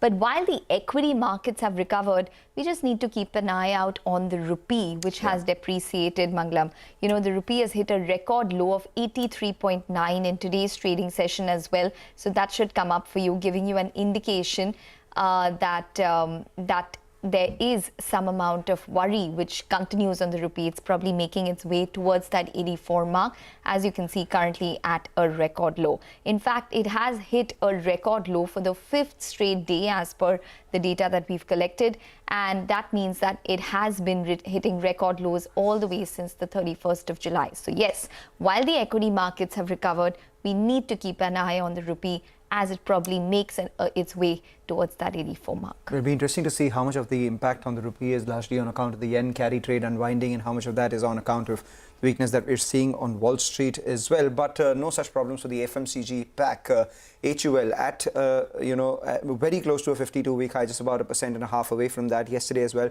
was a good mover. We have Britannia as well, which has moved well, up almost 3%. Remember, the management was confident of double-digit volume growth, at least in the second half of this year, with some price hikes, though they were not pretty committal on margin improvement. They did say that they're okay with lower margins so long as volume growth comes by, and that's exactly perhaps the right way to go in an industry parched for top-line growth for the last many quarters. So we're seeing some pickup in all these FMCG companies, and consumption in general has been doing well. Marico, barring Marico, which has problems of its own with regards to Bangladesh, where about 10-11% of their revenues comes in or are exposed to that geography itself. So despite good numbers and even better commentary, the stock is under a wee bit of pressure. But while we were discussing the markets and the opening, there was a story at the bottom of your screen talking about the DGCI sending a show cause notice to 10 foreign airlines operating in India. Timsy joins in on the phone line with what that show cause notice is all about. Timsy. Well, as you rightly mentioned, the Central GST Intelligence Authority, that is the Director General of GST Intelligence, or DGGI, they have sent show cause notices to 10 foreign airlines operating in India. According to sources, the show cause notices have been sent to Emirates, alleging tax evasion worth 7,550 crore rupees, Etihad Airways for 1,660 crore rupees, Saudi Arabia Airlines for 612 crore rupees, Air Arabia for 455 crore rupees, Oman Airlines for 71 crore rupees, Thai Airways for 60 crores, Qatar Airways for 53 crores, Singapore Airlines for 40 crores, British Airways for 33 crores, and Lufthansa Air Cargo for 10 crore rupees. Now, these show cause notices have been sent as a follow-up to the detailed action that was taken against these foreign airlines operating in India. Just to remind our viewers that CNBCTV18 had first reported about Directorate General of GST Intelligence conducting raids at branch offices of these airlines in India on 18th of October 2023. DGGI, while conducting this action, had alleged that tax evasion has been done on account of import of services from their head office by the Indian branch offices. And now, as a follow-up action to these raids and various investigations that were conducted against these 10 foreign airlines, DGGI has now sent show cause notices raising these claims or demands of tax evasion. So let's see what these airlines have to say Whether they get an indemnity or not is something we'll have to wait and watch for, because recently GST Council did clear a provision of Section 11A. Whether foreign airlines also follow as part of the indemnity that will be given through the Section 11A is something that we'll have to wait and watch for. But as of now, show cause notices have been sent. Okay. All right. Well, thanks very much for that, Timsi. So that's an important update which is coming on the entire airlines space at this point in time. But let's talk about one particular company. We have Ori Cement, which is the first management on the show. The company reported what was a mixed set of numbers. The sales volume came in weak, while the margins came in healthy this time round. To discuss this and more, we have with us Deepak Khetrapal, who's the MD and CEO of Ori Cement, who's joining in to discuss the numbers and the quarter gone by. Mr. Deepak Khetrapal, thank you very much for taking the time out. Well, I just wanted to start by talking about your realizations, which are flat on a Q-on-Q basis. How much of the mix was, premium sales this time round, and what led to this flattish performance in terms of the realizations? Thank you, Ekta. First of all, let me clarify that when we say flat realizations, we are one of the very few companies in our industry who have actually been able to maintain our realizations over last year or over the previous quarter. So, and that I think is perhaps an outcome of the very cautious policy that we've been following rather than chasing volumes. We try to sort of in a way get a certain minimum amount of contribution margins on our sales. And if the orders are not offering at that our threshold margins, we refuse to do that business. If you look at the industry performance, like I said, we are one of the rare companies who maintained the realizations and also profitability. Despite 15% drop in sales volume, our profits are almost flat over last year. So that I think is a credit to our strategy that we've been following. Yes, the loss of volumes is a concern, and we would address it based on how the pricing looks. And we're also looking at, maybe monitoring it very, very closely. Now, one relief which I think our investors would have from hearing this, while we are giving up volumes based on margins in the B2B market, in the B2C market, as we call it trade sales, we are actually maintaining our market share. But on the B2B markets where large customers are there, they are hardly loyal to you. You give them a good price, they will come back. So that's the nuance in how we are picking up our customers and markets. Incredibly nuanced view out there, Mr. Khetrapal. Always a pleasure speaking with you. If you could, help us with just three numbers. One, how much is value added as a proportion of your sales currently? Last time you said it was 22, 23%. And in light of this strategy that you're using, realizations over volumes, what's your updated guidance on volumes and EBITDA per ton for the remainder of this year? So value added as a proportion of your mix, volume guidance and EBITDA per ton guidance for the year. So the good news is, despite 15% loss in volume, my premium sales have actually been very stable, and over the 21% that I had reported in the previous quarter, I'm happy to say in a poor quarter also the premium sales that I had has been just 23% of trade sales. So that strategy seems to be really, really well in place. In terms of the volume guidance, quite frankly, this perhaps is the absolutely incorrect time when the markets are actually seeing no volumes, at least in the market that we are exposed to. We've had extensive rains all across our markets in Maharashtra and in Telangana and Karnataka. As of now, I think I'll hold my views on what margin direction we want to give to the investors. But all we can tell you is that we will be chasing profitable volumes. We'll be chasing more premium volumes all through the place. But too early to give me for me to give you the annual guidance. This is just the wrong time. Okay. When would it be a good time? When do you think you'd have visibility? By next quarter? Yes. The moment monsoons get over, I'll tell you why the monsoon demand is weak, not just for us, for everybody in the market, right?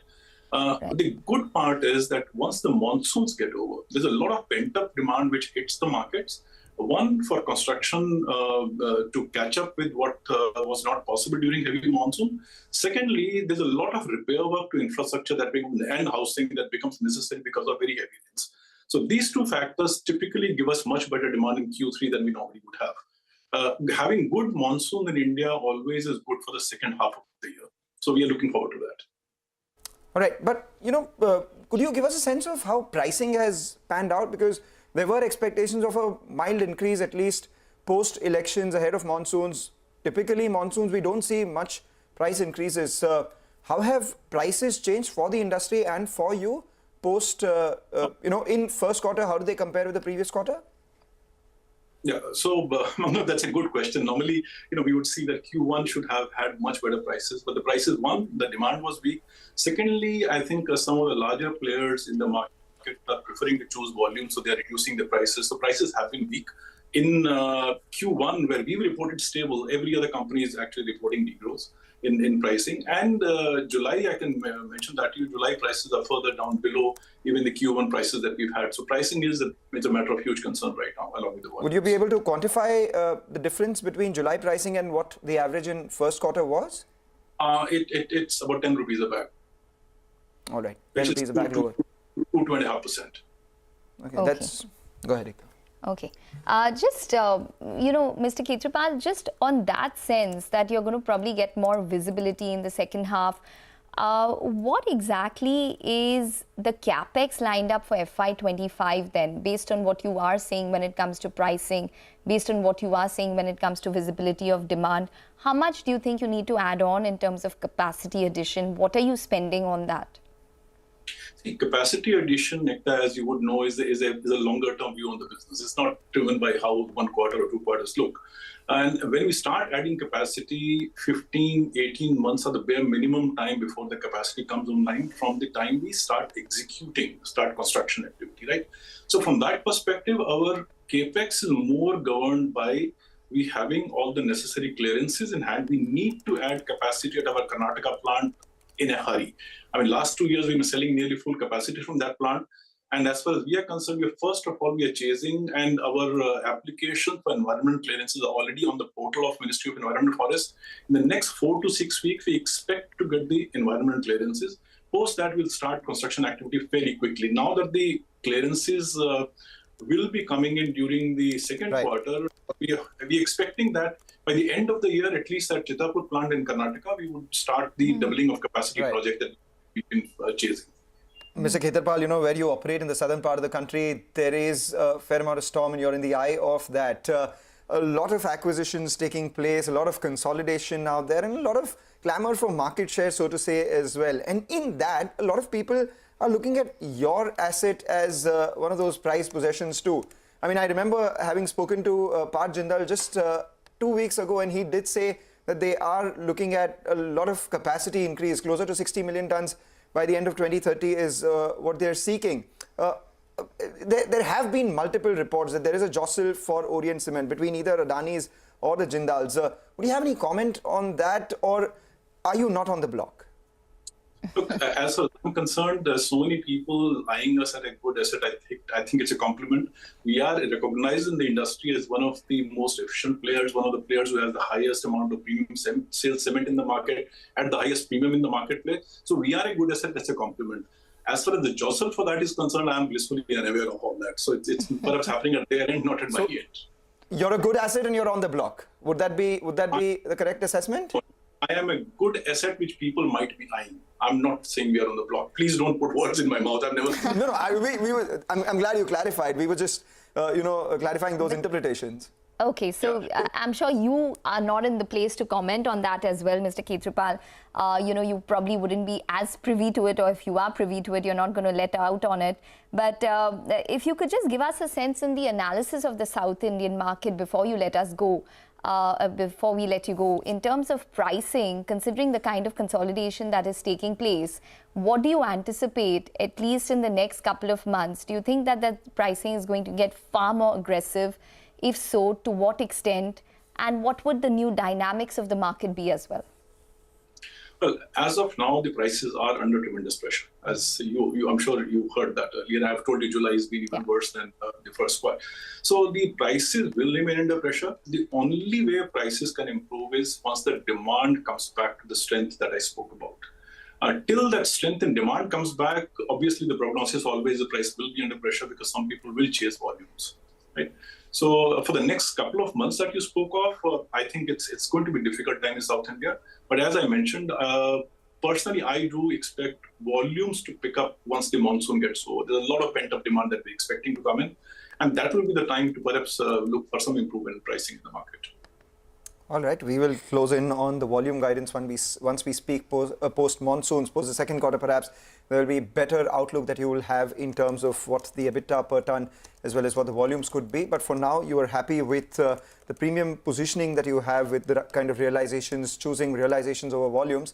And we'll keep an eye out on the pricing, but more importantly, we'll watch out for what takes place in the southern part of the country as well, where there is a fair amount of clamor for market share and capacity. Thank you so much for joining in. Yes, please go ahead. Profitability, let me remind you, we are the only company in the whole industry which has reported improvement in EBITDA per ton over last year. The only company. So that's true. And look at our focus on profitability more than growth and volumes, because I think that we are playing slightly contrarian game to the rest of the industry, and that explains why you're a good asset as well. That explains why everyone's eyeing you. Thank you so much. Thank you. Appreciate that. All right. Always a pleasure speaking with you. Take a short break, come back, get you more on the markets and a lot of stocks that are moving around this afternoon. Stay with us.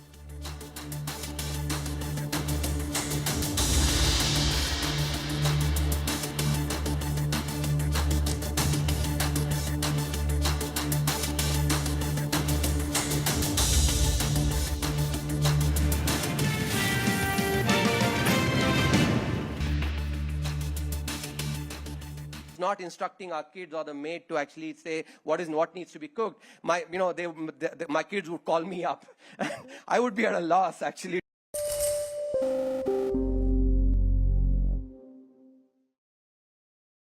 Believe in your strength, right? What is your strength? Carry that, right? It is your deep technical knowledge, your perspective, because that's where the new ideas generate, right? So keep focusing on that. That is one thing that will give you a purpose. Second thing is networking, right? Network with people whom you come across, building the network where you can share your ideas, express them, thrash them out. That is one thing which is going to be very, very helpful as you go ahead. Third thing, I will have to say that keep learning, right? Our industry is about change. It's a lot of innovation every day. Even actually, sometimes it is impossible to catch up with everything. So keep learning. Wherever is an opportunity, learn it, right? And the last but not least, resilience, right? Don't get disheartened by a failure, right? Failures will happen. Learn from it.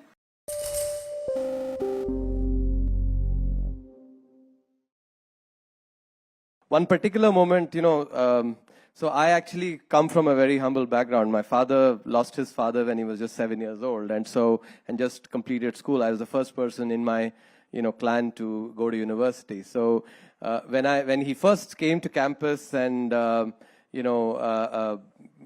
took him to the library, the Vijay Kelkar library there.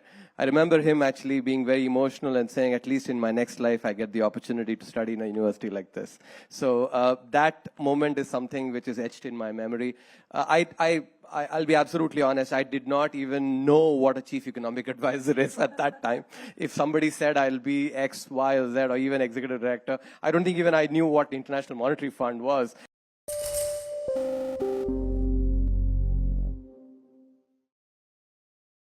I came here in 1991. 1991, that was my first year of college. I came here for Inter-IIT. So I remember this campus especially, because this is one thing that I think especially the women need to hear. So I was, good in table tennis, but I became the captain because my captain dropped out. And I came here and we were playing and I won the first game. And then all the men started booing me. Are you serious? Yeah. And so I realized the power of mind, right? Like, I was better than the player that I played against, but I lost. And I think that was my first lesson that I learned, which is that, you might be better, but sometimes, your circumstances make you believe you're not, and therefore you lose. So I think that's one thing that everybody needs to do, and I think coming back to this campus... We have to correct that. We have to give it a big round of applause now to make up for what happened in the past. Yeah, but my coach also gave me gajar ka halwa, so it was okay.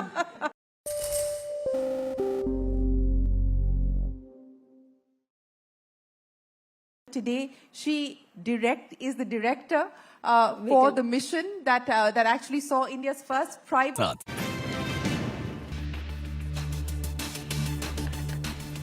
Welcome back. Well, just watch out for a couple of companies such as Gland Pharma. It comes out with its numbers today and showing a good amount of traction on the upside. So that stock is up around 2.5%. Numbers will be out late evening, but nonetheless, there's some amount of interest which is being shown on that particular counter.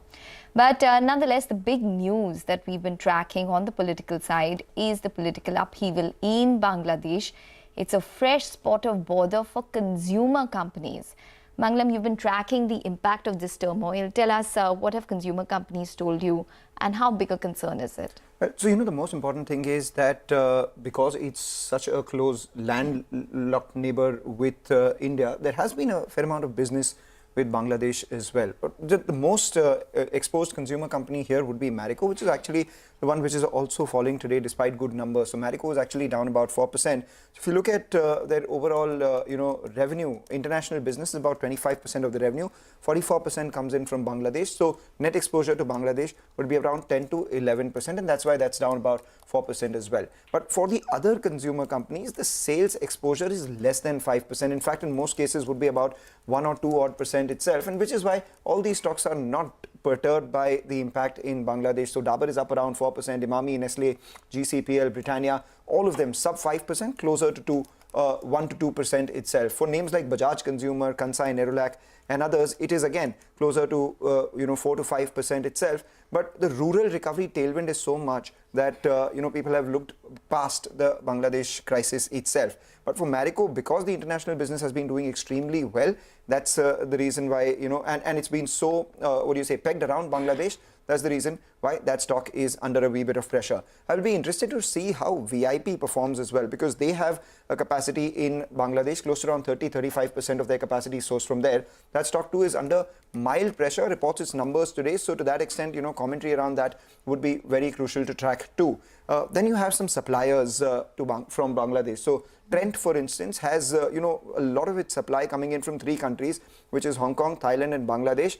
Though again, out here, growth has been very strong. It can be a near-term supply disruption, which explains why the stock again is not very perturbed by what's taking place in Bangladesh. But what's really an opportunity is for garment makers, for a lot of these textile players, because remember, Made in Bangladesh as a textile brand was pretty active world over. So maybe even if supply chains get hit, then all the global brands, the global companies that source from Bangladesh will look at Bangladesh +1. So interesting times where we earlier spoke about China +1 and now we're talking about Bangladesh +1. And that explains why names like, Gokul Das Exports surging, Himmat Singh Said surging, we have Kitex Garments, all of them higher, including the likes of Welspun Living, which also, by the way, benefit from a weaker rupee because a lot of their revenue comes in from exports itself. So better realizations coming in. So garments and textiles, positive.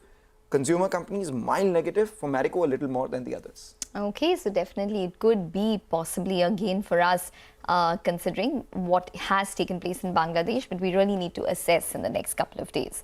But we'll take a short break. On the other side, Sachidanand Uttekar of Trade Bulls will join in with some of his trading ideas today. Stay tuned.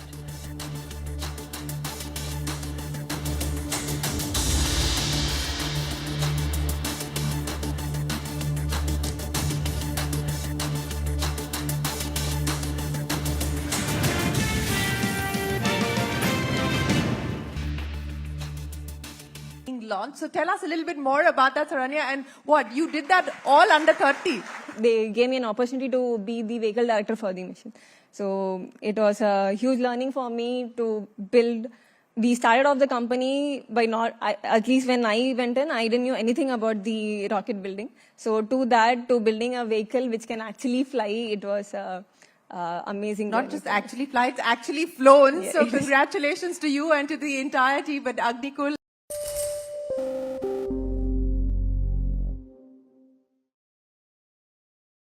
I know for many of the students here in the room, you're a role model, but you talked about Naveen being the initial role model for you when you got started. But let me end by asking you, who do you look up to today? Which are the companies that you respect and admire? And is there anyone in specific that you would like to emulate in your style of working? The one individual that I have I wouldn't say seen in very close quarters, but seen from some distance as part of my work in CI, what I truly admire is Mr. Uday Kotak.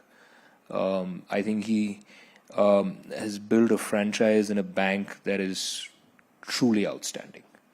And to do it in one generation, and the quality of talent and the kind of ownership that that talent takes is remarkable.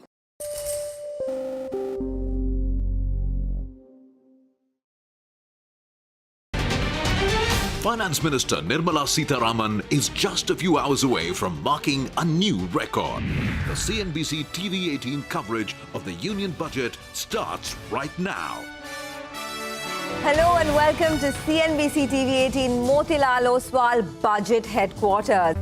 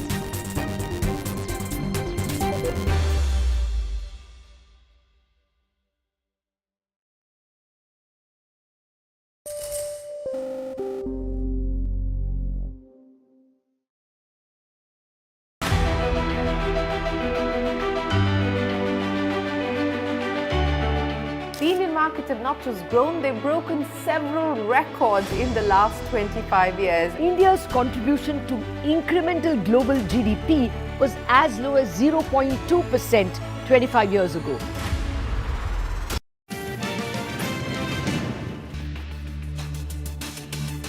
Welcome back. You're watching us here on Halftime Report. Perfect time to get you up to speed with what's taking place in the F&O side of things. The Nifty is holding up with gains of almost 150 odd points. But remember, it is off the highs. And the reason why it is off the highs is because of the Nifty Bank, which is putting some bit of pressure on the gains that we're seeing on the Nifty. The mid-caps, however, doing a lot better. So the advanced decline chart comes up for you. And that tells you that the broader market health is pretty strong. Even though those lines have come a little narrower, but, you know, there's still about 3 stocks advancing for every 1 stock which is declining. If you look at the active options, and if you look at the 1 stock which is actually going to be the stock of the second half of trade, it has to be HDFC Bank. Why do I say that? Because it's at 1612. The 50-day moving average is at 1617. So the stock is below the 20 and the 50-day moving average. If it falls below that, then maybe, you know, the next leg of support comes in at 100 and 200-day moving averages around that 1550 mark itself. Why is HDFC Bank important? Because it's the highest weight on the Nifty, highest weight on the Nifty Bank, and also the highest weight on the Nifty Financial Services Index, where the weekly expiry plays out today. Where is that index? 22,750. And the most active calls are the 22,800 call and the 22,700 put. And the 22,750 call and put are equally active. The premium on that straddle is close to around 100 rupees, telling you that the street is bracing for a 22,650 to 22,850 sort of range for the Nifty Financial Services expiry. So long as it stays in the range, no real problems out there as well. For the Nifty, or at higher levels, there is some supply that's coming in, which is what's visible in the kind of call writing that we've seen around 24,300. But at lower levels, there is demand around that 24,000 mark itself, which explains why 24,200 put writers are equally active for a premium of 125 rupees too. So those are a couple of factors for the markets that we'll watch out for. For the Nifty, the broader range would of course be the 50-day moving average of 23,862 at the lower level, with 24,535, the 20-day moving average at the upper level itself. So those are a couple of factors for the frontline indices and the markets. The one individual stock that I'm watching out for today is Manappuram Finance. A lot of open interest built up beyond that 95% level as well. So the stock may enter F&O band today. Okay, all right, Panglam. Thanks very much for that. Sachidanand Uttekar of Trade Bulls joins in on the show to discuss the technicals of the market. Sachidanand, hi, welcome to the show. Well, if you could just start by giving us a sense, is today's gain showing you enough confidence to take any kind of longs? Good afternoon, Ekta. Good afternoon, Mangalam. Definitely, when we look at both the indices, they are still trending within their previous day's trading range itself. When we look at Nifty, so far the support at 24,000 has been very strong and sustainable. But on the higher side, we need a very confident closing about 24,460 to redeploy aggressive long positions. When it comes to Nifty, a very similar kind of a scenario, Nifty Bank, it is a very similar kind of a scenario wherein the 50,000 support looks confident at least for the day. And on the higher side, it needs a strong swing above that 50,575 mark. So I think when it comes to indices, they are showing signs of consolidation. Certainly, there is not much weakness which is evident immediately. So we are, avoiding a trade when it comes to indices. But certainly the way markets are, positioned, there are long short opportunities which are still, possible. One of them is Asian Paint, which has been outperforming for the last 3 weeks.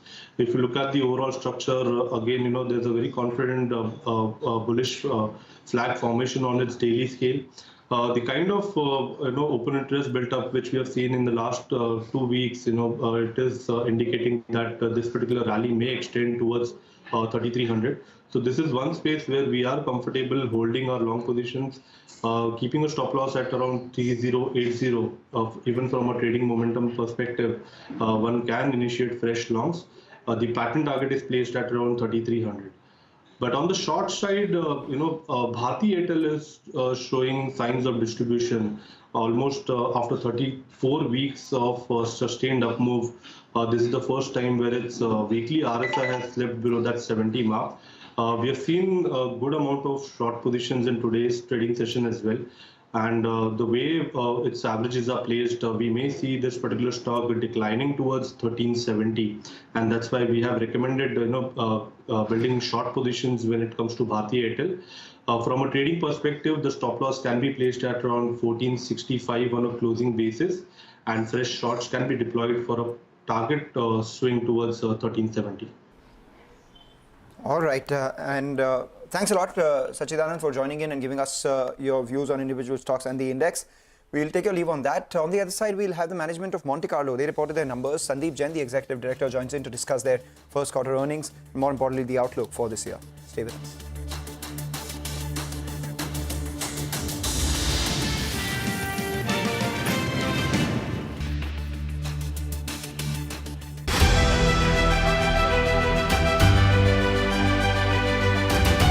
Over the last 25 years, CNBCTV18 has closely followed the remarkable ascent of India's pharmaceutical sector. There was a time 25 years back that it was all about the FIIs. If FIIs would buy, markets would rally. If FIIs would sell, market would fall. Earlier, we were net importers of steel. From IT services to SaaS, from consumer electronics to space tech, from mere programming to AI ML. Cars, two-wheelers, three-wheelers, commercial vehicles have significantly become much more expensive than they were 2 decades ago.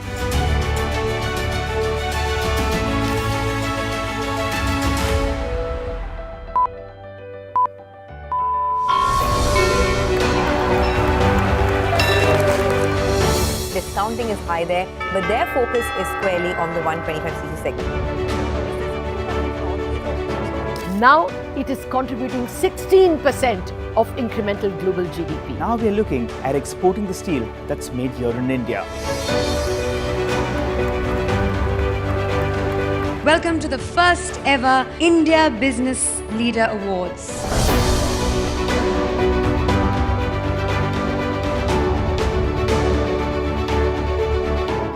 Cars, two-wheelers and vehicles generally being manufactured today are much lower on emissions and much higher on safety. India's technology industry has been at the forefront of cutting-edge innovation over the last 25 years. It's the retail which is the driving force for the market right now. Clearly, we have arrived on the global economic stage.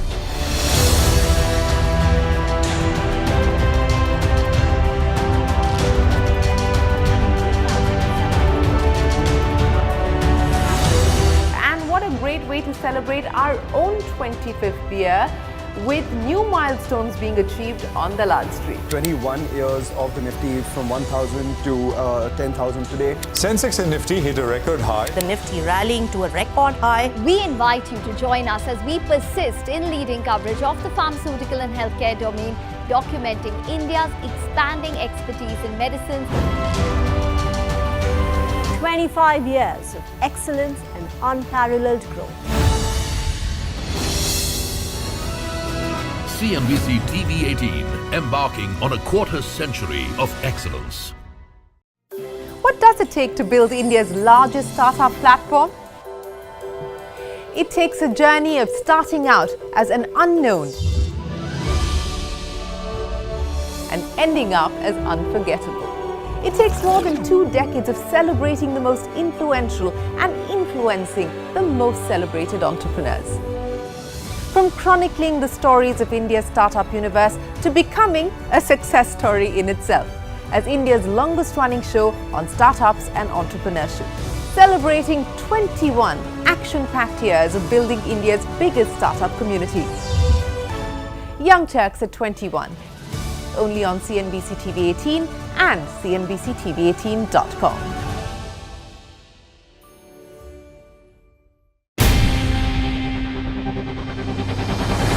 CNBC TV18's most comprehensive and Welcome back. Textile companies are buzzing around. The uncertainty around Bangladesh is looked at as an opportunity for Indian textile players. Monte Carlo Fashions, of course, is a largely domestic player and has reported their numbers as well. So we'll talk about all of that and also what's taking place in Bangladesh right now and the impact perhaps at an industry level in India. Sandeep Jain, the Executive Director, joins in now. Thank you, Sandeep, for joining in. A comment on, what proportion of global textiles come in from Bangladesh. Could global players now be looking at Bangladesh plus one?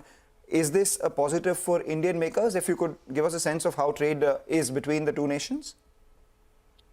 Yeah, there is a positive and there is a negative also, because we also export a lot of cotton yarn and cotton fabrics to Bangladesh that might get impacted. But at the same time, we also import, some of the brands import garments from Bangladesh. But yes, because other countries, when they look at Bangladesh, they will definitely look for Bangladesh plus one country, and India is the only alternative which can, substitute Bangladesh in garments.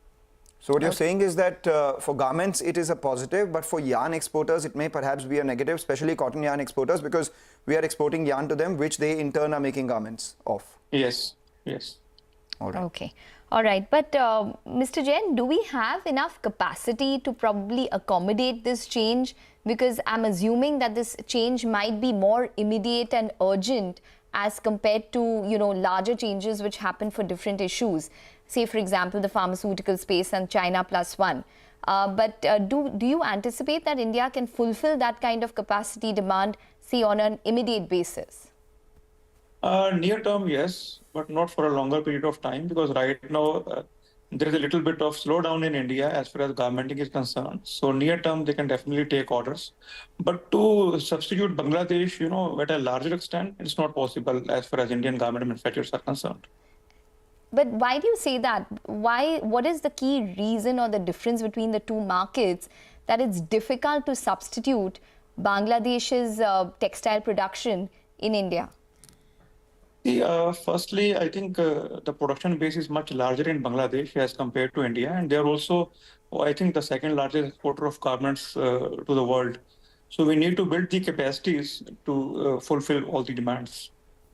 All right, take that point. Thank you so much for giving us an industry perspective. Let's talk about your own numbers itself. The first quarter typically seasonally weak for you as well, because there's a lot of inventory correction that takes place. But basis what you've seen in the second quarter and your outlook for this year, what can you guide us in terms of revenue growth? And also if you could give us a sense of how some of your new verticals are performing: footwear, kidswear, and the brand like Rocket, which was about 4% of your sales. Yeah, the second quarter has begun well. July sales have been better as compared to last year. Even August has begun well. So we are very positive going forward in Q2 and Q3. And we see a flat to, a single-digit growth as discretionary spending is, still not happening. And as far as our new brands are concerned, like the Rocket, it's definitely picking up. and performing well as compared to last year. And also the kids wear is performing. And we also have home textiles, which also is growing double digit, even in this financial year also. Okay. So what can you sense? I mean, what is the entire fiscal looking like in terms of FY25? What do you think your exit rate could be in terms of revenue as well as margins? In just recently concluded con call, we have guided for a flat to a single-digit growth in this financial year, but there would be a substantial improvement in the margins. We see a margin improvement around 200 basis points as compared to last financial year in a bit. All right. Your North India Kashmir plant, I remember, was supposed to come on stream. What's the outlook out there? Has it come on stream? And what's the capacity utilization plan out there? No, that plant is cancelled because there has been oversupply, particularly in the blankets and quilt segment. So it makes more sense to buy from the market, which is more competitive now as compared to the past. So we have cancelled that project. Okay. In terms of segments, since you are, just guiding for around a flat to single-digit growth in FY25, which is the segment which is probably going to pull you down the most? Because if you see your year-on-year performance, your cotton segment has grown, but woolen as well as home textiles has reduced. Kids has done well, but what would be the key growth driver for you for the entire fiscal, and what would probably be the one which would, you anticipate being sluggish? I think definitely the woolen segment, which is going to bring us down in this financial year. Cotton segment is growing basically. As last year, there have been a lot of inventory correction which happened at the retail level also. So we are, cautious not to make much inventory in winter wear. So that is why we are projecting a flat sales this year.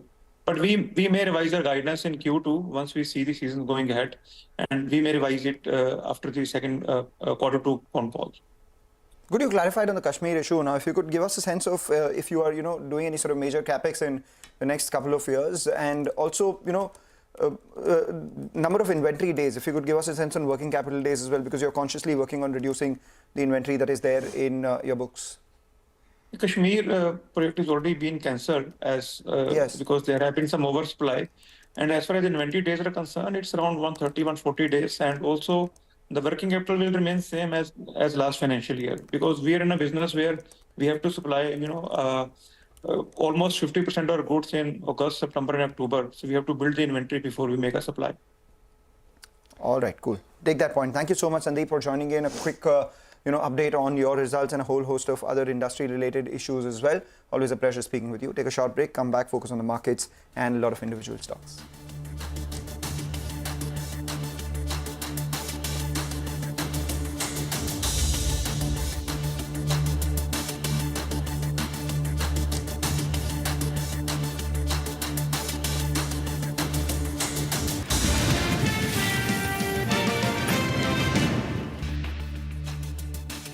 News show India Business Hour drops first on YouTube. So get the first access to the most influential architects of policies and politics, the key newsmakers of the day. Discover the big themes as we decode the business of markets, macros, and more. Be the first to go to the heart of all the top stories that drive the day's agenda. Catch the award-winning India Business Hour live every night on YouTube with me, Shireen Bhatt.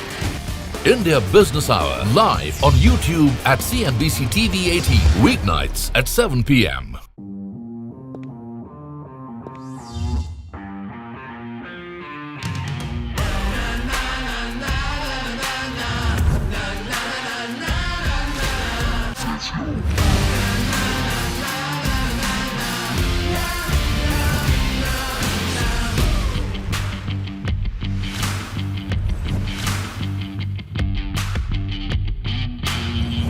Make informed decisions with comprehensive analysis on the go.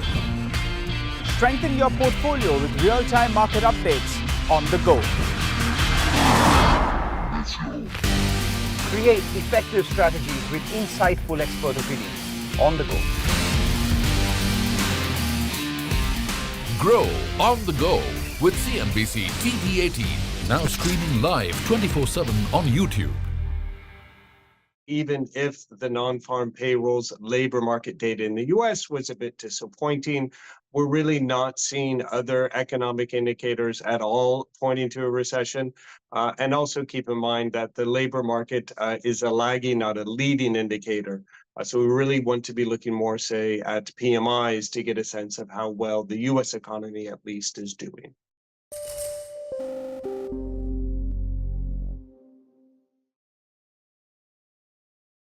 plethora of events shape up over the last few days, and it's obviously difficult to make sense of everything and put the pieces together. There will be, there are different factors which have been affecting different regions, whether you take Japan or US or maybe even emerging markets for that matter. I think as far as the US is concerned, what we read and what we probably still share as a view and probably is a continuation of what we, in a way, expecting that, we will probably try and see some correction as far as the inflation dynamics out there are concerned, and some bit of slowing of growth as well. But in the meanwhile, I think what is happening is quite unexpected lines in a way. I would say that because there was this expectation that in the second half of the year, we will probably try and finally see some possibility of rate cuts emerging.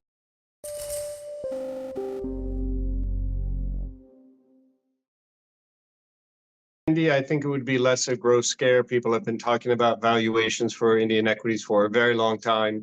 Nonetheless, the market kept going up, and if anything, recently compared to many other global markets, it still performed relatively well. But I think now that question is going to become much more pertinent to investors when they see a much less supportive global environment for risk. Markets with high valuations are going to be one of the first things that they look at.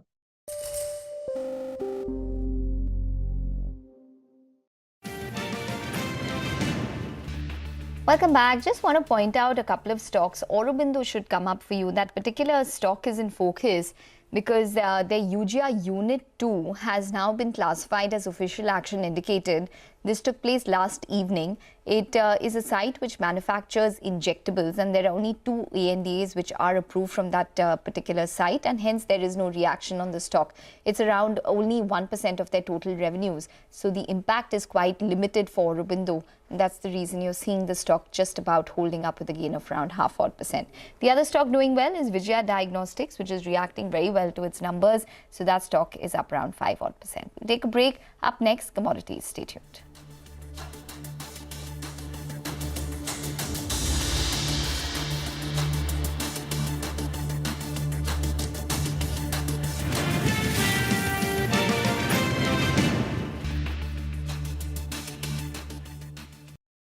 Big miss on the US jobs data has triggered recession fears. It's actually the first time labor market data, monthly jobs data in the US has been such a big miss in this particular cycle. And remember, till last week, expectations were that it's going to be, a very moderate soft landing, which will allow the Fed to cut rates. And it's all very well orchestrated. But this could mean that, it's not all under control. And the Fed perhaps is even behind the curve with what they want to do as far as interest rates are concerned. As a result of which, US money markets are now pricing in a 50 basis point rate cut in September and a total of 125 basis points rate cut through the course of 2024. So the benchmark Nikkei is down over 20% in the last 3 days now. And you look at the USD JPY, that has fallen 20 yen to a dollar in the last 1 month. So basically, the currency has gone from 162 to 145 from the beginning of July. That's a massive move for a currency like that in such a short time span. The last time we had this magnitude of a rally, along with interest rate differentials between Japan and the US around 5%, it was back in 1998-99. And of course, we had that sort of LTCM crisis back then. Now, fears of yen carry trade unwinding is essentially reason number 2. So, people borrowing in Japan, very low interest rates, investing around the world. And of course, the yen moving so sharply upsets plans. Stops are hit and there is a forced unwinding which takes place. So that is reason number 2. Number 3, and this went unnoticed under the radar for the first couple of hours when we began trading, but NVIDIA, the big reason why US stock markets have done so well is reportedly delaying its next AI chip Blackwell by at least 3 months. And it was not a coincidence that the Taiwanese market was amongst the worst performer in Asian markets today. And also sort of take a look at the fact that NASDAQ continues to underperform the S&P. So that is, I mean, I think you could blame it on the NVIDIA story there. And number 4, I don't think this was a really dominating driver, but geopolitics, right? The political news website Axios reports that, attack by Iran and Hezbollah against Israel could start as early as Monday.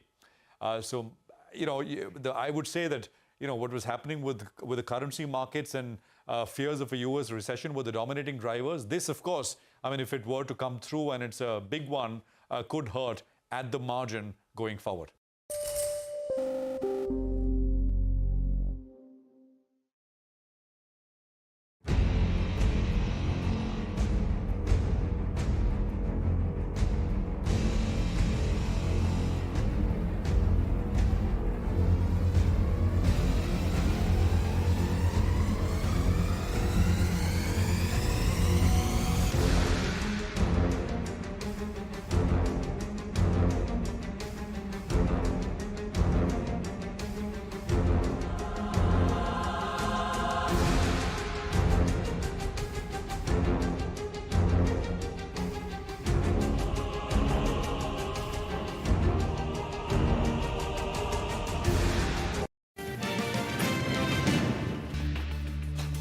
Welcome back, and joining us on the show now is Prabhu Damodaran. He's head India Textpreneurs Federation. Mr. Damodaran, thank you so much for joining us. And, after the Bangladesh unrest that we've seen, the knee-jerk reaction or the sentiment clearly seems to be in favor of India, because India is also a huge textile destination in that sense, in sense of apparel imports and exports as well.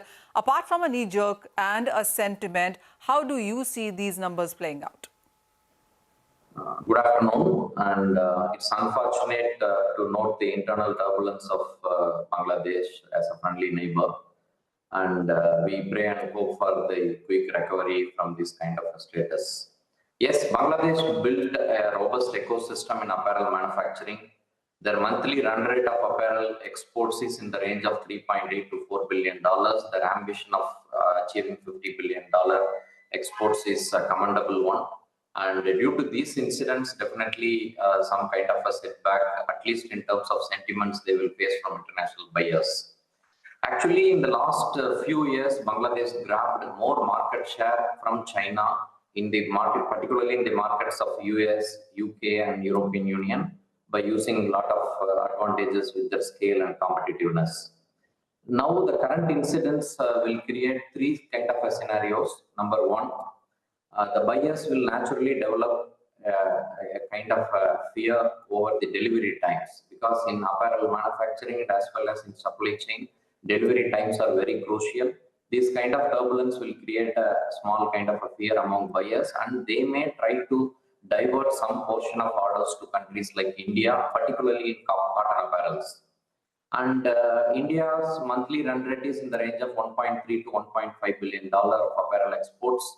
We can also accommodate another $300 to $400 million of additional capacity in a very short period of time. We have capacity available. So those kind of changes may happen in short term. But structurally, Bangladesh also should survive. We also should grow. How is it possible? And definitely both countries should use China Plus One opportunity. This particular incident reinstates the fact that buyers always will prefer multiple destinations instead of depending on a single destination, because risk can be any time. And number 2, sure. Mr. Damodaran, I just wanted to get in and ask you, when you say that India can increase capacity in a very short period of time, what short period of time are we looking at? Are you looking at this season, because we are into festivities and the international export market is also quite buzzing? What is the definition of this short period? Actually, ma'am, the larger players already have confirmed orders for the visibility of 3-4 months in India. But still, SME manufacturers have some capacity left, reasonable capacity left with SME manufacturer. We all know that India is predominantly an apparel SME manufacturing ecosystem. So we can immediately take orders. There is no time left, and we can easily accommodate on an instant basis. This is one factor. Second very important factor is we also have a strong export presence in Bangladesh in terms of yarn and our fabrics. Monthly, approximately around 3 crore kgs of yarn we are exporting, including fabrics. Our monthly run rate is around 1,000 crores per month to Bangladesh. Bangladesh don't have a strong manufacturing capability in yarn. So for the apparel export ambition, India is the right partner to supply yarn and fabrics. So quick recovery of Bangladesh is also very important for the healthy operation condition of spinning and fabric sector here. We are hearing from the ground from Bangladesh, they may come back in a week time, at least in the factory operation levels. So that will be good for spinning sector. Once such turnaround happens, yarn demand also will be very strong because already some lackness in production is there. Fair point. We understand that. Thank you so much, Mr. Damodaran, for sharing those numbers with us. So, well, of course, it's a sentiment positive for India, but not as much because India exports as well in sense of fabric to Bangladesh. So it is in good interest that Bangladesh does come back. But for the next season, for the short duration, of course, India will increase its capacities and be in the positive there. But with that, that's all the time that we have on Halftime Report. Business Lunch will take all the action ahead after this break.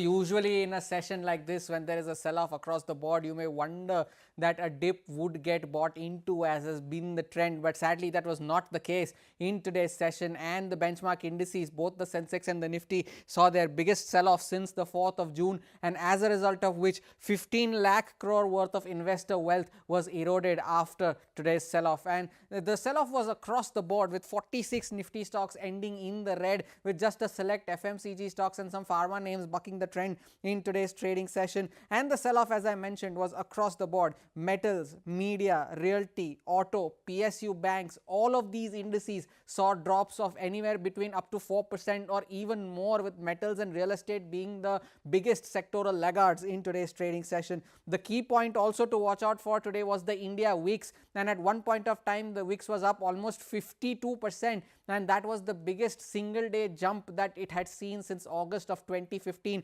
eventually ending 42% higher and above the mark of 20. That might be a cause of concern.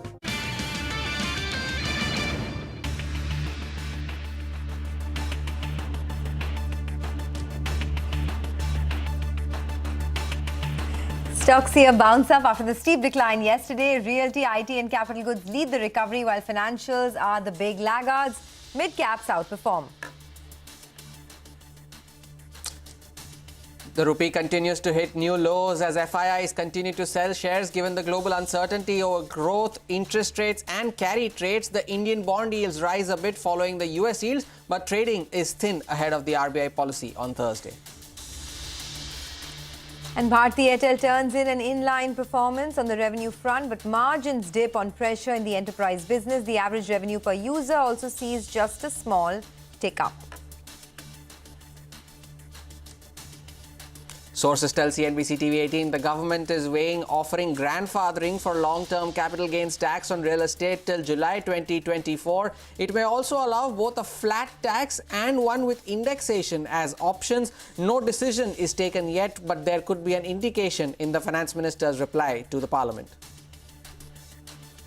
And the political upheaval in Bangladesh is a fresh spot of bother for consumer companies like Marico, Imami, Bajaj Consumer, and to a lesser extent Britannia, Nestle and Dabur, which have exposure to the market. A paint maker consignor like too may feel the pinch.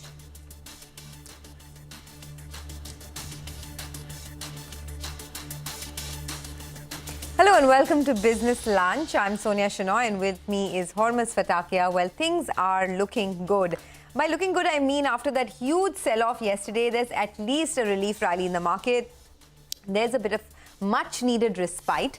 And, all the gloom and doom we saw yesterday has sort of taken a step back, at least for now. But let's see. We still have the second half of the trading session to go. But for now, not bad at all, Hormuz. Not bad at all, indeed. And there is some bit of cooling off from the highs as well. So there is...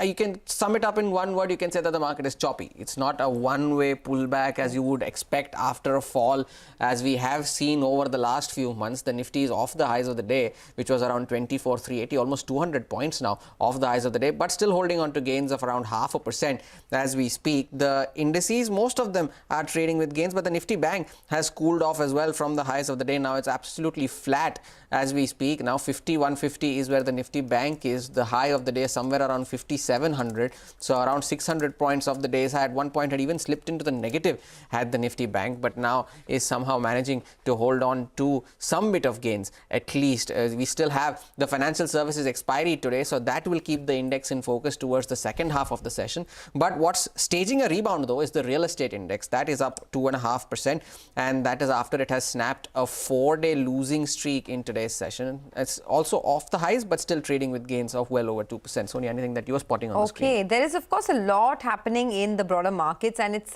good to see that the mid-cap index has come back in a big way compared to the frontliners. So the mid-cap index itself is up almost about 600 points right now, and plenty of stocks moving around, 1,700 stocks on the advancing side. But let's begin Business Lunch by focusing on the currency. The rupee touched a fresh all-time low of 84 rupees per dollar before strengthening somewhat to 83.80 to 83.90. Bond yields have also risen a bit. Lata is here to sum up the action in the currency and the bond market. Lata, over to you. Well, the stock markets gave us a feeling of rebound, but the rupee market is telling us that the foreigners' selling has not abated at all.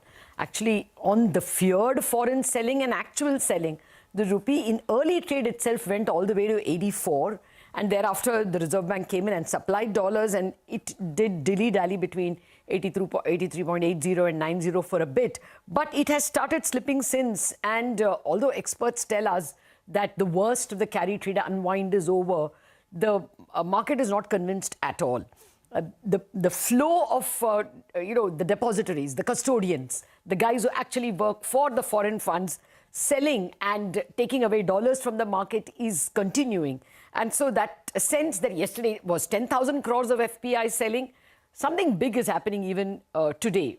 One cannot assess the number, but they're not buying bonds, okay? The foreigners are selling equities.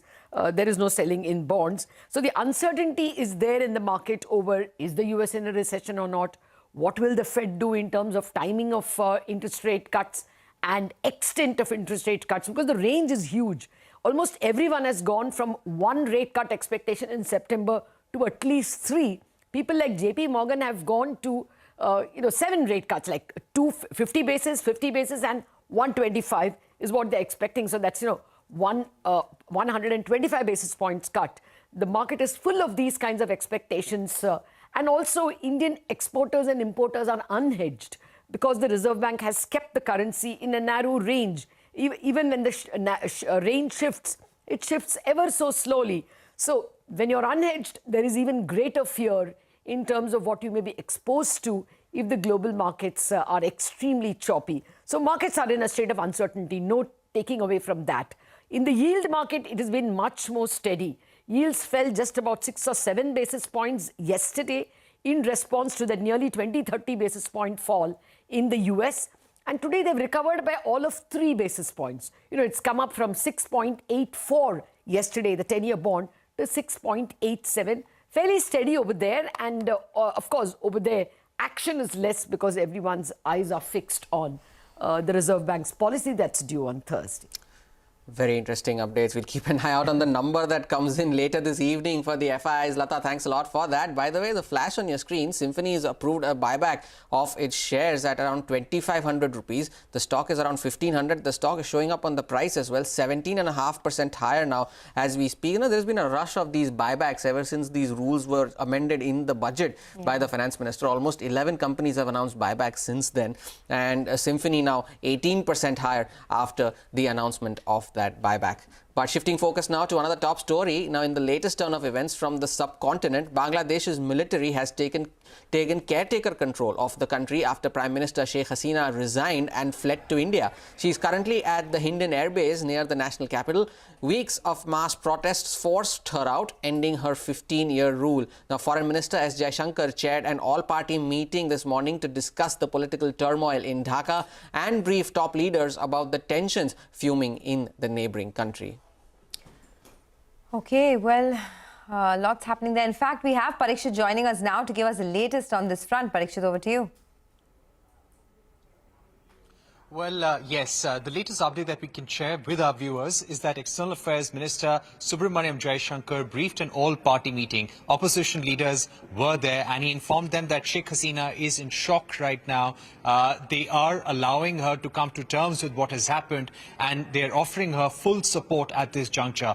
India has also established contact with the Army Chief of Bangladesh to ensure safety of about 10,000 Indian students who are still there in the country. Almost 8,000 were brought back in the last 1 month, but 10,000 still remain. On the question of whether there could be foreign interference in the fall of the government in Bangladesh and the riots and the violence that we saw, Jaishankar apparently told the all-party meeting that one cannot rule out a foreign hand. At the same time, we must tell our viewers that there is a consensus among the opposition to support the government right now in this stand against for Bangladesh at the moment and support to Sheikh Hasina. Now, as far as her asylum is concerned, India is silent on her status. She is in a safe house at the Indian Air Base. We believe that she intends to go to London or Finland or another European country, but talks still continue. She has not been given approval to travel to any of these countries at this juncture. In fact, the UK Home Office, replying to our query about whether she has asked for political asylum and whether she would be allowed to travel to UK, they went on to say that they have advised everyone, and this is not just for Sheikh Hasina, to actually travel to any country where they can reach safely first, and they do not allow people to actually travel to UK and then seek political asylum. So clearly things are up in the air for Sheikh Hasina right now. Talks are still underway with different countries. NSA Ajit Doval has called on her as well, and protests continue in Bangladesh. Muhammad Yunus, the Nobel laureate, somebody who has been known as the banker to the poor, he has been announced as the advisor to the interim government. Let's see what happens in Bangladesh now.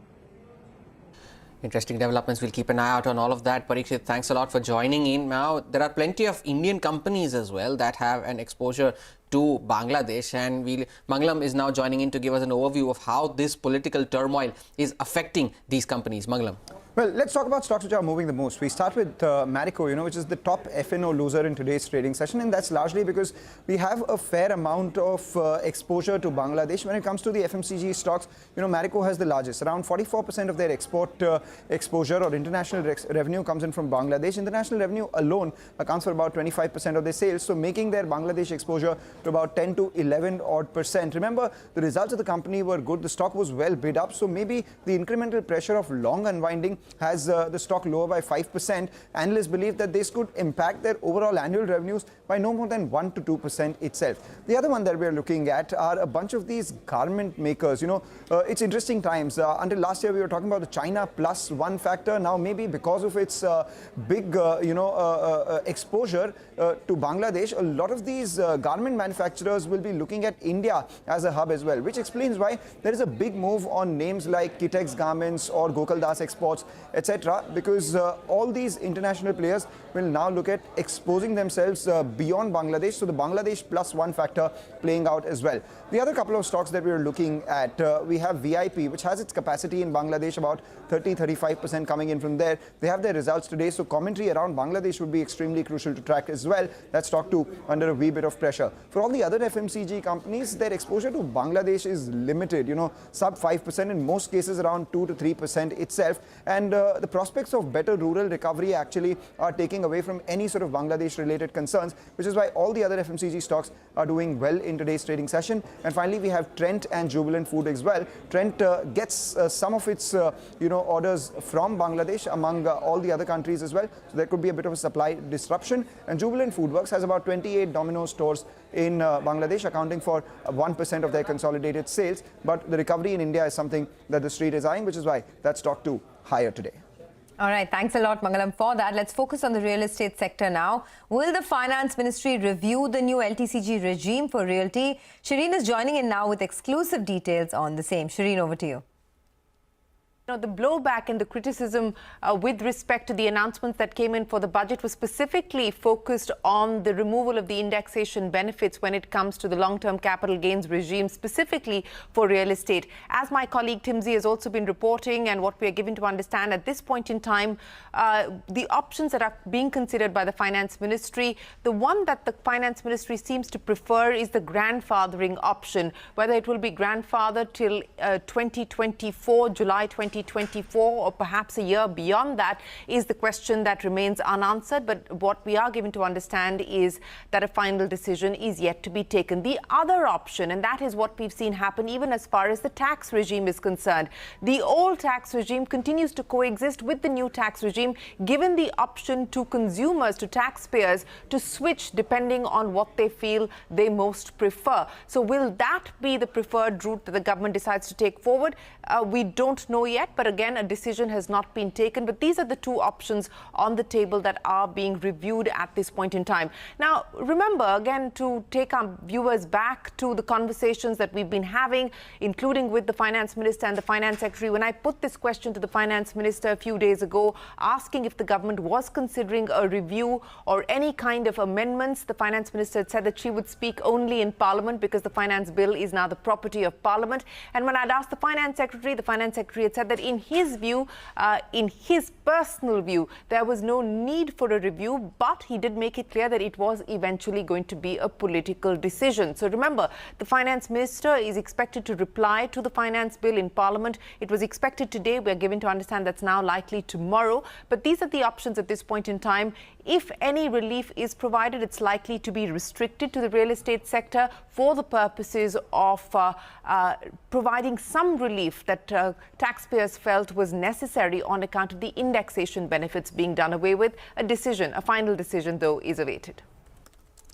Shireen, thanks a lot for that update. All eyes on the Finance Minister now. Time for a short break here on Business Lunch. Up next, we'll focus on the global markets and whether the recession fears could price in a higher rate cut by the Federal Reserve. Stay tuned, back on the other side.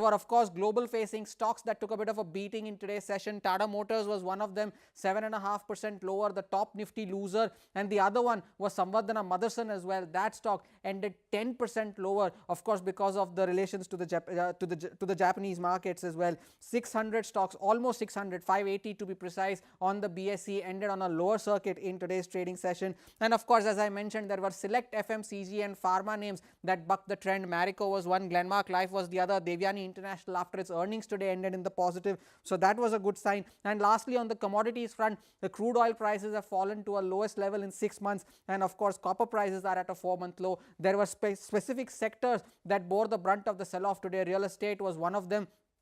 Almost every index constituent ending lower. The top losers there being Sunteck, Realty, Brigade Enterprises, Godrej Properties, all of them seeing losses of between 5.5% to 6.5%. Railway PSUs are bearing the brunt as well. IRFC, IRCON, RVNL down at least 25% now from the peaks that they made last month. Defense PSUs, a similar story playing out there as well. Mazagon Dock, Cochin Shipyard, Garden Reach, all of them ending lower, almost 5% or more. And metals having a meltdown in today's session. The metals index also was down nearly 5%, 6.5% lower for SAIL, similar for NALCO and Jindal Stainless, 7.5% lower in today's session. So all in all, red across the screen, and there was no sign of any sort of support at lower levels.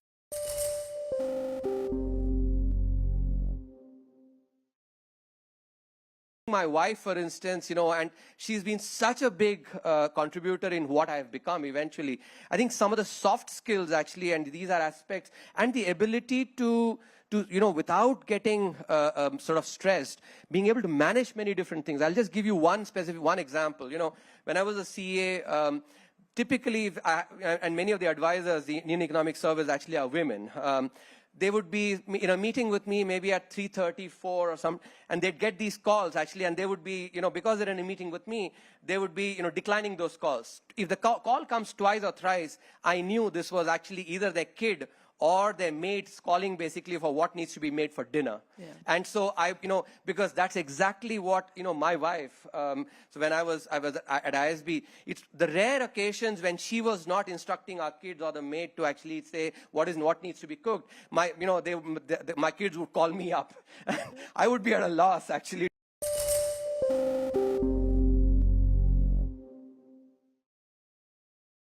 Believe in your strength, right?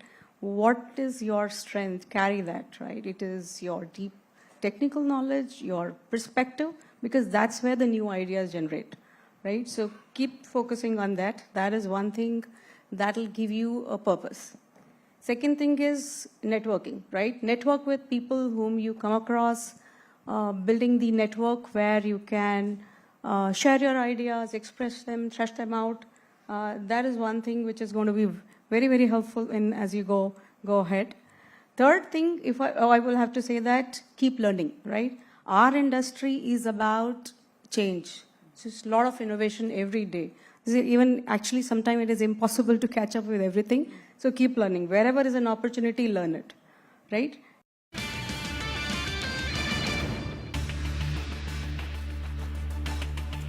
Welcome back to Business Lunch. Well, it was a dramatic Monday for Wall Street as stocks took a sharp fall. This has also pushed investors to price in a 90% chance of a 50 basis points rate cut in September. There is even a chatter of an emergency cut playing out. CNBC's Steve Leisman has more on that. Dramatic moves in the outlook for the Federal Reserve and rate cuts in the wake of the global sell-off in stocks that started in Japan and picked up steam in the U.S. Chicago Fed President Austin Goolsbee telling CNBC that markets are reacting more strongly than the Fed is likely to. If you look at how the market reacts in its predictions of the Fed funds rate, there's a massively more volatility in the market reaction on a day-to-day basis than in what the actual moves are.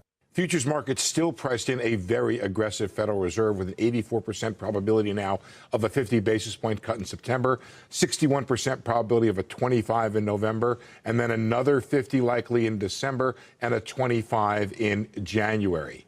Add it all up, and a total of 150 basis points of rate cuts are priced in over the next 4 meetings. That would bring the funds rate down to around 4% from the current level of 5.38. Goolsbee wouldn't rule out an emergency cut for which there is some pricing now in markets, but he also didn't say it was imminent. The Fed's job is very straightforward. Maximize employment, stabilize prices, and maintain financial stability. That's what we're going to do. We're forward-looking about it.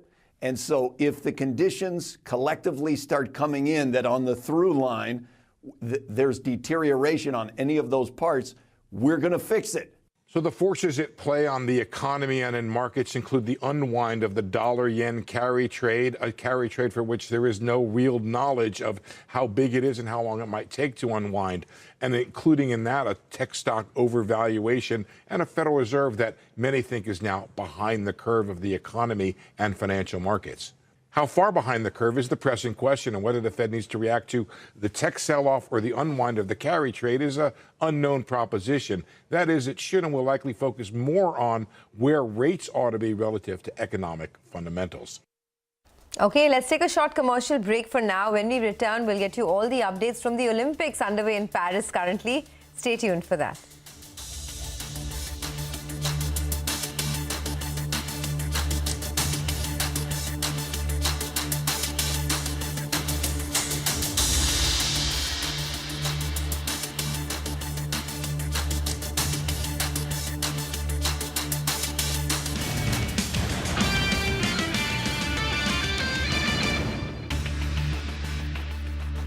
Not least, resilience, right? Don't get disheartened by a failure, right? Failures will happen. Learn from it.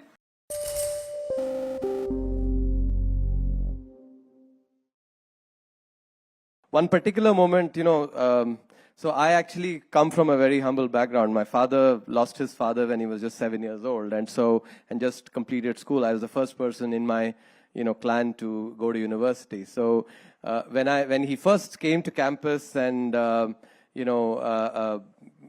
took him to the library, the Vijay Kelkar library there, I remember him actually being very emotional and saying, at least in my next life, I get the opportunity to study in a university like this. So that moment is something which is etched in my memory. I'll be absolutely honest, I did not even know what a chief economic advisor is at that time. If somebody said I'll be X, Y, or Z, or even executive director, I don't think even I knew what the International Monetary Fund was.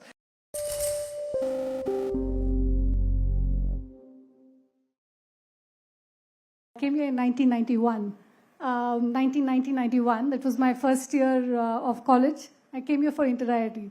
So I remember this campus especially, because this is one thing that I think especially the women need to hear.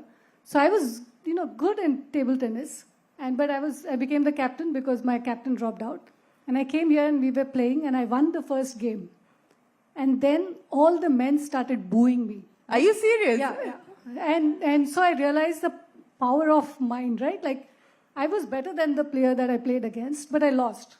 And I think that was my first lesson that I learned, which is that, you might be better, but sometimes, your circumstances make you believe you're not, and therefore you lose. So I think that's one thing that everybody needs to do, and I think coming back to this campus... We have to correct that. We have to give it a big round of applause now to make up for what happened in the past. Yeah, but my coach also gave me gajar ka halwa, so it was okay.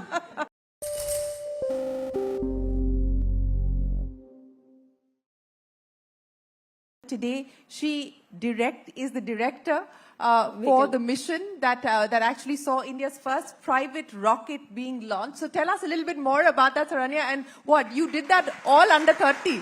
They gave me an opportunity to be the vehicle director for the mission. So it was a huge learning for me to build.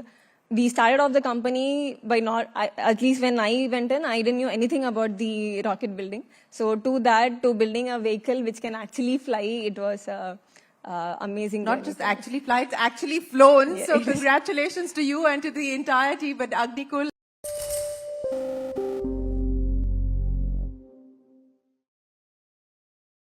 I know for many of the students here in the room, you're a role model, but you talked about Naveen being the initial role model for you when you got started. But let me end by asking you, who do you look up to today? Which are the companies that you respect and admire? And, is there anyone in specific that you would like to emulate in your style of working? The one individual that I have, I wouldn't say seen in very close quarters, but seen from some distance as part of my work in CI.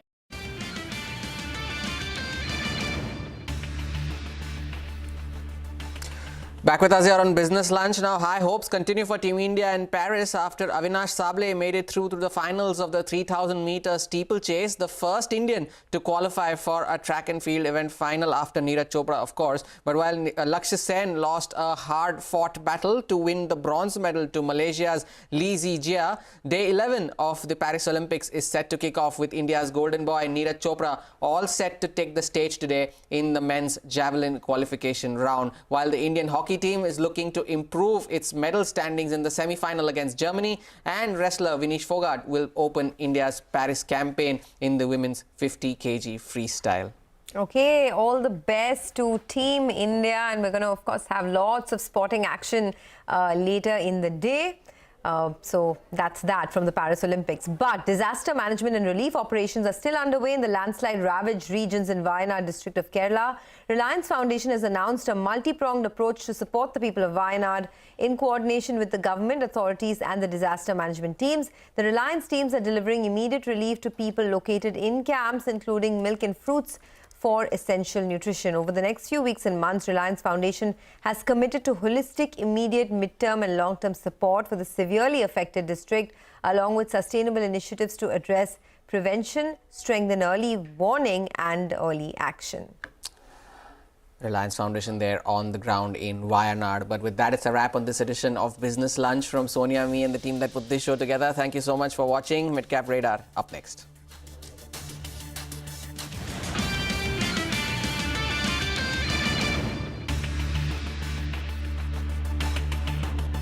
Is Mr. Uday Kotak. I think he has built a franchise in a bank that is truly outstanding. And to do it in one generation, and the quality of talent and the kind of ownership that that talent takes is remarkable.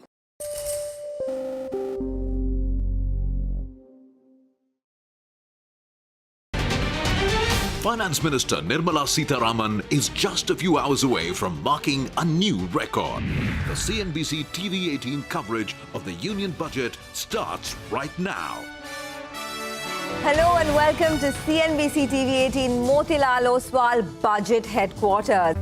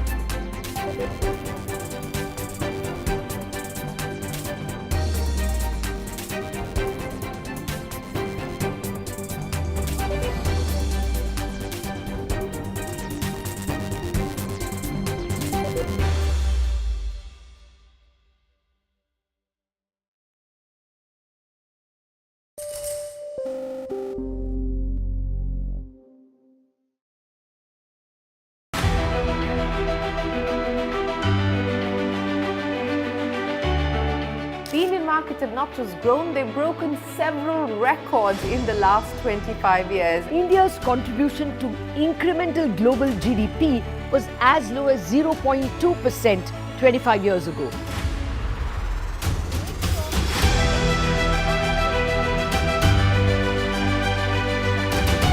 Over the last 25 years, CNBC TV18 has closely followed the remarkable ascent of India's pharmaceutical sector. There was a time 25 years back that it was all about the FIIs. If FIIs would buy, markets would rally. If FIIs would sell, market would fall. Earlier, we were net importers of steel. From IT services to SaaS, from consumer electronics to space tech, from mere programming to AI ML. Cars, two-wheelers, three-wheelers, commercial vehicles have significantly become much more expensive.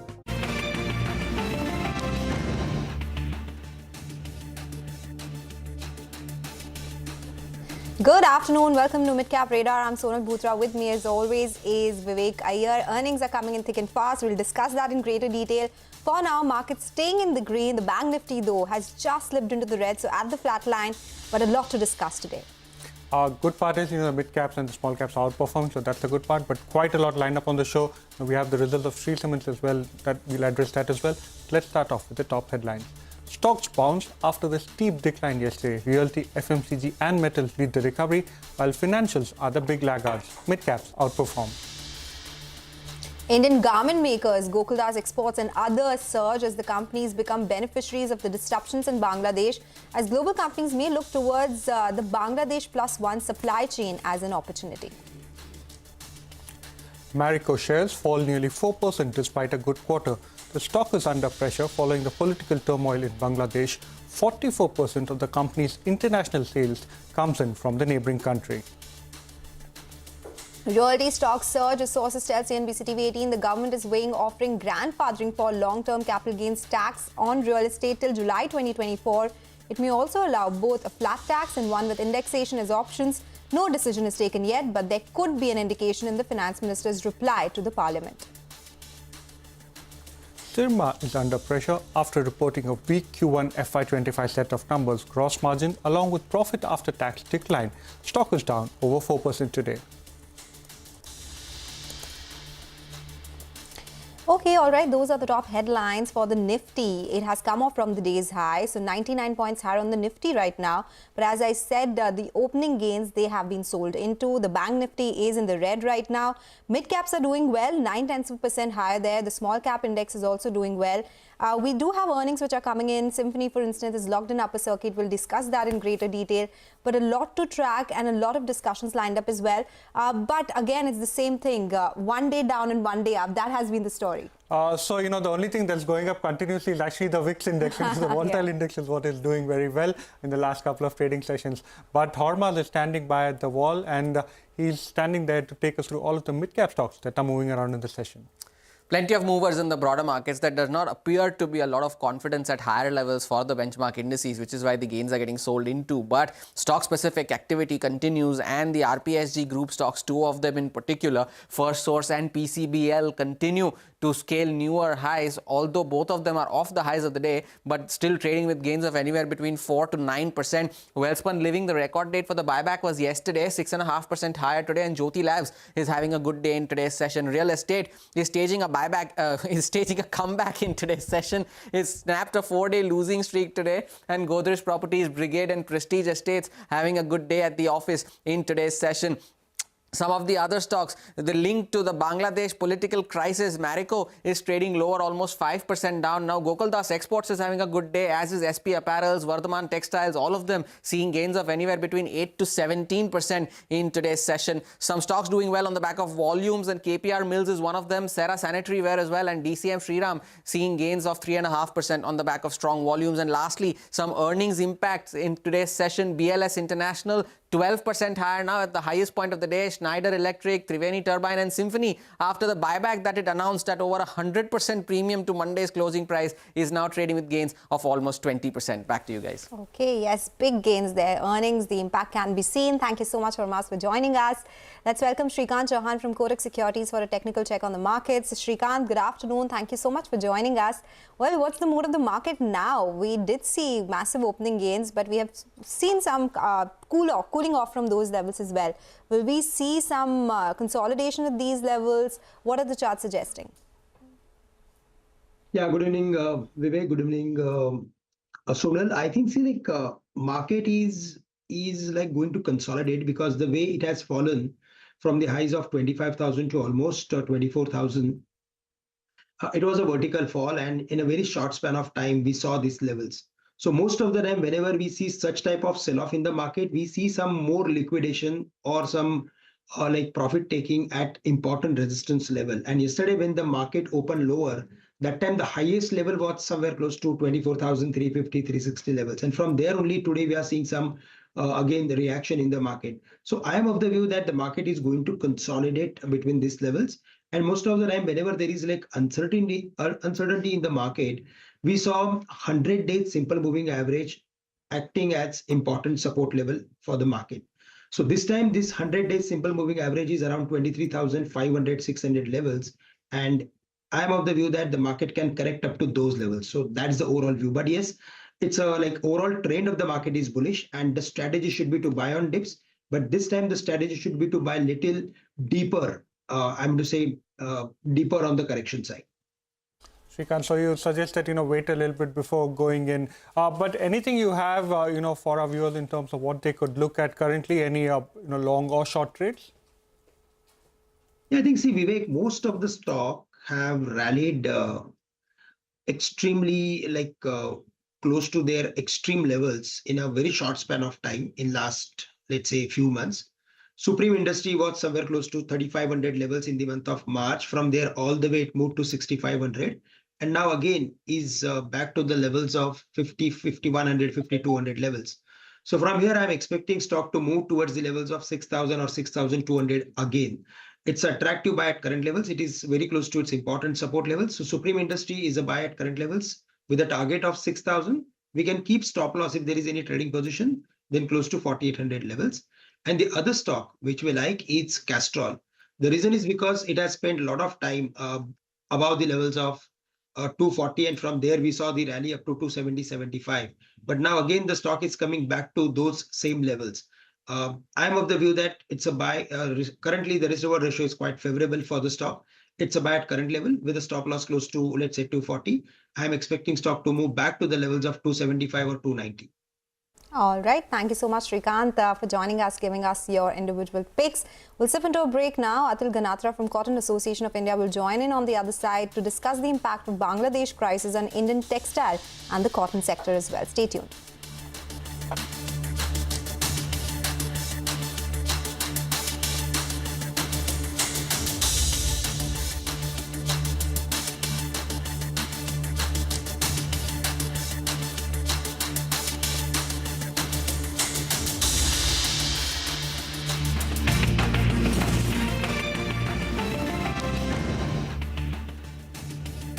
Decades ago.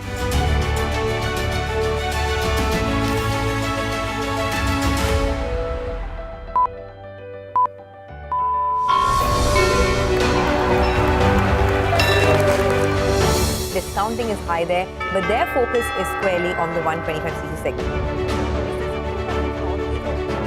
Now it is contributing 16% of incremental global GDP. Now we are looking at exporting the steel that's made here in India. Welcome to the first ever India Business Leader Awards.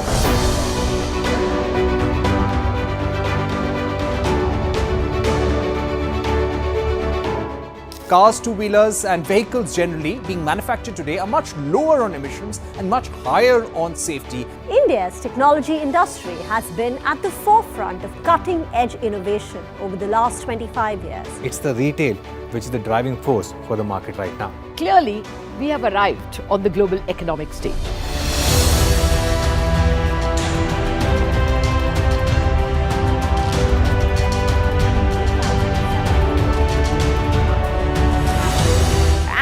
Great way to celebrate our own 25th year with new milestones being achieved on the Lal Street. 21 years of the Nifty from 1,000 to 10,000 today. Sensex and Nifty hit a record high. The Nifty rallying to a record high. We invite you to join us as we persist in leading coverage of the pharmaceutical and healthcare domain, documenting India's expanding expertise in medicines. 25 years of excellence and unparalleled growth. CNBC TV18, embarking on a quarter century of excellence.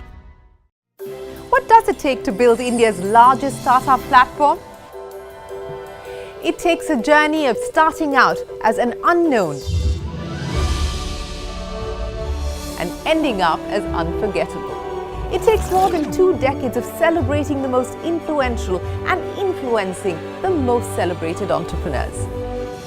From chronicling the stories of India's startup universe to becoming a success story in itself, as India's longest running show on startups and entrepreneurship, celebrating 21 action-packed years of building India's biggest startup community. Young Turks at 21. Only on CNBC TV 18 and cnbctv18.com.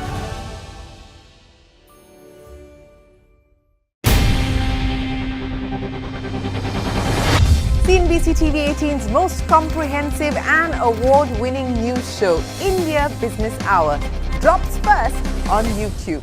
So get the first access to the most influential architects of policies and politics, the key newsmakers of the day. Discover the big themes as we decode the business of markets, macros and more. Be the first to go to the heart.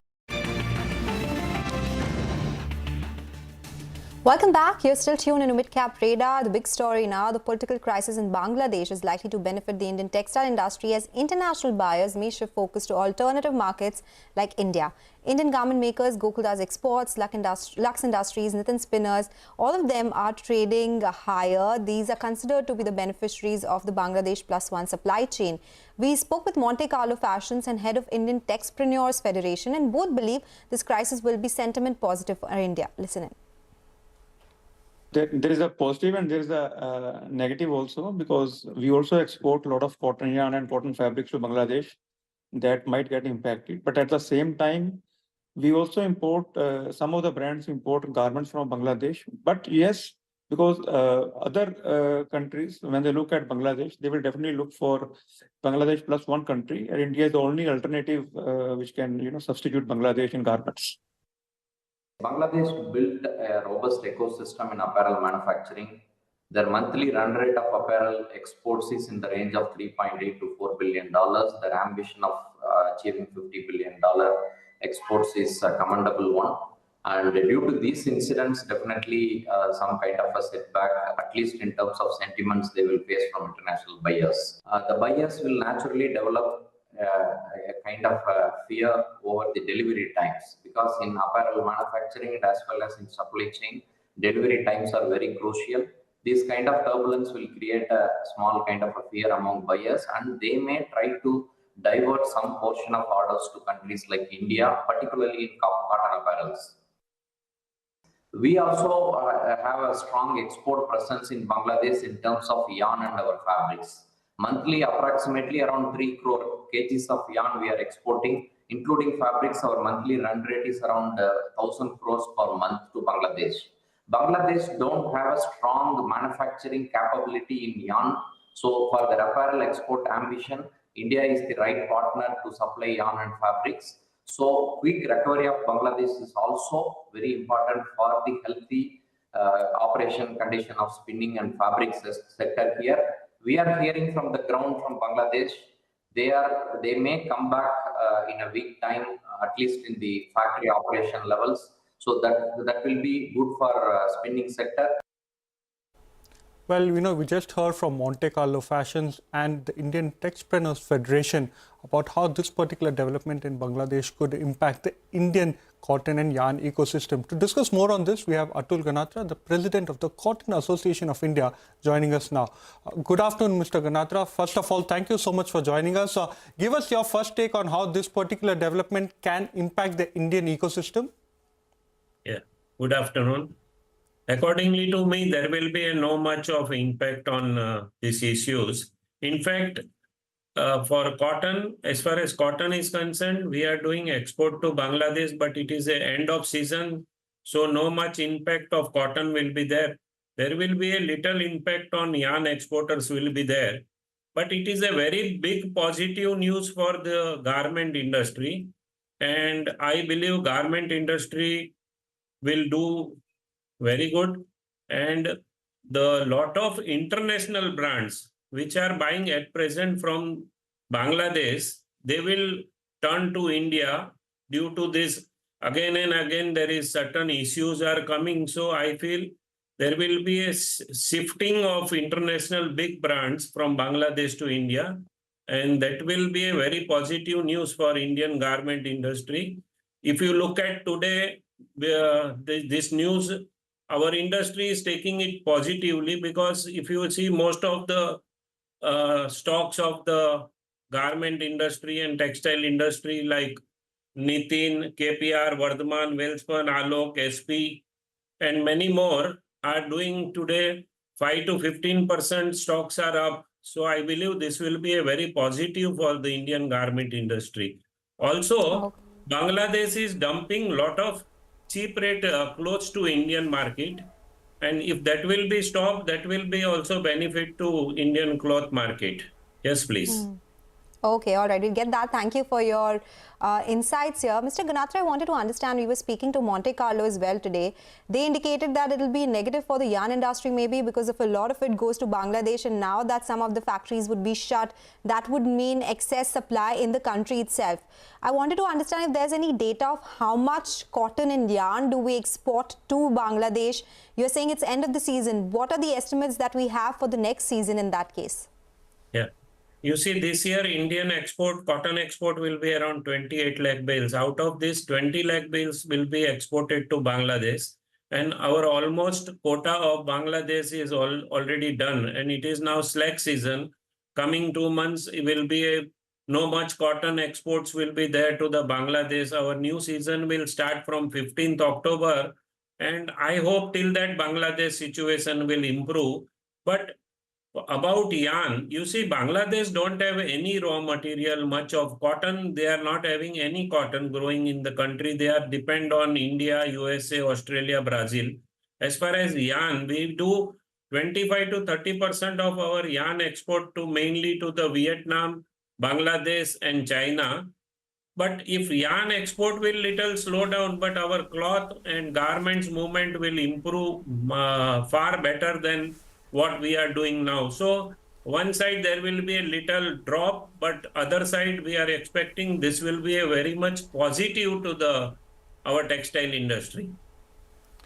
Mr. Ganatra, a two-part question, as a follow-up to that. Number one, how do you see prices of cotton as well as yarn, moving at least in the near term on the back of this sudden development that's happened? And number two, while you say it is a positive for Indian garment manufacturers, can you quantify it in some form for us in terms of, what is it that currently India gains, from the overall export market, and where can they take it higher up to? Yes. You see, Bangladesh problem is, they don't have any raw material. They do import of maximum raw material like cotton, yarn, etc. Only benefit to the China, Bangladesh, is their labor is cheap and power is cheap. But now after this new power policy has come, lot of Indian mills also, they are also having captive power. So our power also is comparable with Bangladesh, and our quality and quantity what we can offer, that will be, and the consistency will be there from the India. So I think lot of buyers will shift from Bangladesh to India. As far as cotton is concerned, the rate difference between ICE and Indian cotton, we are now, as on today, ICE future is at 68 cent, which is around 46,000, and Indian cotton is at 57,000. But ICE cotton future is of December month, and this future is only of 26.5 mm, which is a short staple. And against that, our Indian cotton rate is 29 mm, which is much superior cotton. If we have to compare anything with the Indian cotton, we have to compare Kotlook index, which is around 80 cent. And if we add 11% import duty, still our Indian cotton is cheap and best. Yeah. Okay. All right. Thank you so much, Mr. Ganatra, for joining us today and giving us all those details. So largely it's positive for the Indian garment industry. The cotton industry does not get impacted too much. The yarn industry may be a bit of a negative because the exports to Bangladesh could be impacted. TVS Motors numbers flashing for you. It's largely an inline set versus the poll. Margins at 11.5%, which compares with the poll of 11.5%. The profits also absolutely in line with estimates. The stock is holding in the green, up around 0.8%. Of course, we'll get Sonia with more details on this one as well. For now, the stock is at the day's high. We'll slip into a short break. When we come back, we'll get you more on the markets and put focus on Symphony. The stock is up 20% after reporting its Q1 earnings. Stay tuned for that.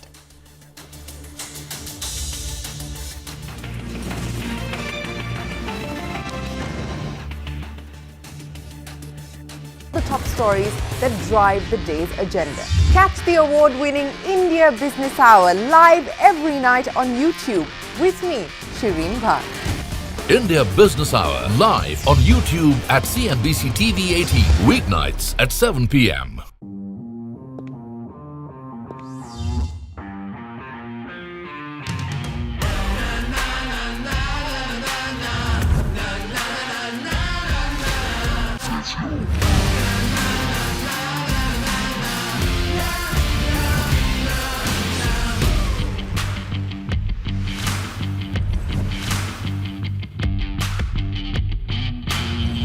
Make informed decisions with comprehensive analysis on the go. Strengthen your portfolio with real-time market updates on the go. Create effective strategies with insightful expert opinions on the go. Grow on the go with CNBC TV18, now streaming live 24/7 on YouTube. Even if the non-farm payrolls labor market data in the US was a bit disappointing, we're really not seeing other economic indicators at all pointing to a recession. And also keep in mind that the labor market is a lagging, not a leading indicator. So we really want to be looking more, say, at PMIs to get a sense of how well the US economy at least is doing.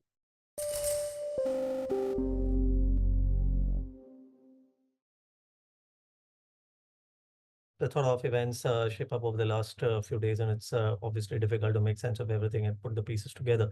There will be, there are different factors which have been affecting different regions, whether you take Japan or US or maybe even emerging markets for that matter. I think as far as the US is concerned, what we read and what we probably still share as a view and probably is a continuation of what we, in a way, expecting that, we will probably try and see some correction as far as the inflation dynamics out there are concerned, and some bit of slowing of growth as well. But in the meanwhile, I think what is happening is quite unexpected lines in a way. I would say that because there was this expectation that in the second half of the year, we will probably try and finally see some possibility of rate cuts emerging.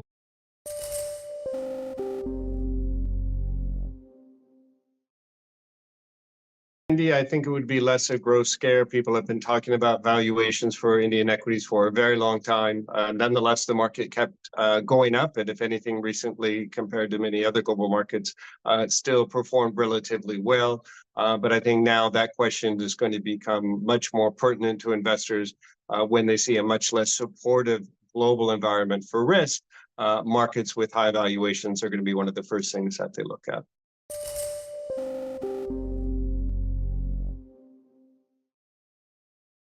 Big miss on the US jobs data has triggered recession fears. It's actually the first time labor market data, monthly jobs data in the US has been such a big miss in this particular cycle. And remember, till last week, expectations were that it's going to be, a very moderate soft landing, which will allow the Fed to cut rates. And it's all very well orchestrated. But this could mean that, it's not all under control.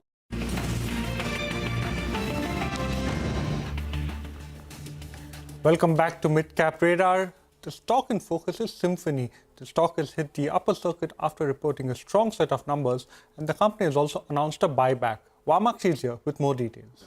Well, absolutely. It's a very strong set of numbers coming in from Symphony. Revenue has surged by almost 76%. The gross margins have improved by almost 100 basis points to 51%. But the operational performance of the company is stellar. The margins have risen from 8.6% to 21% roughly. And as a result, the EBITDA has surged from 26 crores to 111 crores.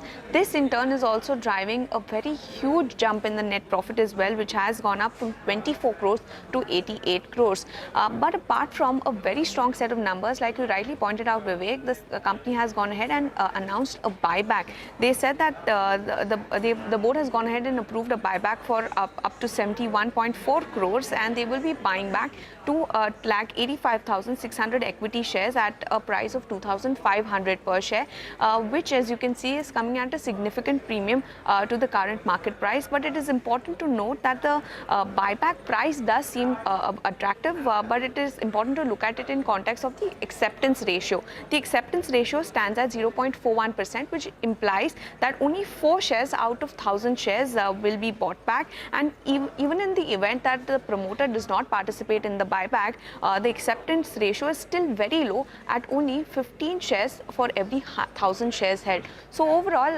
while the buyback price may seem attractive, the upside for retail investors may be limited. So definitely Symphony in focus on the back of strong set of numbers and the buyback that they have announced. Thank you so much for that, Vamakshi. So you've, number one, it's a very strong operational performance from Symphony, no doubt about that. But also, thank you for tempering the expectations in terms of the buyback, the actual quantum, and what is it that a retail shareholder will be able to actually tender and will get accepted. But one more stock on the radar is NCC. Just around 15 to 20 minutes ago, the company reported its Q1 set. Operationally, it appears that NCC delivered a strong set of numbers. But the one thing to keep on mind is the order inflow. The Q1 order inflow is just around 400 crores, while the company had given an order inflow guidance for FY25 in the range of 20 to 22,000 crore. So it appears as though a lot of heavy lifting would have to be done Q2 onwards by the company. Q1, remember, across the entire infrastructure space has been muted in terms of order inflow activity on the back of the elections. But that's all the time we have on this edition of Midcap Radar. Mutual Fund Corner when we return.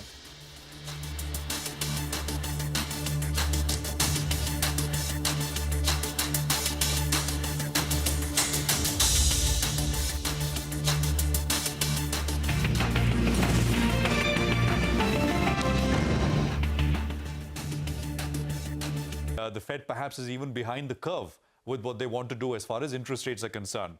As a result of which, US money markets are now pricing in a 50 basis point rate cut in September and a total of 125 basis points rate cut through the course of 2024. So the benchmark Nikkei is down over 20% in the last 3 days now. And you look at the USD JPY, that has fallen 20 yen to a dollar in the last 1 month. So basically, the currency has gone from 162 to 145 from the beginning of July. That's a massive move for a currency like that in such a short time span. The last time we had this magnitude of a rally, along with interest rate differentials between Japan and the US around 5%, it was back in 1998-99. And of course, we had that sort of LTCM crisis back then. Now, fears of yen carry trade unwinding is essentially reason number 2.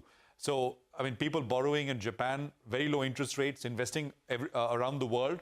And of course, the yen moving so sharply upsets plans. Stops are hit and there is a forced unwinding which takes place. So that is reason number 2. Number 3, and this went unnoticed under the radar for the first couple of hours when we began trading, but NVIDIA, the big reason why US stock markets have done so well is reportedly delaying its next AI chip Blackwell by at least 3 months.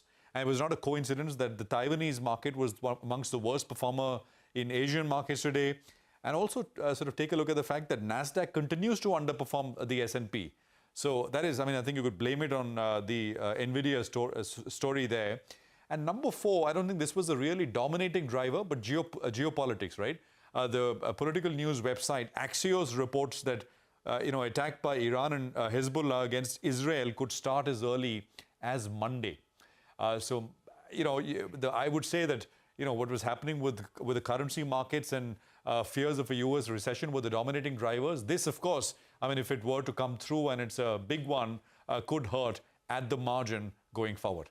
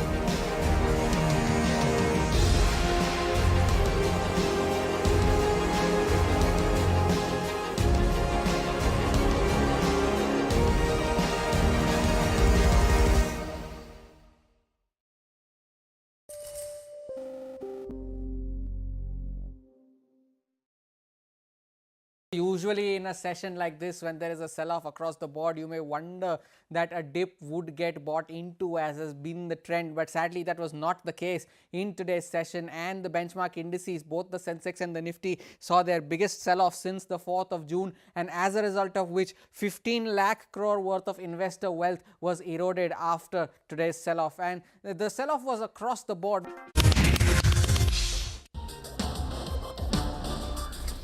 Hello and welcome to MF Corner. I'm Sonal Bhutra in the Mumbai studio. In our Tuesday special today, we try and simplify 2 different subjects for our viewers. First up, with Shweta Rajni of Anand Rathi Wealth, we discuss all about investing in gold, the approach post the import duty cut, the view amid geopolitical tensions, and also the most debated, equities versus gold, where should you invest? On the other side of the break, we'll discuss and make our viewers understand about the tax benefits to retail mutual funds in Gift City for NRIs and foreigners with Jay Kothari of DSP Asset Management Managers. So, power pack show. Let's start again with Shweta now. Thank you so much, Shweta, for joining us today. And there have been so many changes in the budget session, right? So let's discuss that first. How does the recent budget amendment impact gold ETFs and gold funds? And how does a gold ETF differ from gold fund after this change? Sure. So, what I'll do is I'll start with explaining the difference between a gold ETF and a gold fund. When you're buying a gold ETF, you're buying it at that current gold rate. It, in effect, means that, you're buying one transaction is 1 unit of 24 karat gold being purchased. Whereas in a gold fund, it's again investing into a gold ETF. So it's kind of a fund of buying an ETF. Gold ETF from a cost perspective is more efficient than a gold fund. ETF means you can exit any time. In a gold fund, generally you have an exit load. Coming to the tax, which has basically changed. Earlier, from 1st April 23 onwards, if you invested in a gold ETF or a gold fund, it meant irrespective of the holding period, you would be taxed at your slab rate. Post the budget changes, if you have invested into a gold ETF and your holding period is more than 12 months, it will be categorized as long-term and will be taxed to you at 12.5%. Whereas in a gold fund, if you hold it for 2 years, then it will be considered as long-term and taxed to you at 12.5%. Anything below that is short-term and taxed at the slab rate. So actually, post the budget changes, gold ETF becomes more tax efficient as compared to a gold fund. However, if you're looking at flexibility in terms of, wanting to do SIP investments or a few other things, then you have to choose. But from a tax perspective, ETF is better than a fund. Okay, so let's talk about all of these asset classes together. What do you prefer? Sovereign gold bonds, gold ETFs, or gold funds? Can you explain what works for each category? And if someone has to pick one, which one would that be? So, my vote, irrespective of which category you are as an investor, would be towards a sovereign gold bond fund.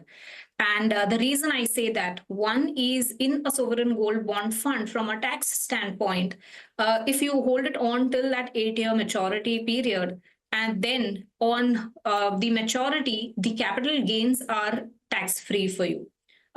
Second benefit of a sovereign gold bond fund is that apart from the gold price movement, you also benefit from a 2.5% of interest payment coming to you every year, which is taxed to you at your slab rate. So one, it gives you not just gold returns tax-free, it also gives you an additional return. However, the downside is it's not liquid, so you'll have to hold it on, in most cases, till the 8-year period. So if you have that time horizon, I would vote for going in for an SGB. Okay, all right. So sovereign gold bonds still, after whatever changes have come, continue to remain the top pick when it comes to investing in gold via different ways. What about physical gold, Shweta? The import duty cut, but that has reduced the final price for those who invested some time back. So it has happened with sovereign gold bonds as well. But how do you look at this particular way of buying gold or investing in gold?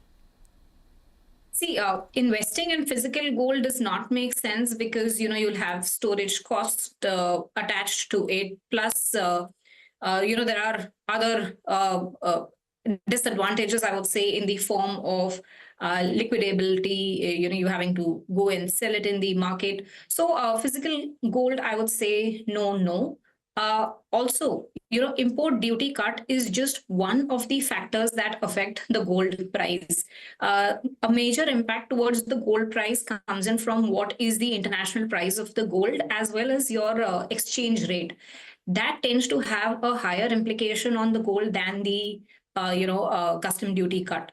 So therefore, if you're looking from that perspective, I would say go in for a SGB than even a physical gold. Okay, all right. So physical gold is not something that you would prefer so much against the other options. But say between a silver ETF and a gold ETF, which one do you think is more popular? Which one would possibly give better returns to an investor? So, silver ETF also in the last few years has been emerging and there's been enough takers for it. But if I look at in terms of cost efficiency, a gold ETF tends to be more cost efficient than a silver ETF. Second, in terms of liquidity, the liquidity for gold ETF, if you see, is also better than that of a silver ETF. So while being used as hedge against inflation and having an alternate asset class, both would work.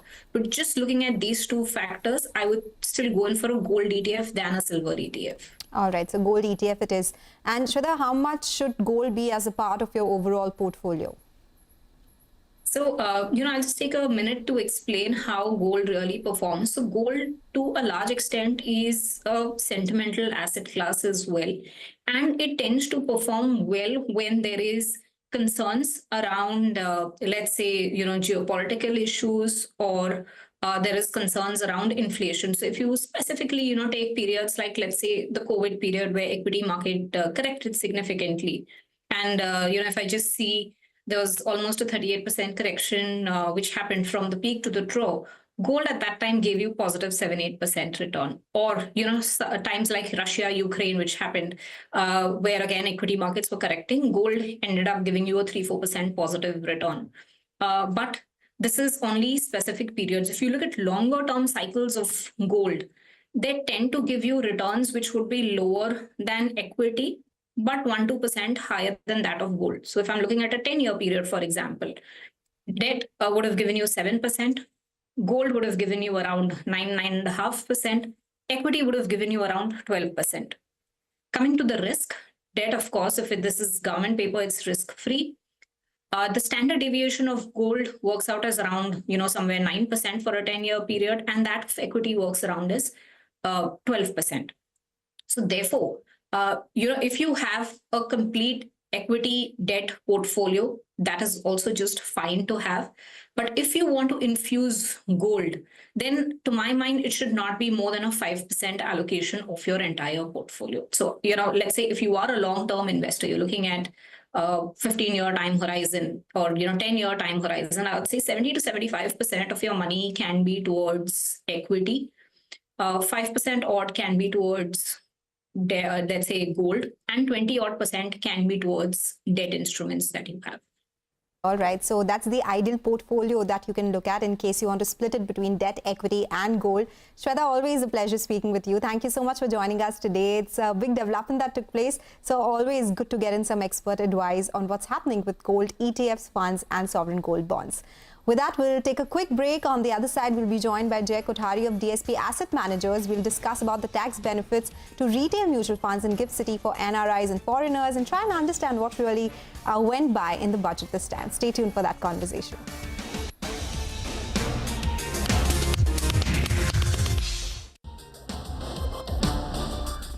Stocks ending in the red with just a select FMCG stocks and some pharma names bucking the trend in today's trading session. And the sell-off, as I mentioned, was across the board. Metals, media, realty, auto, PSU banks, all of these indices saw drops of anywhere between up to 4% or even more, with metals and real estate being the biggest sectoral laggards in today's trading session. The key point also to watch out for today was the India VIX, and at one point of time the VIX was up almost 52%, and and that was the biggest single day jump that it had seen since August of 2015, eventually ending 42% higher and above the mark of 20. That might be a cause of concern as well. There were, of course, global facing stocks that took a bit of a beating in today's session. Tata Motors was one of them, 7.5% lower, the top Nifty loser, and the other one was Samvardhana Motherson as well. That stock ended 10% lower, of course, because of the relations to the Japanese markets as well. 600 stocks, almost 600, 580 to be precise,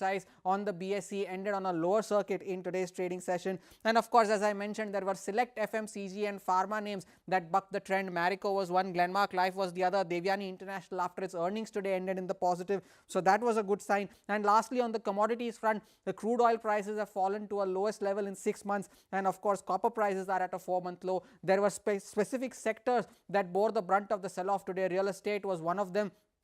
Almost every index constituent ending lower. The top losers there being Sunteck Realty, Brigade Enterprises, Godrej Properties, all of them seeing losses of between 5.5% to 6.5%. Railway PSUs are bearing the brunt as well. IRFC, Ircon, RVNL down at least 25% now from the peaks that they made last month. Defense PSUs, a similar story playing out there as well. Mazagon Dock, Cochin Shipyard, Garden Reach, all of them ending lower, almost 5% or more. And metals having a meltdown in today's session. The metals index also was down nearly 5%, 6.5% lower for SAIL, similar for Nalco and Jindal Stainless, 7.5% lower in today's session. So all in all, red across the screen, and there was no sign of any sort of support at lower levels.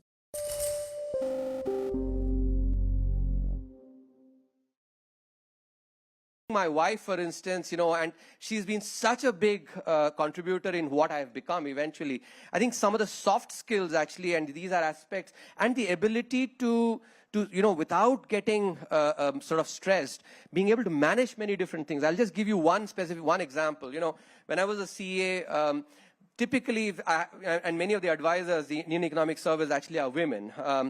They would be in a meeting with me maybe at 3:30, 4 or something, and they'd get these calls actually, and they would be, because they're in a meeting with me, they would be, declining those calls. If the call comes twice or thrice, I knew this was actually either their kid or their mates calling basically for what needs to be made for dinner. Yeah. And so because that's exactly what, my wife, so when I was at ISB, it's the rare occasions when she was not instructing our kids or the maid to actually say what needs to be cooked. My kids would call me up.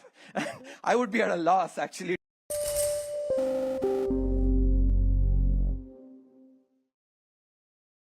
Believe in your strength, right? What is your strength? Welcome back. You're still tuned into MF Corner. Let's talk about the second important topic that we are going to discuss. This is the tax changes with respect to GIFT City that came by in the budget, which would impact retail mutual funds and NRIs and foreigners as well. To discuss this in greater detail and to understand the changes, we are now joined by Jay Kothari of DSP Asset Managers. Jay, good afternoon. Thank you so much for joining us today. Let's stick to the basics first up. What are some of the changes announced by the budget when it comes to GIFT City, and who does this impact?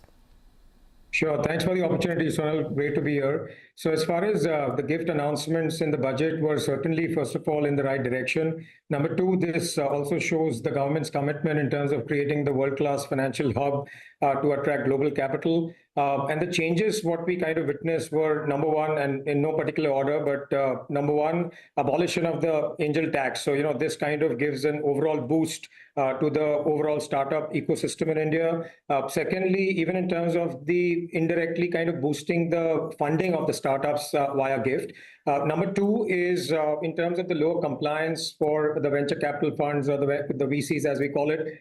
So this is, just in terms of removing the so-called hurdles which they had in terms of the sources of funds. So that's not required anymore. So that kind of eases some pressure from their perspective. Number three, and a very interesting one from a VCC structure, which is a globally recognized vehicle in terms of variable capital company, which a lot of kind of family offices and other institutions kind of set up in Singapore, which we've kind of heard a lot. So that becomes a natural progression where one can kind of set up that structure in the gift ecosystem. But however, there are a few nuances in terms of the number of tax holidays. So in gift, it's kind of limited. In Singapore, it's kind of for perpetuity or forever kind of a scenario. So that's something which is going to be an interesting opportunity. Other part is on the financial leasing, again, not related to the MFs or investments in particular, but when you're leasing aircrafts, ships, etc. So that's going to be a direct competition to Singapore, Lux, or Luxembourg, or Mauritius.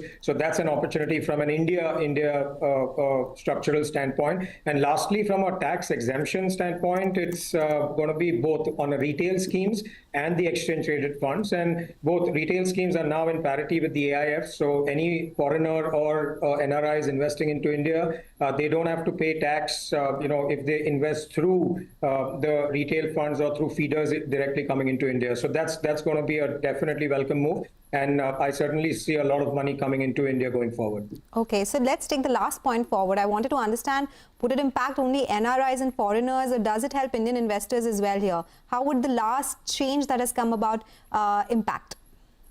No, we wish it was even for domestics, but that's clearly not the case. I mean, from a LTCG and STCG, it's very clear that the mutual fund investors in India, when we file taxes, we will continue to pay these taxes. This is more an advantage to the NRIs and foreigners who even come through the feeder structure. Even there's a segregation, so it's not that every investment structure in GIFT will be getting a benefit. The funds which are set up will continue to pay the LTCG and STCG as applicable, but the feeder structures, which you drop a sleeve in the GIFT City, which invests directly into the mutual funds in India, whether it's DSP or whichever mutual funds it invests into, that's a pass-through. So there you do not pay taxes, so that's going to be a benefit. But for investors in India, it's status quo. The only benefit is that if you want to kind of just take it with a positive bent, is that once a lot of money kind of flows or continues to flow into India, that's going to be good from a flow perspective from an Indian investor standpoint. Okay, all right. So that makes sense. And thank you for explaining that in such great detail. But do tell us, how does it impact AMCs? Do all the AMCs have the license to operate funds in GIFT City? If not, which are the ones that do have it currently? No, so no, not everyone has it, and it's not natural that everyone has to have it. So it's a choice like any other aspect. So DSP for one, we are one of the largest kind of GIFT operations, with having almost $600 million we manage out of there already. We have to take in fund management entity license within the GIFT IFSC for operating under GIFT. So to answer your question, no, not all AMCs have it, but gradually I won't be surprised if most of them have it, because there is an inherent opportunity for money coming into India, and it's ease of operation. So initially, if you go back 10 years, 15 years, a lot of investment management entities were set up in Singapore and otherwise, because Indian mutual funds or managers were not allowed to invest money sitting here in India. But now you can have a fund management entity in GIFT, so it's not very far away. It's just kind of 3-4 hours from here. So that makes it conducive. But yes, going forward, I do expect a lot of asset managers to set up shop within the GIFT entity. That was going to be my next question. If we'll see more retail funds, ETFs being launched now in GIFT City because of this change. Are there any right now? What is just the expectation after this change that has come about? Yeah, no, so it's a very valid question. So I think the only difference why you didn't see any retail funds getting launched, and it was mainly the AIFs, including us. We've launched mostly the AIF strategies, but incrementally after the clarification in the budget where retail will also be classified under the same kind of tax regime as AIF, this will encourage a lot of people to now start going with more retail strategies. We have done that as well. So over the next few months, you'll see a lot of retail funds being launched within the GIFT structure. Okay, all right. Jay, last question before we let you go. We've been seeing a lot of changes already. RBI raising that limit that had come by here. Now, an Indian investor can open an offshore account there if they have payments abroad. Is there any other change that investors should be aware of from a GIFT City perspective that could benefit the Indian investors as well? Of course, the NRIs and foreigners, something that you explained right now. No, absolutely. I think it's from a direct impact standpoint, the way we need to look at it is that India is still not an obvious in terms of the global allocation from funds or investors, whether it's hedge funds, family offices, sovereign wealth funds, pension funds. So I think when they look at India, now the question is from why India to how India. So how do you access India? So this becomes an obvious kind of answer in terms of GIFT is another opportunity. So Mauritius and Singapore were other opportunities, but now with the proactive regulation, I think there is another option, and through this a lot of money will come in. And I think from our perspective, what we need to understand is that global funds are still underweight on India. So if we see over the next 5 to 7 years, even if $25-30 billion per year can come in through the FPIs, it is going to be a function of how easy we are making it for global investors to invest into India. And with all these proactive steps, I don't see any reason why foreign investments should continue to flow, even after a lull, which we've seen over the past couple of months, where retail or domestic institutions have kind of outpaced foreign flows. So I think I remain very hopeful in terms of foreign flows entering in India. Okay, all right. Take that point, Jay. Thank you so much for joining us today with your take and to explain the changes that we've seen in the recent budget when it comes to Gift City. Hope to be speaking to you very soon again. All right. Thank you. Okay, all right. That's all we have on the show today. But stay tuned for Closing Bell to take you through the last hour of trade.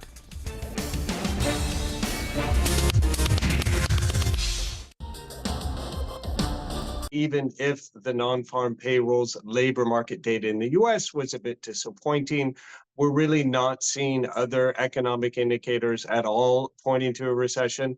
And also keep in mind that the labor market is a lagging, not a leading indicator. So we really want to be looking more, say, at PMIs to get a sense of how well the US economy at least is doing.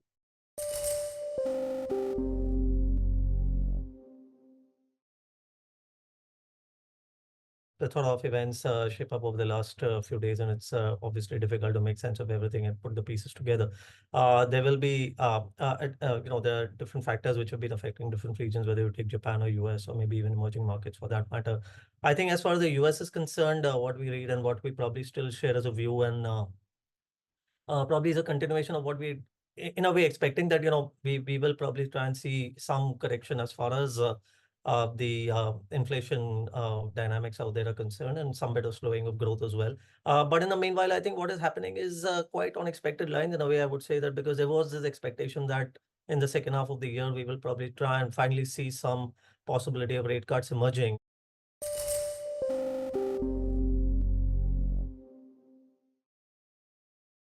India, I think it would be less a growth scare. People have been talking about valuations for Indian equities for a very long time. Nonetheless, the market kept going up, and if anything, recently compared to many other global markets, it still performed relatively well. But I think now that question is going to become much more pertinent to investors when they see a much less supportive global environment for risk. Markets with high valuations are going to be one of the first things that they look at.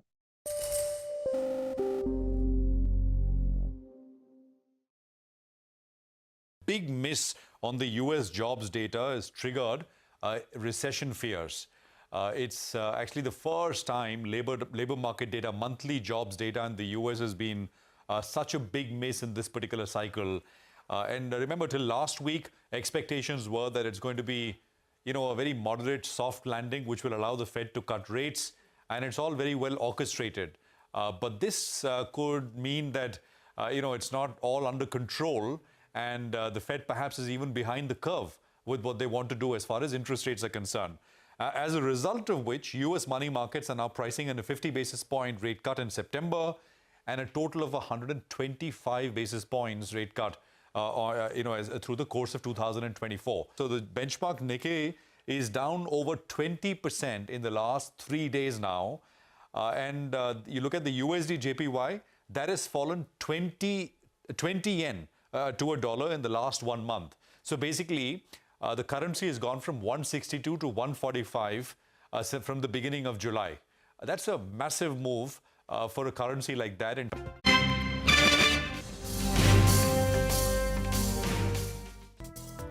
Today, it's a big rebound that we are seeing. There is a fair amount of trade that we have with Bangladesh. The impact on some companies will be a little more than the others. The economy deteriorates, Fed will, and I quote, fix it. This is how markets behave at these kind of big inflection point. First trades 160, 170 points higher, I think, is where we are starting on the Nifty.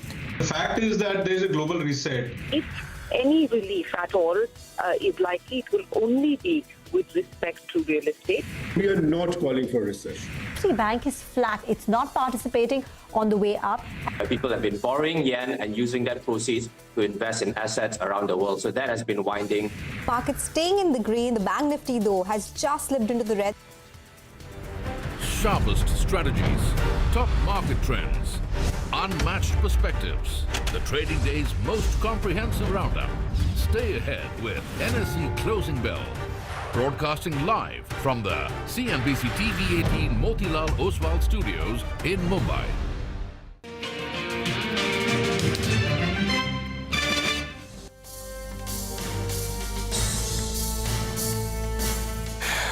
Well, we are all smiling, but the market is not smiling. The market is not hurting, but we're off the high point of the day quite a bit, actually. Banks is essentially the problem child here. We'll talk about all of that. This is Closing Bell, last hour coming up. We're coming to you from the CNBCTV18 Motilal Oswal Studios. I'm Prashant Surabhi, Rima with me here in the studios, and Nigel is joining in from the newsroom floor. Guys, hi, good afternoon. Hi, afternoon. Is disappointing the word for today's trading session? That's exactly the word that I had in mind. When he said not smiling, not happy, I was thinking of it's a bit disappointing. No, because, a lot of the Asian markets managed to retain some of that pullback. Some of the European markets are still flashing at least a little bit of green, but we have decided to go with red. Let's see. Last hour is still there, so let's see. No, I think, so I think basically it's all global, right? Nikkei managed a 10% bump. The graphics will come up. You had Nikkei, which was up 10%, so almost reversing yesterday's losses. But the follow-through into Europe is not really visible to that degree. I mean, actually, very, very hesitant kind of moves across the European board. As I was coming in, I looked at the US futures. NASDAQ futures have cut their gains in half. I mean, they were up about 1.4%, I think about 0.75% higher. So I think, and of course, you look at the dollar JPY as well, that has also pulled back a little bit. The dollar was stronger, the yen was weaker, but the yen has moved up, the dollar has come off a little bit. So I think, at the margin, everyone is, of course, watching what's happening at on the global screen, really. Now, in terms of the levels, basically, the Nifty is about 300 points off the day's high. Bank Nifty, for a brief moment, broke yesterday's low. And I think it is starting to pull back a little bit once again. So, the low is absolutely same. So today's low is 49,660. Yesterday's was 49,719. So we broke yesterday's low for a brief bit, but we're trying to pull back here.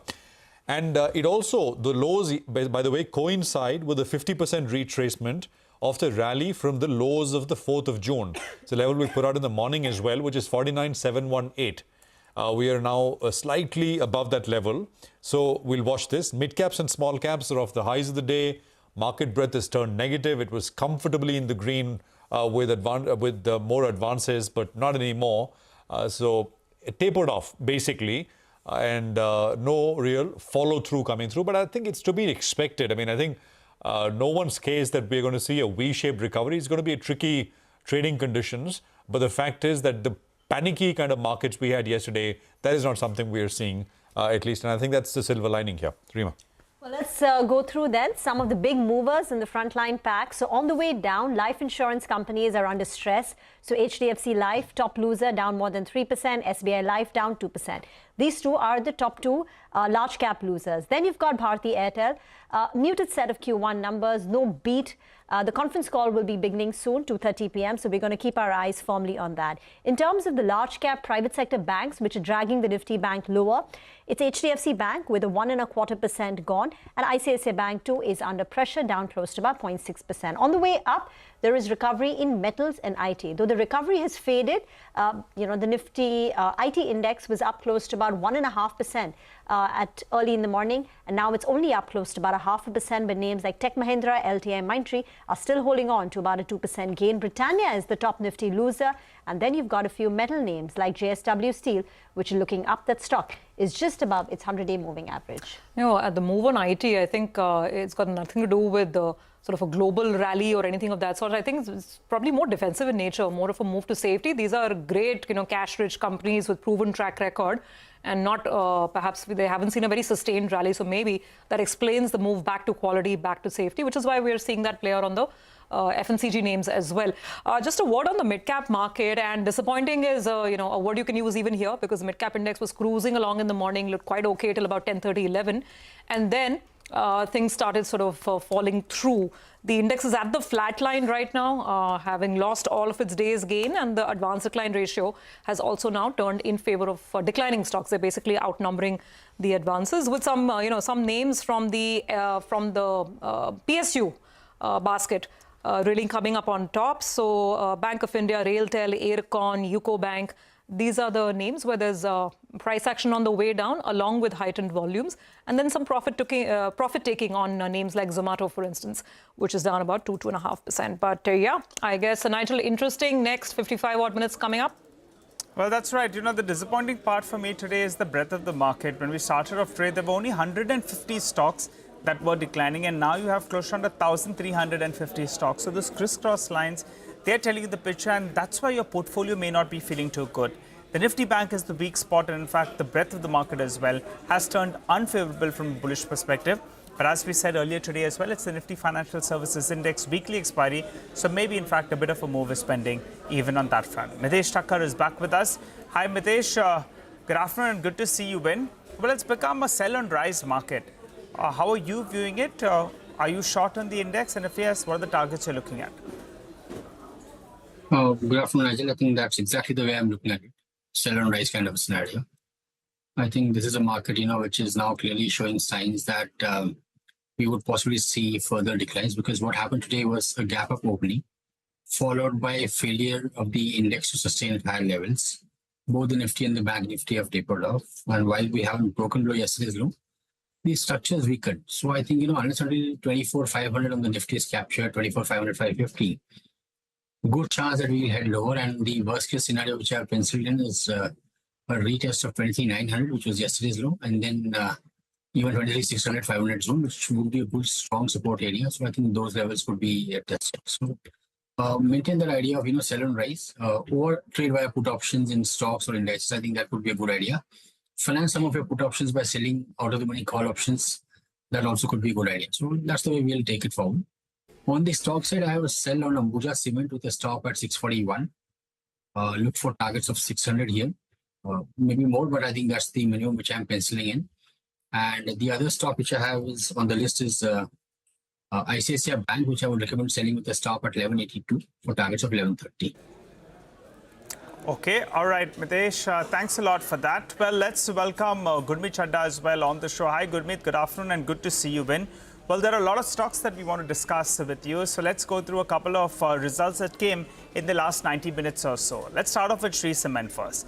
The numbers actually are looking quite weak. On the top line, well, there was a volume growth of closer around 8%, which is a little bit better than what we were working with. We were expecting volumes of around 9.5 million tons.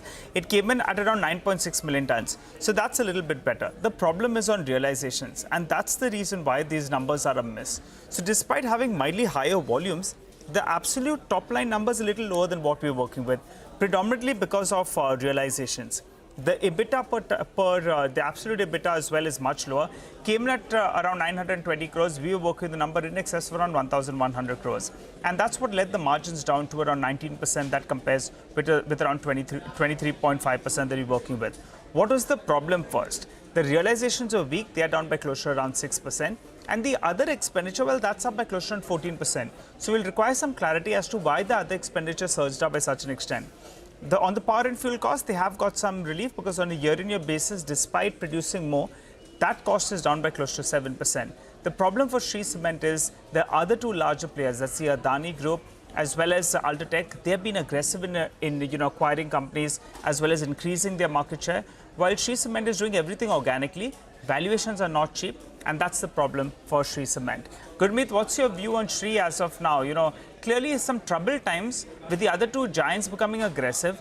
Their numbers are not really coming about, and margins are under pressure. Your take?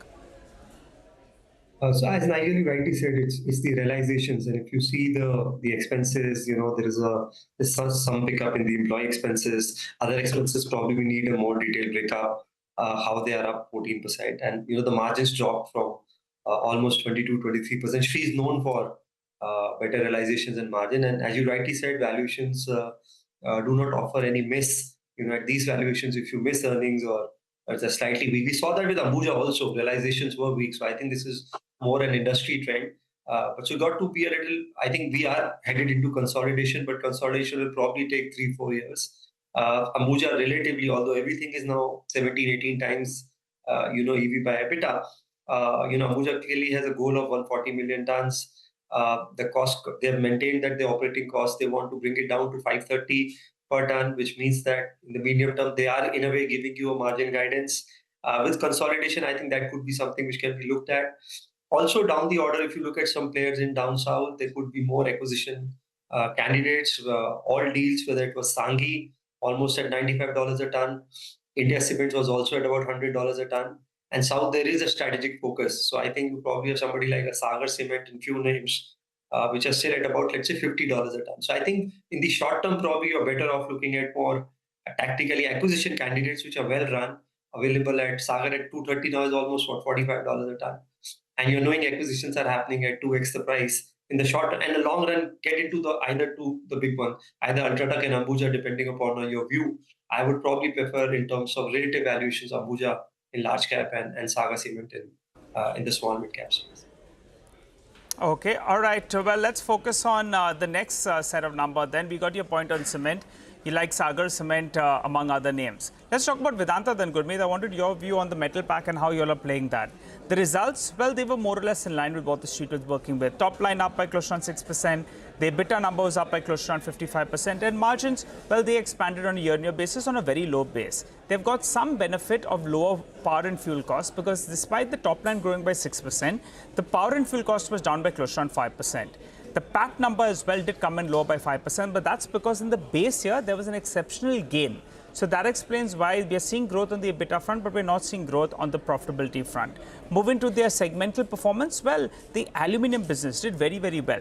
Just a few quarters ago, they were doing around 2,000 crores per quarter on the aluminium front. Well, that's gone up to more than 4,000 crores on a per quarter basis. So aluminium is the one that's driving the way. The problem is that aluminium prices have corrected post the first quarter. And that's why this profitability may not hold or will not hold actually. The oil and gas business, it continues to struggle. So you're still waiting by for profitability to catch up out there. Besides the numbers, the commentary is important. And, on the debt front, well, it's gone up marginally. The debt number on a year-on-year, on a sequential basis actually, has perked up a little bit, but that's par for the course. The management says that the demerger is on track. All the approvals are in. The key creditors like SBI and LIC, they have given their no objection certificate. So that's positive because the street is looking by for some value unlocking. And also they're saying they raise 8,500 crores by the QIP road. That's going to help them deleverage their books. They've also released the pledge on Hindustan Zinc's book out there. And they've said that the interest savings will be around 1,100 crores from this particular QIP. So put everything together, one of the best plays on the metal space. The numbers are good. The problem is the global environment has turned a little bit jittery, and that's why the stock is not reacting in that manner. Gurmeet, what's your take on this one? So, I agree, Nigel, it's one of the cheapest metal stock available, but it is cheap for a reason.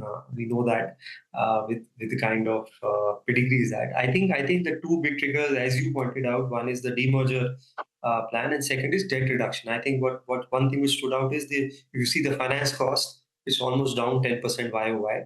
The net debt has also come down. So I think that's something market would be looking at, more closely to make it, let's say, value closer to some of the leading names there.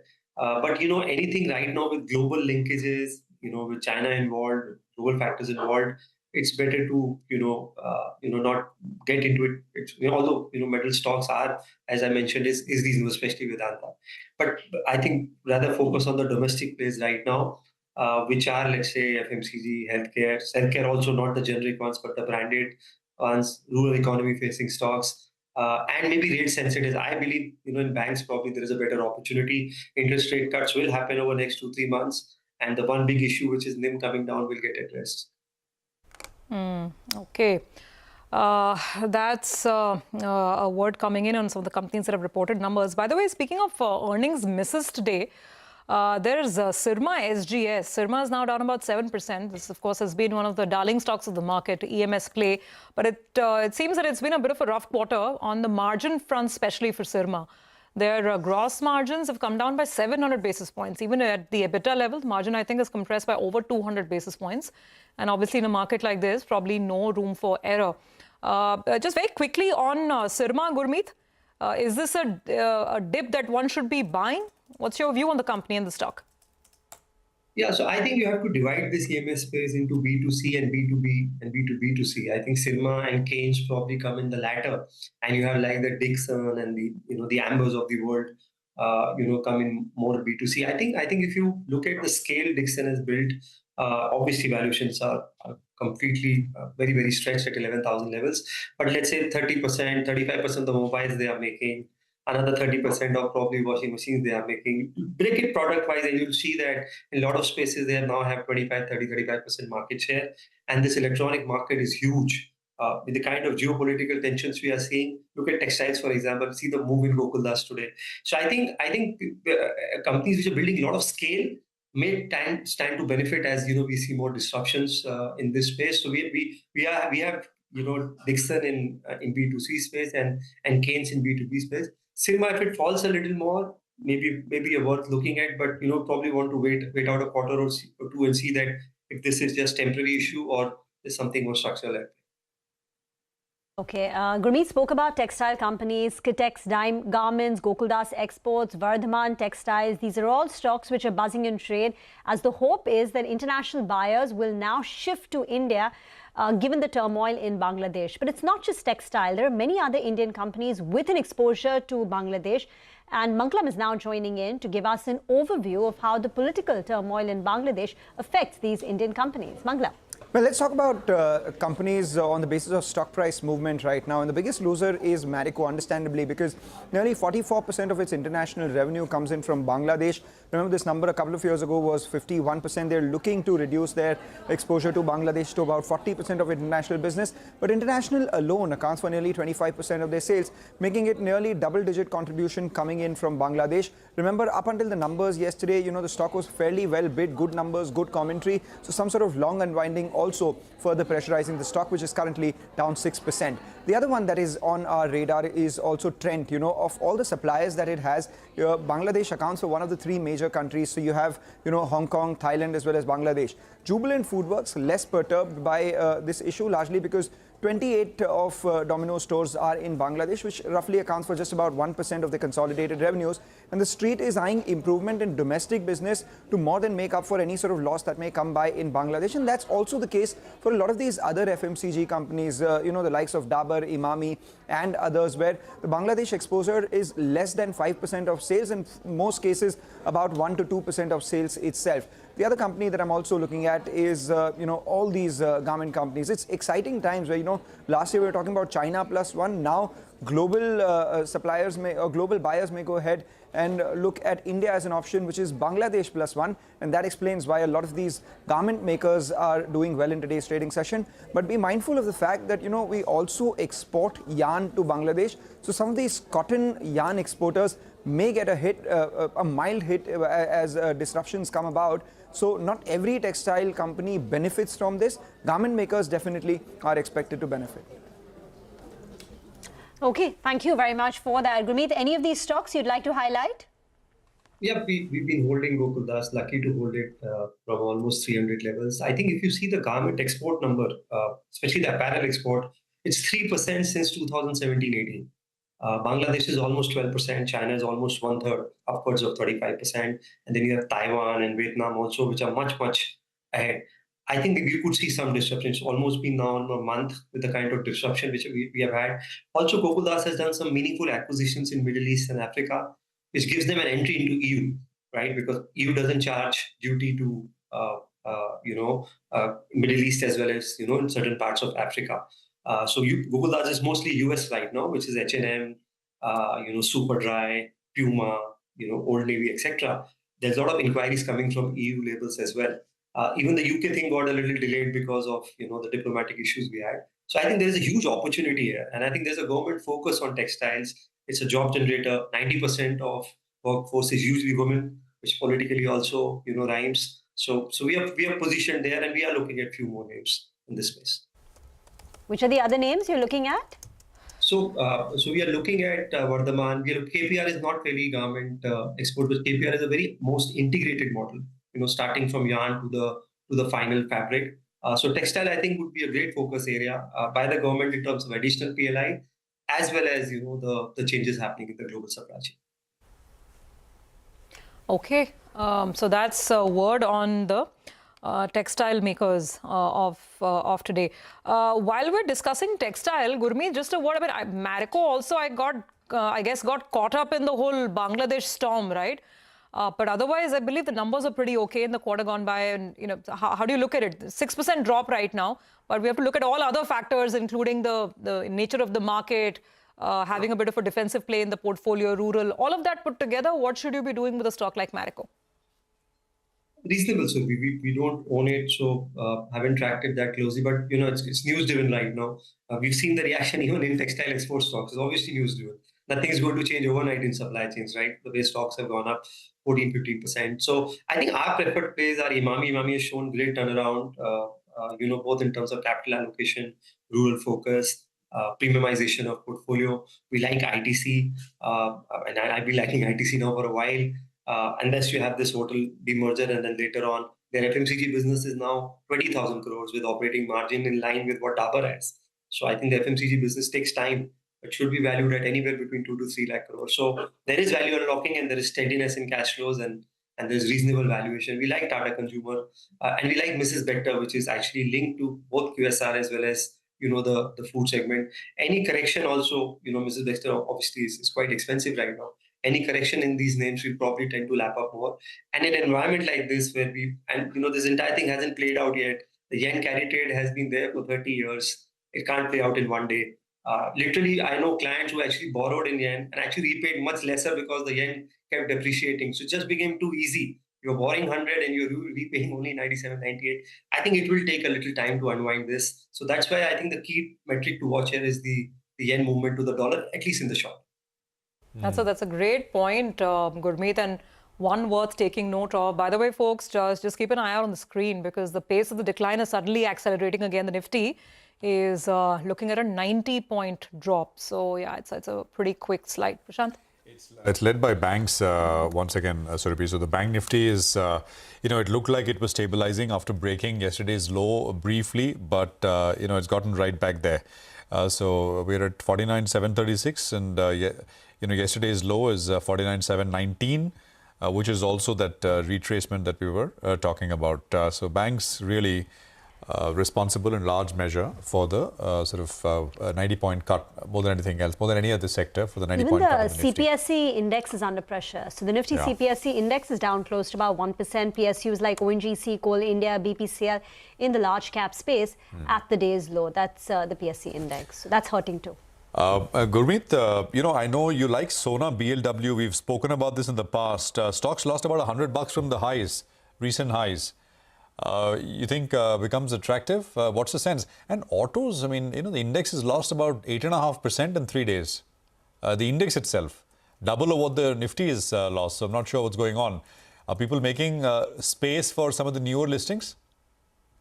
I think it will be a bit of rotation and profit booking also. A lot of stocks like, let's say, Sandhar, Uno Minda, they almost became 2x in a matter of, few months. What has happened, Prashant, in this space also is that Sona obviously has a good EV portfolio, incremental orders coming there, both for hybrid gears and hybrid assemblies. Other spaces, what has happened is there's hardly been any capex in IC engine parts because the entire world is focused on, EV and other forms of, cleaner vehicles or new age vehicles. And look at, for example, TVS numbers today. They did 11 lakh units, of which 10 lakh is between motorcycle and scooters. iQube was about 50,000 units for the quarter, right? So even if you take industry as a whole, which is 1.2 crore, 1.3 crore units, it's less than 10%. And the bulk of the capex has happened on EV side. So what has happened is that a lot of the existing portfolios, guys who make locks, switches, people in fabrications, tooling, forgings, there's hardly been any capex, and now they are running at 80-90% capacity as auto demand comes back. So we are very constructive on, let's say, Uno, Sandhar, Sona BLW, Samvardhana, Sumi, some of the names like Lumax. I think there will be a lot of operating leverage playing out. Plus, Ukraine got disrupted because of the war. That's the second largest country on IC engine parts. So I would be very focused on auto value chain. I think there is sometimes non-glamorous sectors like textile, IC engine parts can make money for you. Okay. All right, Gurmeet, we'll leave it there. Thank you very much for joining us. It's a pleasure as always, and thanks for being here. 23,990, so small recovery, 15-point recovery from the last time we looked at the Nifty, but that's about it. We take a break, we're back. We'll have Rajesh Bhatia of ITI Asset Management Company joining in on the other side. Stay tuned.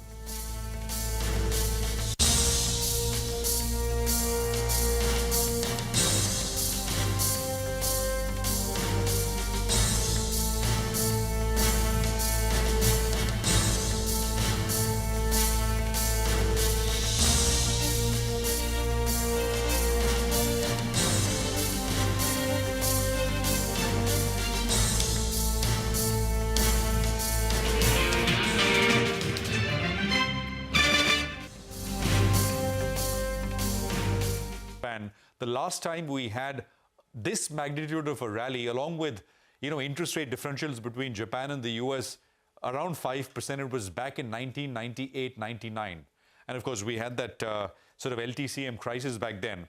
Now, fears of yen carry trade unwinding is essentially reason number two.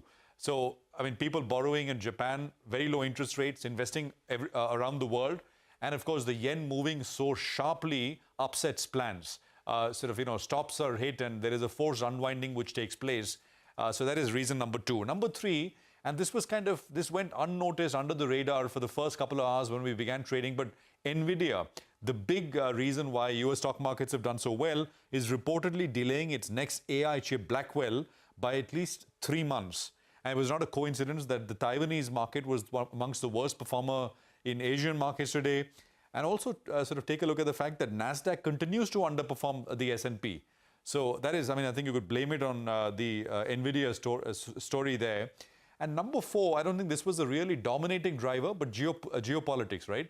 The political news website Axios reports that, attack by Iran and Hezbollah against Israel could start as early as Monday. I would say that, what was happening with the currency markets and fears of a US recession were the dominating drivers. This, of course, if it were to come through, and it's a big one, could hurt at the margin going forward.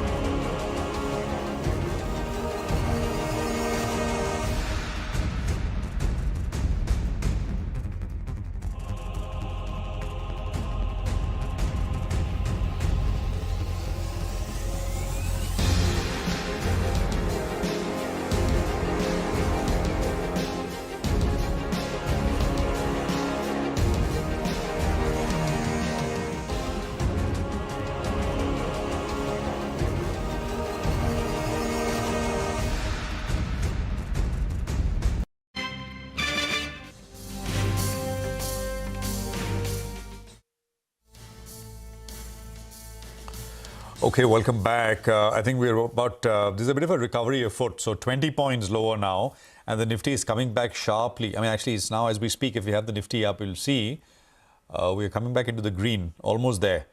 We were down, I think, 90 points, and we're down just about 20 odd points now. So 24,035. And I think similar should be the case on the Nifty Bank, which has also come up sharply. Actually not that sharply also, but yeah, from the lows, I think we've seen about a 0.3 odd % recovery coming through. Well, let's welcome in Rajesh Bhatia, Chief Investment Officer at ITI AMC. Rajesh, good afternoon. Good to speak with you again. And Rajesh is someone who tracks macro markets also very closely. And I think his view is formed from a slightly macro-ish perspective. And then, of course, he goes down and finds sectors and what is working and what is not. So, Rajesh, what have you made of the sort of turmoil over the last 48 hours or so? And, of course, what people want to know is it now behind, or are we in a phase of slight, de-risking around the globe and here in India as well? So, Prashant, I'd like to believe that this is a correction in India's bull market. If you look at it, just until some time ago, 15 or days or 1 month ago, US was at a new high, Japan was at a new high, crypto, gold, a lot of the asset classes were at a new high. And there has been a sudden shakeout in the narrative of all of these markets. Suddenly that risk-on trade, which had become a little more complacent, has become a bit of a risk-off trade. Not surprising then, you're seeing a lot of selling pressure. Yesterday, the FIs sold the third largest amount that they've ever sold. Clearly, there could be some kind of follow-on selling from there as well. So we are kind of witnessing that kind of a pressure. But look at how we have done. In spite of all of this global risk-off environment, what have we fallen? 4 or 5% from the top. So in spite of all of this, my sense is India is emerging as an extremely strong market. Now, how long could this last? It's anybody's guess. And there is no methodology to figuring out when does the yen carry trade kind of completely unwind. But it has happened very violently and very quickly, which means that there should be kind of some light at the end of the tunnel. But we can't figure that out. There's no methodology to kind of figuring that out. But I know, or I am quite comfortable thinking that from a India perspective, this is a correction in India's bull market. So since we are in a correction in India's bull market, what are you doing at ITI AMC? Are you looking to up the cash levels and maybe deploy it at lower levels, or maybe tilt the portfolio, pivot it more towards defensives? How are you going to approach the next 6 months? So, across most schemes, we don't take aggressive cash calls except hybrid schemes where we have some cash or some ammunition, so as to say, in case we wanted to up the equity exposure. Having said that, I think we are going, and at least I as a fund manager, I'm increasingly more gravitating to one, domestic sectors. Second, I am looking at more incrementally on sectors which have greater predictability, better business models. In some sense, as I reflect on what I'm doing, I'm becoming more of an absolute return investor rather than a relative return investor in my own portfolio. So from a portfolio perspective, to answer your question, we are moving more towards the domestic sectors, avoiding global commodities, becoming a lot more conscious of exposure, export-oriented opportunities. If you look at across the region as well, what markets are correcting the sharpest? Export-oriented markets. So to that extent, I think in our portfolio, we are just carefully weighing where those exposures lie and how we should kind of maneuver them. All right. Hi, Rajesh. Good afternoon and always good to see you. When I recall when we chatted the last time around, you said that banks is something you like. And I think you were leaning towards private sector banks, but select PSUs as well, you had mentioned, will do well. At current reckoning, how are you positioned out there? I'll tell you what, valuations of banking names are still pretty much par for the course. There's not very, very stretched on that side. The problem is the high FI holding, and if FIs are going to sell, then that could be the reason that we're seeing pressure on the banking names. So tell us your preference there and how do you see the outlook? No, Nigel, you're absolutely right. I think the selling in the private banks, particularly rather all the banks, is more because of the FI ownership, which is one of the largest in banks there. Fundamentally speaking, look, these banks are actually underperformed quite a lot, including some of the private banks, underperformed quite a lot. I don't, in terms of valuation also, relative to the rest of the market, they make a lot more sense. Yes, to the extent you are seeing the best of NIM margins, the best of credit costs. And as interest rates decline, which is now becoming a little more of a consensus that interest rates will decline, their asset repricing could also hurt the NII growth. Although my sense is that that's already captured in a lot of analyst estimates for these private banks. So from a valuation perspective, they make a lot of sense relative to the market. They may be at a peak of their interest margin as well as credit cost. But from a growth perspective and an ROE perspective, I would say the private banks still are going to be good, consistent compounders from here on. Okay, got that. Rajesh, you know what, stay on. We want to talk to you about real estate as well, because there's been such a hue and cry over it since the budget, right? So we wanted to get your sense, because right now, as the rule of thumb stands, I mean, all the market pundits and real estate experts say that the rule of thumb is that your property must appreciate more than 10%. That should be the kind of IRR if the new regime minus indexation is to be beneficial. Now, rarely do properties give a 10% kind of a flip over a short period of time. So therefore, the hue and cry about the removal of indexation. So let's just take that story forward. We in fact have Shireen joining in, because what we're picking up is that the finance ministry could be reviewing the new LTCG regime for real estate. Shireen, tell us, what is it that you've picked up on the matter? The blowback and the criticism with respect to the announcements that came in for the budget was specifically focused on the removal of the indexation benefits when it comes to the long-term capital gains regime, specifically for real estate. As my colleague Timsy has also been reporting, and what we are given to understand at this point in time, the options that are being considered by the finance ministry, the one that the finance ministry seems to prefer is the grandfathering option. Whether it will be grandfathered till 2024, July 2024, or perhaps a year beyond that, is the question that remains unanswered. But what we are given to understand is that a final decision is yet to be taken. The other option, and that is what we've seen happen even as far as the tax regime is concerned. The old tax regime continues to coexist with the new tax regime, given the option to consumers, to taxpayers, to switch depending on what they feel they most prefer. So will that be the preferred route that the government decides to take forward? We don't know yet. But again, a decision has not been taken. But these are the two options on the table that are being reviewed at this point in time. Now, remember, again, to take our viewers back to the conversations that we've been having, including with the finance minister and the finance secretary. When I put this question to the finance minister a few days ago, asking if the government was considering a review or any kind of amendments, the finance minister had said that she would speak only in Parliament, because the finance bill is now the property of Parliament. And when I'd asked the finance secretary had said that in his view, in his personal view, there was no need for a review, but he did make it clear that it was eventually going to be a political decision. So remember, the finance minister is expected to reply to the finance bill in Parliament. It was expected today. We are given to understand that's now likely tomorrow. But these are the options at this point in time. If any relief is provided, it's likely to be restricted to the real estate sector for the purposes of providing some relief that taxpayers felt was necessary on account of the indexation benefits being done away with. A final decision, though, is awaited. All right, Shireen, thank you very much for that. Rajesh, there you go. The issue is still a very hot one. But taxation aside, I mean, how do you look at things in the real estate space? From the equity standpoint, stocks did really well. What have you made of all the noise around removal of indexation, and what's your view on the sector? Well, from a stock market perspective, I think a lot of real estate companies have done extremely well over the last couple of years. Their pre-sales numbers have tripled. That just kind of gives you the sense of demand visibility that they have.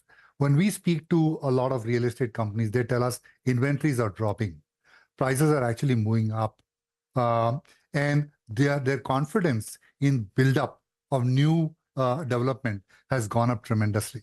So all of that augurs very well. And real estate typically is a very long cycle play. So we have begun this cycle probably 2 or 3 years ago, and probably there's greater visibility that demand is sticky and that it'll last another 3 or 4 or 5 odd years. So one way to play the real estate is through these companies. And of course, it's getting more concentrated with the organized sector.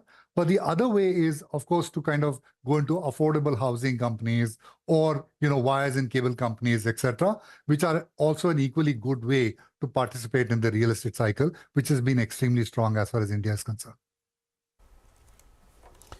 Okay, all right, Rajesh, we'll leave it there. Thank you very much for joining us. It's a pleasure having you here on CNBCTV18 and a good chat as always. 60 points down again. So, I mean, the market did not really go all the way back into the green and we are still there, a little lower on the Nifty. About 0.6% cut on the Nifty bank, but trading as we have been dangerously close at below, but, you know, around yesterday's lows. And then important retracement support as well. We take a break. We're back. Nimesh gets us what's happening in dealing rooms on D Street Chatter. And of course, we'll get you some trading ideas as well. Stay tuned.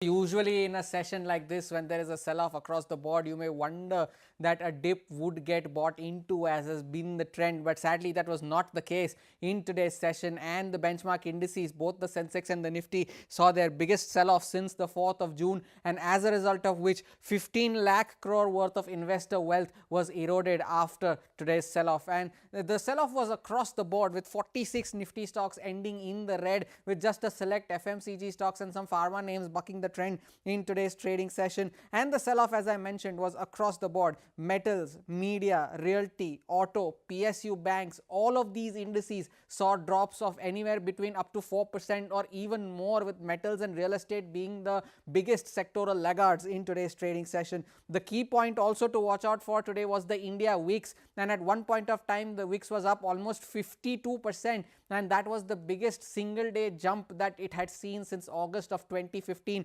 eventually ending 42% higher and above the mark of 20. That might be a cause of concern as well. There were of course global facing stocks that took a bit of a beating in today's session. Tata Motors was one of them, 7.5% lower, the top Nifty loser, and the other one was Samvardhana Motherson as well. That stock ended 10% lower, of course, because of the relations to the Japanese markets as well. 600 stocks, almost 600, 580 to be precise, on the BSE ended on a lower circuit in today's trading session. And of course, as I mentioned, there were select FMCG and pharma names that bucked the trend. Marico was one, Glenmark Life was the other. Devyani International, after its earnings today, ended in the positive, so that was a good sign. And lastly, on the commodities front, the crude oil prices have fallen to a lowest level in 6 months, and of course copper prices are at a 4-month low. There were specific sectors that bore the brunt of the sell-off today. Real estate was one of them. Almost every index constituent ending lower. The top losers there being Sunteck Realty, Brigade Enterprises, Godrej Properties, all of them seeing losses of between 5.5 to 6.5%. Railway PSUs are bearing the brunt as well. IRFC, Ircon, RVNL down at least 25% now from the peaks that they made last month. Defense PSUs, a similar story playing. Welcome back. Well, the markets continue to remain under pressure. Today is actually a disappointing trading session because we started off well in the green and we couldn't even hold in the green for the time being. Very deeply in the red, particularly at the Nifty bank. But Nimesh is with us. Nimesh, what's the sense you're getting today? I mean, yesterday was a weak trading session, and building down on yesterday's losses, we're down another 80-90 points. Well, down largely because of selling pressure. Yeah. We saw a large sell figure yesterday, and that trend of FI selling continues in today's market as well. That's the overall sense. I guess that's the reason why we have given up most of the early morning gains, and even the global markets look a bit wobbly, right? It's not like everything is clear now, and you're back to the positive thing. So I guess the time being we'll have to consolidate in these levels. is the overall feedback. And as I said, there is selling pressure from larger FIs. Look at the bank Nifty. It's down almost 900 points from the day's high. And that's again backed by FIs selling. Across private banks as well as PSU banks, there is selling pressure from larger FIs, including the domestic mutual funds as well. In fact, there is a chatter as well that maybe some domestic mutual funds has started seeing some bit of redemption pressures as well. So I guess that's going to be the key, right? The domestic money is what was helping the markets to hold on. And if that gives up, you might see correction in the broader market stocks. Also, the selling pressure, I was just looking at the list of stocks where there is selling pressure. Most of the names where there is selling pressure is all the stocks are above the 2 plus average mean. So all the expensive stocks is where there is selling pressure from the larger FIs. So it looks like there is a valuation call as well as far as India is concerned. So that's something to track going forward. Both the FI money has been a seller, but if the domestic money is slightly on the sidelines and they don't invest, I guess we'll see a bit of correction in the expensive stocks. That's the sense from the flow perspective. I guess real estate is a sector to watch because of the anticipation of some relief in the finance bill. If that has to come, you might see some further reaction. But broadly, it's selling pressure, and largely banks and the expensive names is where the FIs and DI seems to be selling. Well, Nimesh, the bulls will be hoping for a time-wise correction. They wouldn't mind it now because it appears that price-wise correction is suddenly taking over. So let's see how that goes. But individual stocks, what are you picking up? Well, a lot of stocks which are buzzing in trade despite big selling pressure. So the first name is NTPC. Well, the stock is under pressure because of the overall markets. But for the last couple of days, there is very strong delivery-based buying happening. I understand a leading long-only fund is an active buyer in NTPC at this level. So that's the first name. The second name is BEL. Under pressure today, largely on the back of the big BOFA downgrade, where they have downgraded all the industrial names. But also there is selling pressure from larger FIs as well as some domestic mutual funds as well. So I guess that's the reason why BEL is under pressure today. The third stock is GMR Airports. We've seen a bit of a pullback in that stock from the yesterday's low. But there is small delivery-based buying as well from larger FIs in GMR Airports. And the last is Protein E-Govern. I've been covering for the last few days now. Again, the stock is under pressure today on the back of soft Q1. But from a flow perspective, I guess one of the leading NBFC, which is owning close to 3%, that's completely cleaned out now. So their selling is largely over. And some HNS have bought as well in the last many days. So bit of under pressure today on back of earnings. But again, there is flows from larger HNS. They're looking to buy at lower levels. Yeah, that's right. And a couple of these stocks, strong hands coming in there, but delivery is something that the street ultimately will go according to. But Nimesh, just one more stock I wanted to ask you about. Patanjali, we saw a large trade in the last few minutes. Any clue about that? Nearly 24 lakh shares is what I checked. There was a large block of 24 lakh shares. Looks like some HN investors were sellers in today's block and a single buyer, likely a US-based fund, was a buyer in today's block. So I'm not sure whether it's more than 5%, 0.5%, so disclosures will come or not. But in case the disclosures come, it would be interesting to watch as to which US-based fund has bought in today's block deal. All right. All right, Nimesh. Thank you very much for that. So that's all the buzz from dealing rooms today. Let's go back to Mitesh and take final stock of the market and any trades that one can look at. So the good news is that this decline, it's been arrested. It's not become a free fall, but it's still about an 80-point drop on the Nifty. Mitesh, final trades? So we have a STBT on M&M that's closing below yesterday's close, so slightly negative, and the setup is also turning negative. So M&M is something which I would recommend selling with a stop or taking a STBT position with a stop at 2648 for targets of 2605. And Britannia would be a reverse BTSC kind of a trade. Keep a stop at 5835 and 5900 plus would be the target area. Okay. Got that, Mitesh. Thank you very much for that. Let's also get you some previews, right? Because we'll essentially have numbers coming through from Lupin, which is later today. Ekta is here with what to expect from Lupin's first quarter. Strong numbers are expected, by the way. Ekta, over to you. Well, for Lupin this quarter, the street is anticipating a revenue growth of around 7 to 8 odd percent, margins of around 19 to 20 odd percent, and profit of around 560 odd crores. Now, the expectation is that the company is expected to report a single-digit revenue growth this time round. The sales are likely to be capped because of a high base in the same time last year.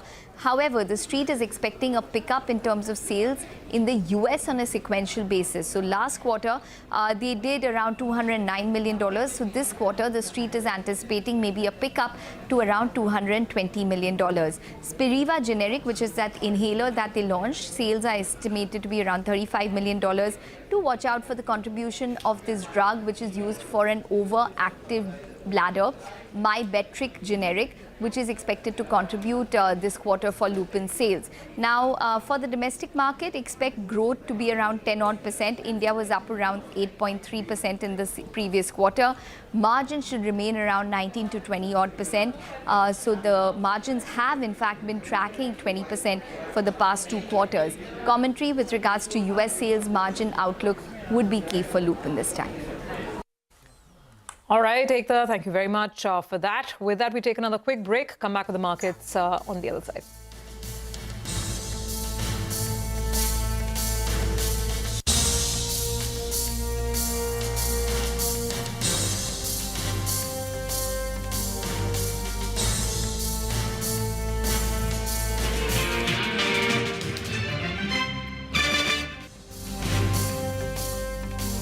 Even if the non-farm payrolls labor market data in the US was a bit disappointing, we're really not seeing other economic indicators at all pointing to a recession. And also keep in mind that the labor market is a lagging, not a leading indicator. So we really want to be looking more, say, at PMIs to get a sense of how well the US economy at least is doing.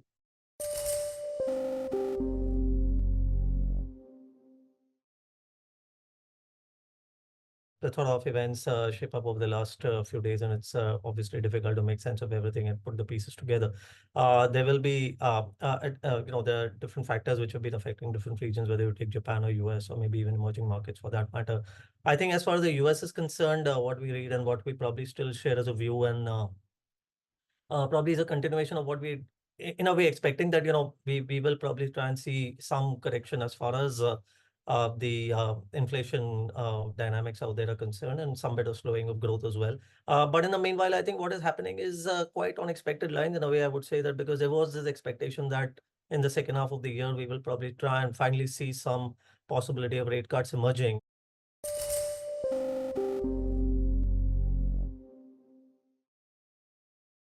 India, I think it would be less a growth scare. People have been talking about valuations for Indian equities for a very long time. Nonetheless, the market kept going up, and if anything, recently compared to many other global markets, it still performed relatively well. But I think now that question is going to become much more pertinent to investors when they see a much less supportive global environment for risk. Markets with high valuations are going to be one of the first things that they look at.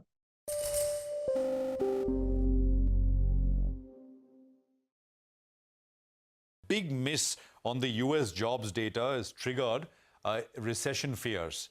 It's actually the first time labor market data, monthly jobs data in the US has been such a big miss in this particular cycle. And remember, till last week, expectations were that it's going to be, a very moderate soft landing, which will allow the Fed to cut rates. And it's all very well orchestrated. But this could mean that, it's not all under control. And the Fed perhaps is even behind the curve with what they want to do as far as interest rates are concerned. As a result of which, US money markets are now pricing in a 50 basis point rate cut in September and a total of 125 basis points rate cut through the course of 2024. So the benchmark Nikkei is down over 20% in the last 3 days now. And you look at the USD JPY, that has fallen 20 yen to a dollar in the last 1 month. So basically, the currency has gone from 162 to 145 from the beginning of July. That's a massive move for a currency like that in such a short time span. The last time we had this magnitude of a rally along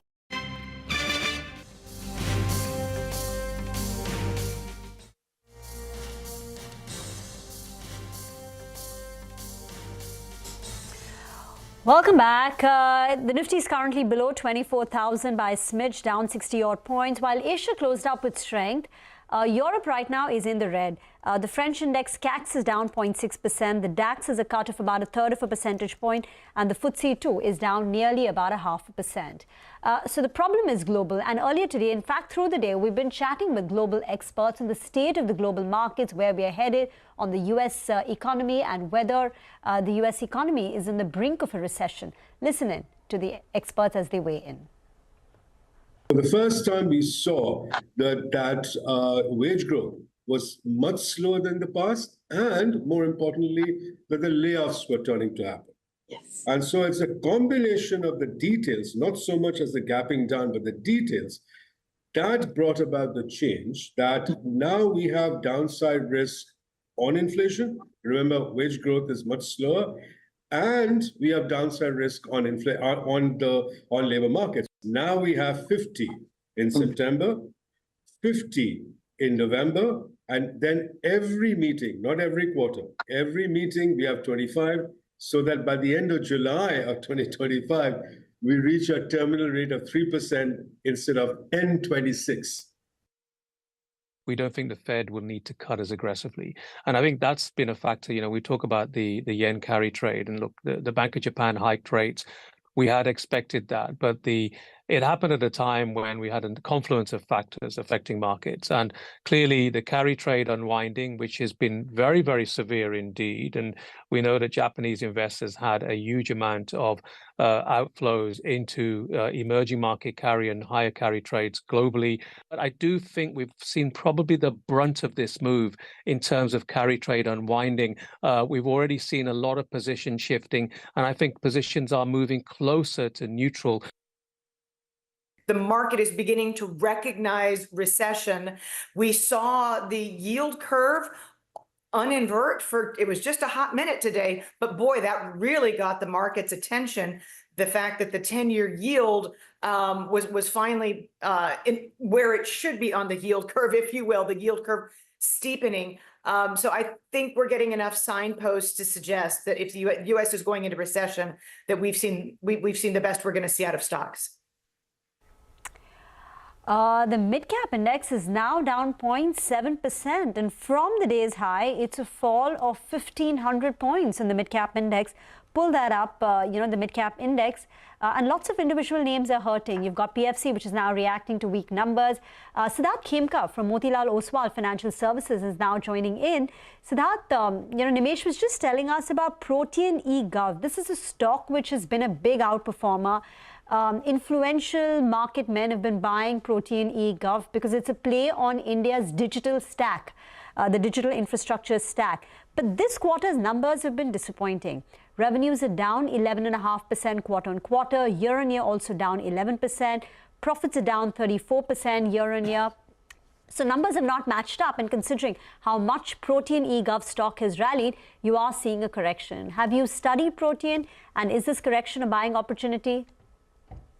So, Rima, we have not looked at Protean. We don't cover the stock. But if you look at some of these digital plays, the likes of CAM, CDSL, and some of the other companies, I think they would definitely have some bulkiness in terms of lumpiness, in terms of the nature of the revenue recognition. And that is what is hitting them.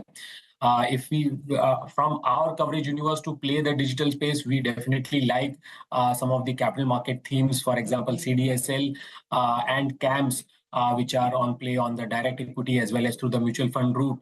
Numbers we are there for all of us to see the sharp rise in the demat account openings, the sharp rise in the SIP books. So both of these, I would say that figure out among our digital plays to play the financialization of the scenes. Okay, hi sir, good afternoon, good to see you again. Well,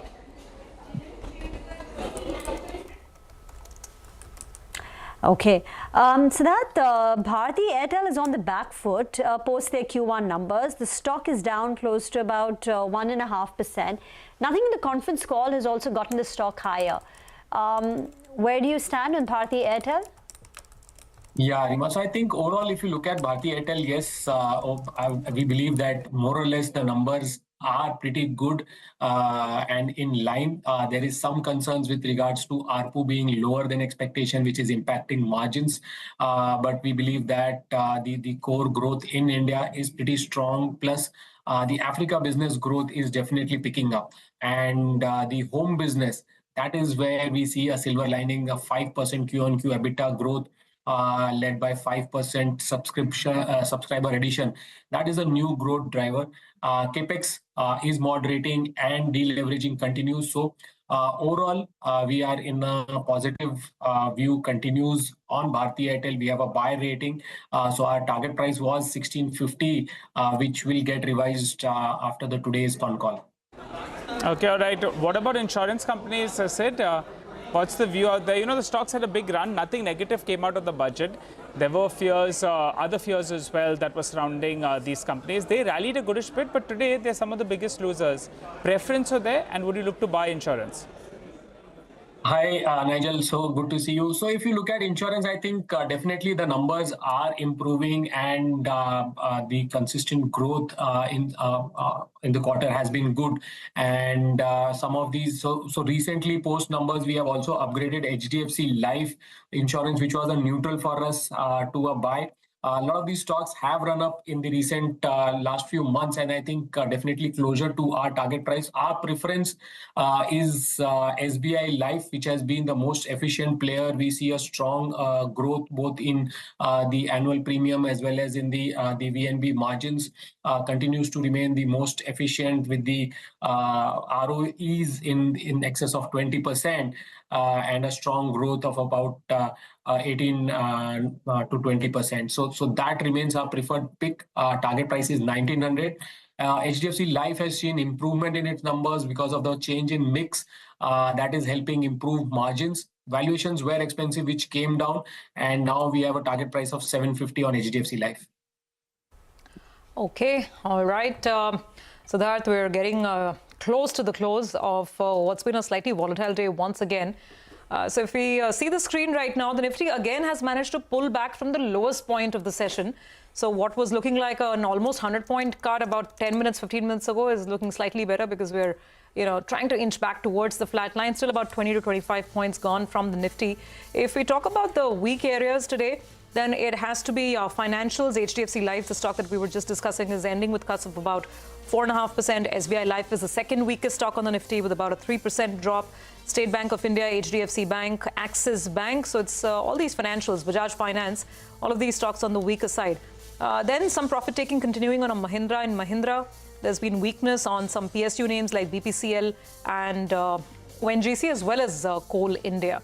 On the upside, it's a move to safety. So Britannia, HUL, Cipla, a lot of these pharma and FMCG names, they stand out, as does IT, by the way. A lot of IT names are up about 1 to 2%. LTI Mindtree, Wipro, TCS, Tech Mahindra. This is where the investors were pretty much gravitating. Okay, let's get through the mid-cap action then. On the way up, Indraprastha Medical, not a stock we often talk about, but 20% upper circuit in a weak market on the back of strong Q1 numbers. Symphony, good Q1. It's also a seasonally strong quarter for them, for their water cooling business. So Symphony, 70% jump in their revenues year on year, 50% quarter on quarter, stock up 19%. And then you've got the textile makers. So Gokuldas Exports, Kitex Garments, KPR Mills, Arvind, across the board, big gains. BLS International, where the company's margins expanded by 600 basis points on a year-on-year basis, also ends up with a gain of about 10%. First Source PCBL, that's Philips Carbon Black, from the Sanjeev Goenka Group, continue to come in for buying. On the way down, disappointing numbers from Sirma SJS Tech, that's down 8%, and Marico too. Perhaps the Bangladesh impact, because numbers were fine, but Marico down close to about 6.5%. Okay, well, I think we're going to end with a cut of about 60-odd points. So 23,998 on the Nifty, and the Bank Nifty will by close, be above, actually almost at yesterday's low, just a 15-20-odd point difference, almost exactly at yesterday's closing, yesterday's lowest level. So actually, which is worse off, because yesterday the market made a low and then bounced. Today we're closing at yesterday's lowest level. The mid-cap and small-cap indices will also just sort of quickly come up on your screens. We're going to end about 0.75% lower. Here as well, the mid-cap index is leaving off absolutely at yesterday's lowest point. And the small-cap index is also doing something similar. So except the Nifty, the other three indices all are coming off and sort of ending down between 0.5% to 0.75%. Well, it's back to tracking some of what is happening in global markets, because that will set the tone once again as we come back in tomorrow's session. From all of us here, it's goodbye. Thanks for watching. Our Rima and I'll take you through Markets Forward, which is coming up after a quick break.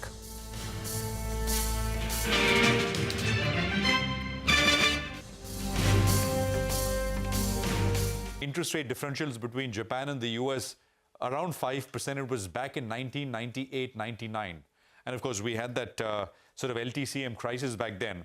Now, fears of yen carry trade unwinding is essentially reason number two. So, I mean, people borrowing in Japan, very low interest rates, investing around the world. And of course, the yen moving so sharply upsets plans. Stops are hit and there is a forced unwinding which takes place. So that is reason number two. Number three, and this went unnoticed under the radar for the first couple of hours when we began trading, but NVIDIA, the big reason why US stock markets have done so well, is reportedly delaying its next AI chip Blackwell by at least 3 months. And it was not a coincidence that the Taiwanese market was amongst the worst performer in Asian markets today. And also sort of take a look at the fact that NASDAQ continues to underperform the S&P. So that is, I mean, I think you could blame it on the NVIDIA story there. And number four, I don't think this was a really dominating driver, but geopolitics, right? The political news website Axios reports that, attack by Iran and Hezbollah against Israel could start as early as Monday. I would say that, what was happening with the currency markets and fears of a US recession were the dominating drivers. This, of course, I mean, if it were to come through and it's a big one, could hurt at the margin going forward.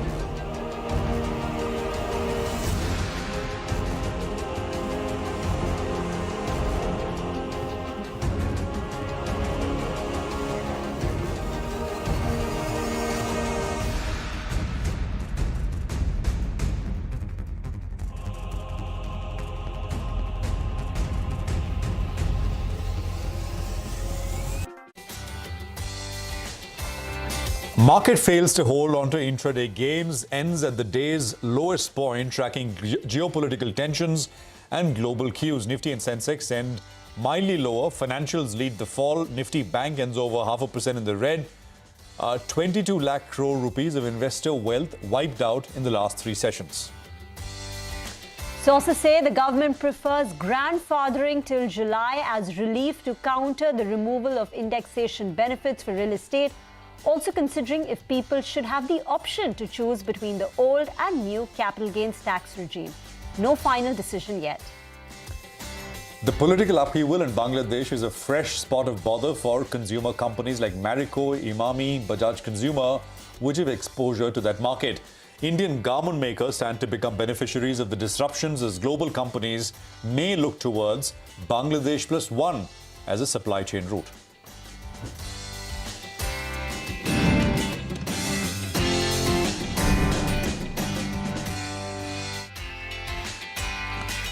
Hello and welcome to a fresh new edition of Markets Forward, your go-to program where we aim to summarize today's trading action and of course look ahead into tomorrow. It's been all global, which has been the head, which has driven the tail, which is of course what's been happening here. I'm Prashant. With me, my colleague Rima Tendulkar. Rima, hi. Hi, and we're going to be with you with all the big news, the key developments in the Wall Street, top corporate voices, top global voices, and what you need to track ahead of tomorrow's trading session. But first, the market action. You know, when you woke up in the morning, US market, I mean, there was just so much promise, right? Asian markets were higher and Asia closed up higher. But the end is very, very different.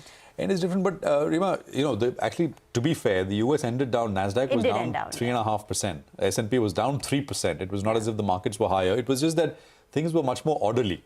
The panic that we saw across through in Asia yesterday, it did not percolate down to the US market. It was not indiscriminate. Markets ended lower. And as sort of we began the session this morning, Nikkei rebounded. I mean, I think it ended about 10% higher, almost nearly erasing yesterday's losses. But then after that, there was limited follow-through to the European session. And I think US, and the market, of course, was also tracking what the US futures were doing. So Nasdaq futures, for example, middle of the day were up about 1.5%. In the morning, they were up more. But then they slowly started to give back gains. Dollar JPY also started to sort of go up a little bit. And that, I think, is the reason why at the margin, because this is a globally driven sort of risk-off, you had the market here also giving up gains. I mean, I said this in the morning at 8 o'clock, that at some point in the day, and it was looking like we'll start 200 points higher at that point, that at some point we will see negative red on the screen, and then maybe more volatility. And I think that has come to pass. I mean, we've spent bulk of the day trading well, and then, of course, there was a slow tapering off which happened, but we end just a 0.25% lower.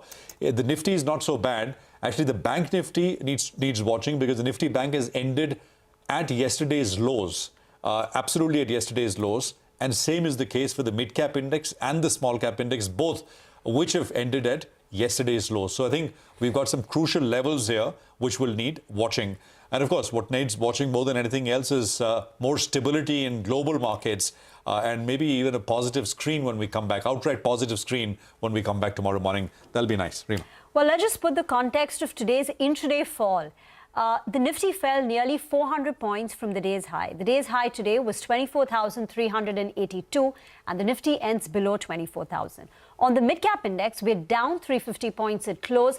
From the day's high, it's a near fall of 1,500 points. And on the Nifty Bank, again, a cut of about 350 points, ending at the day's low.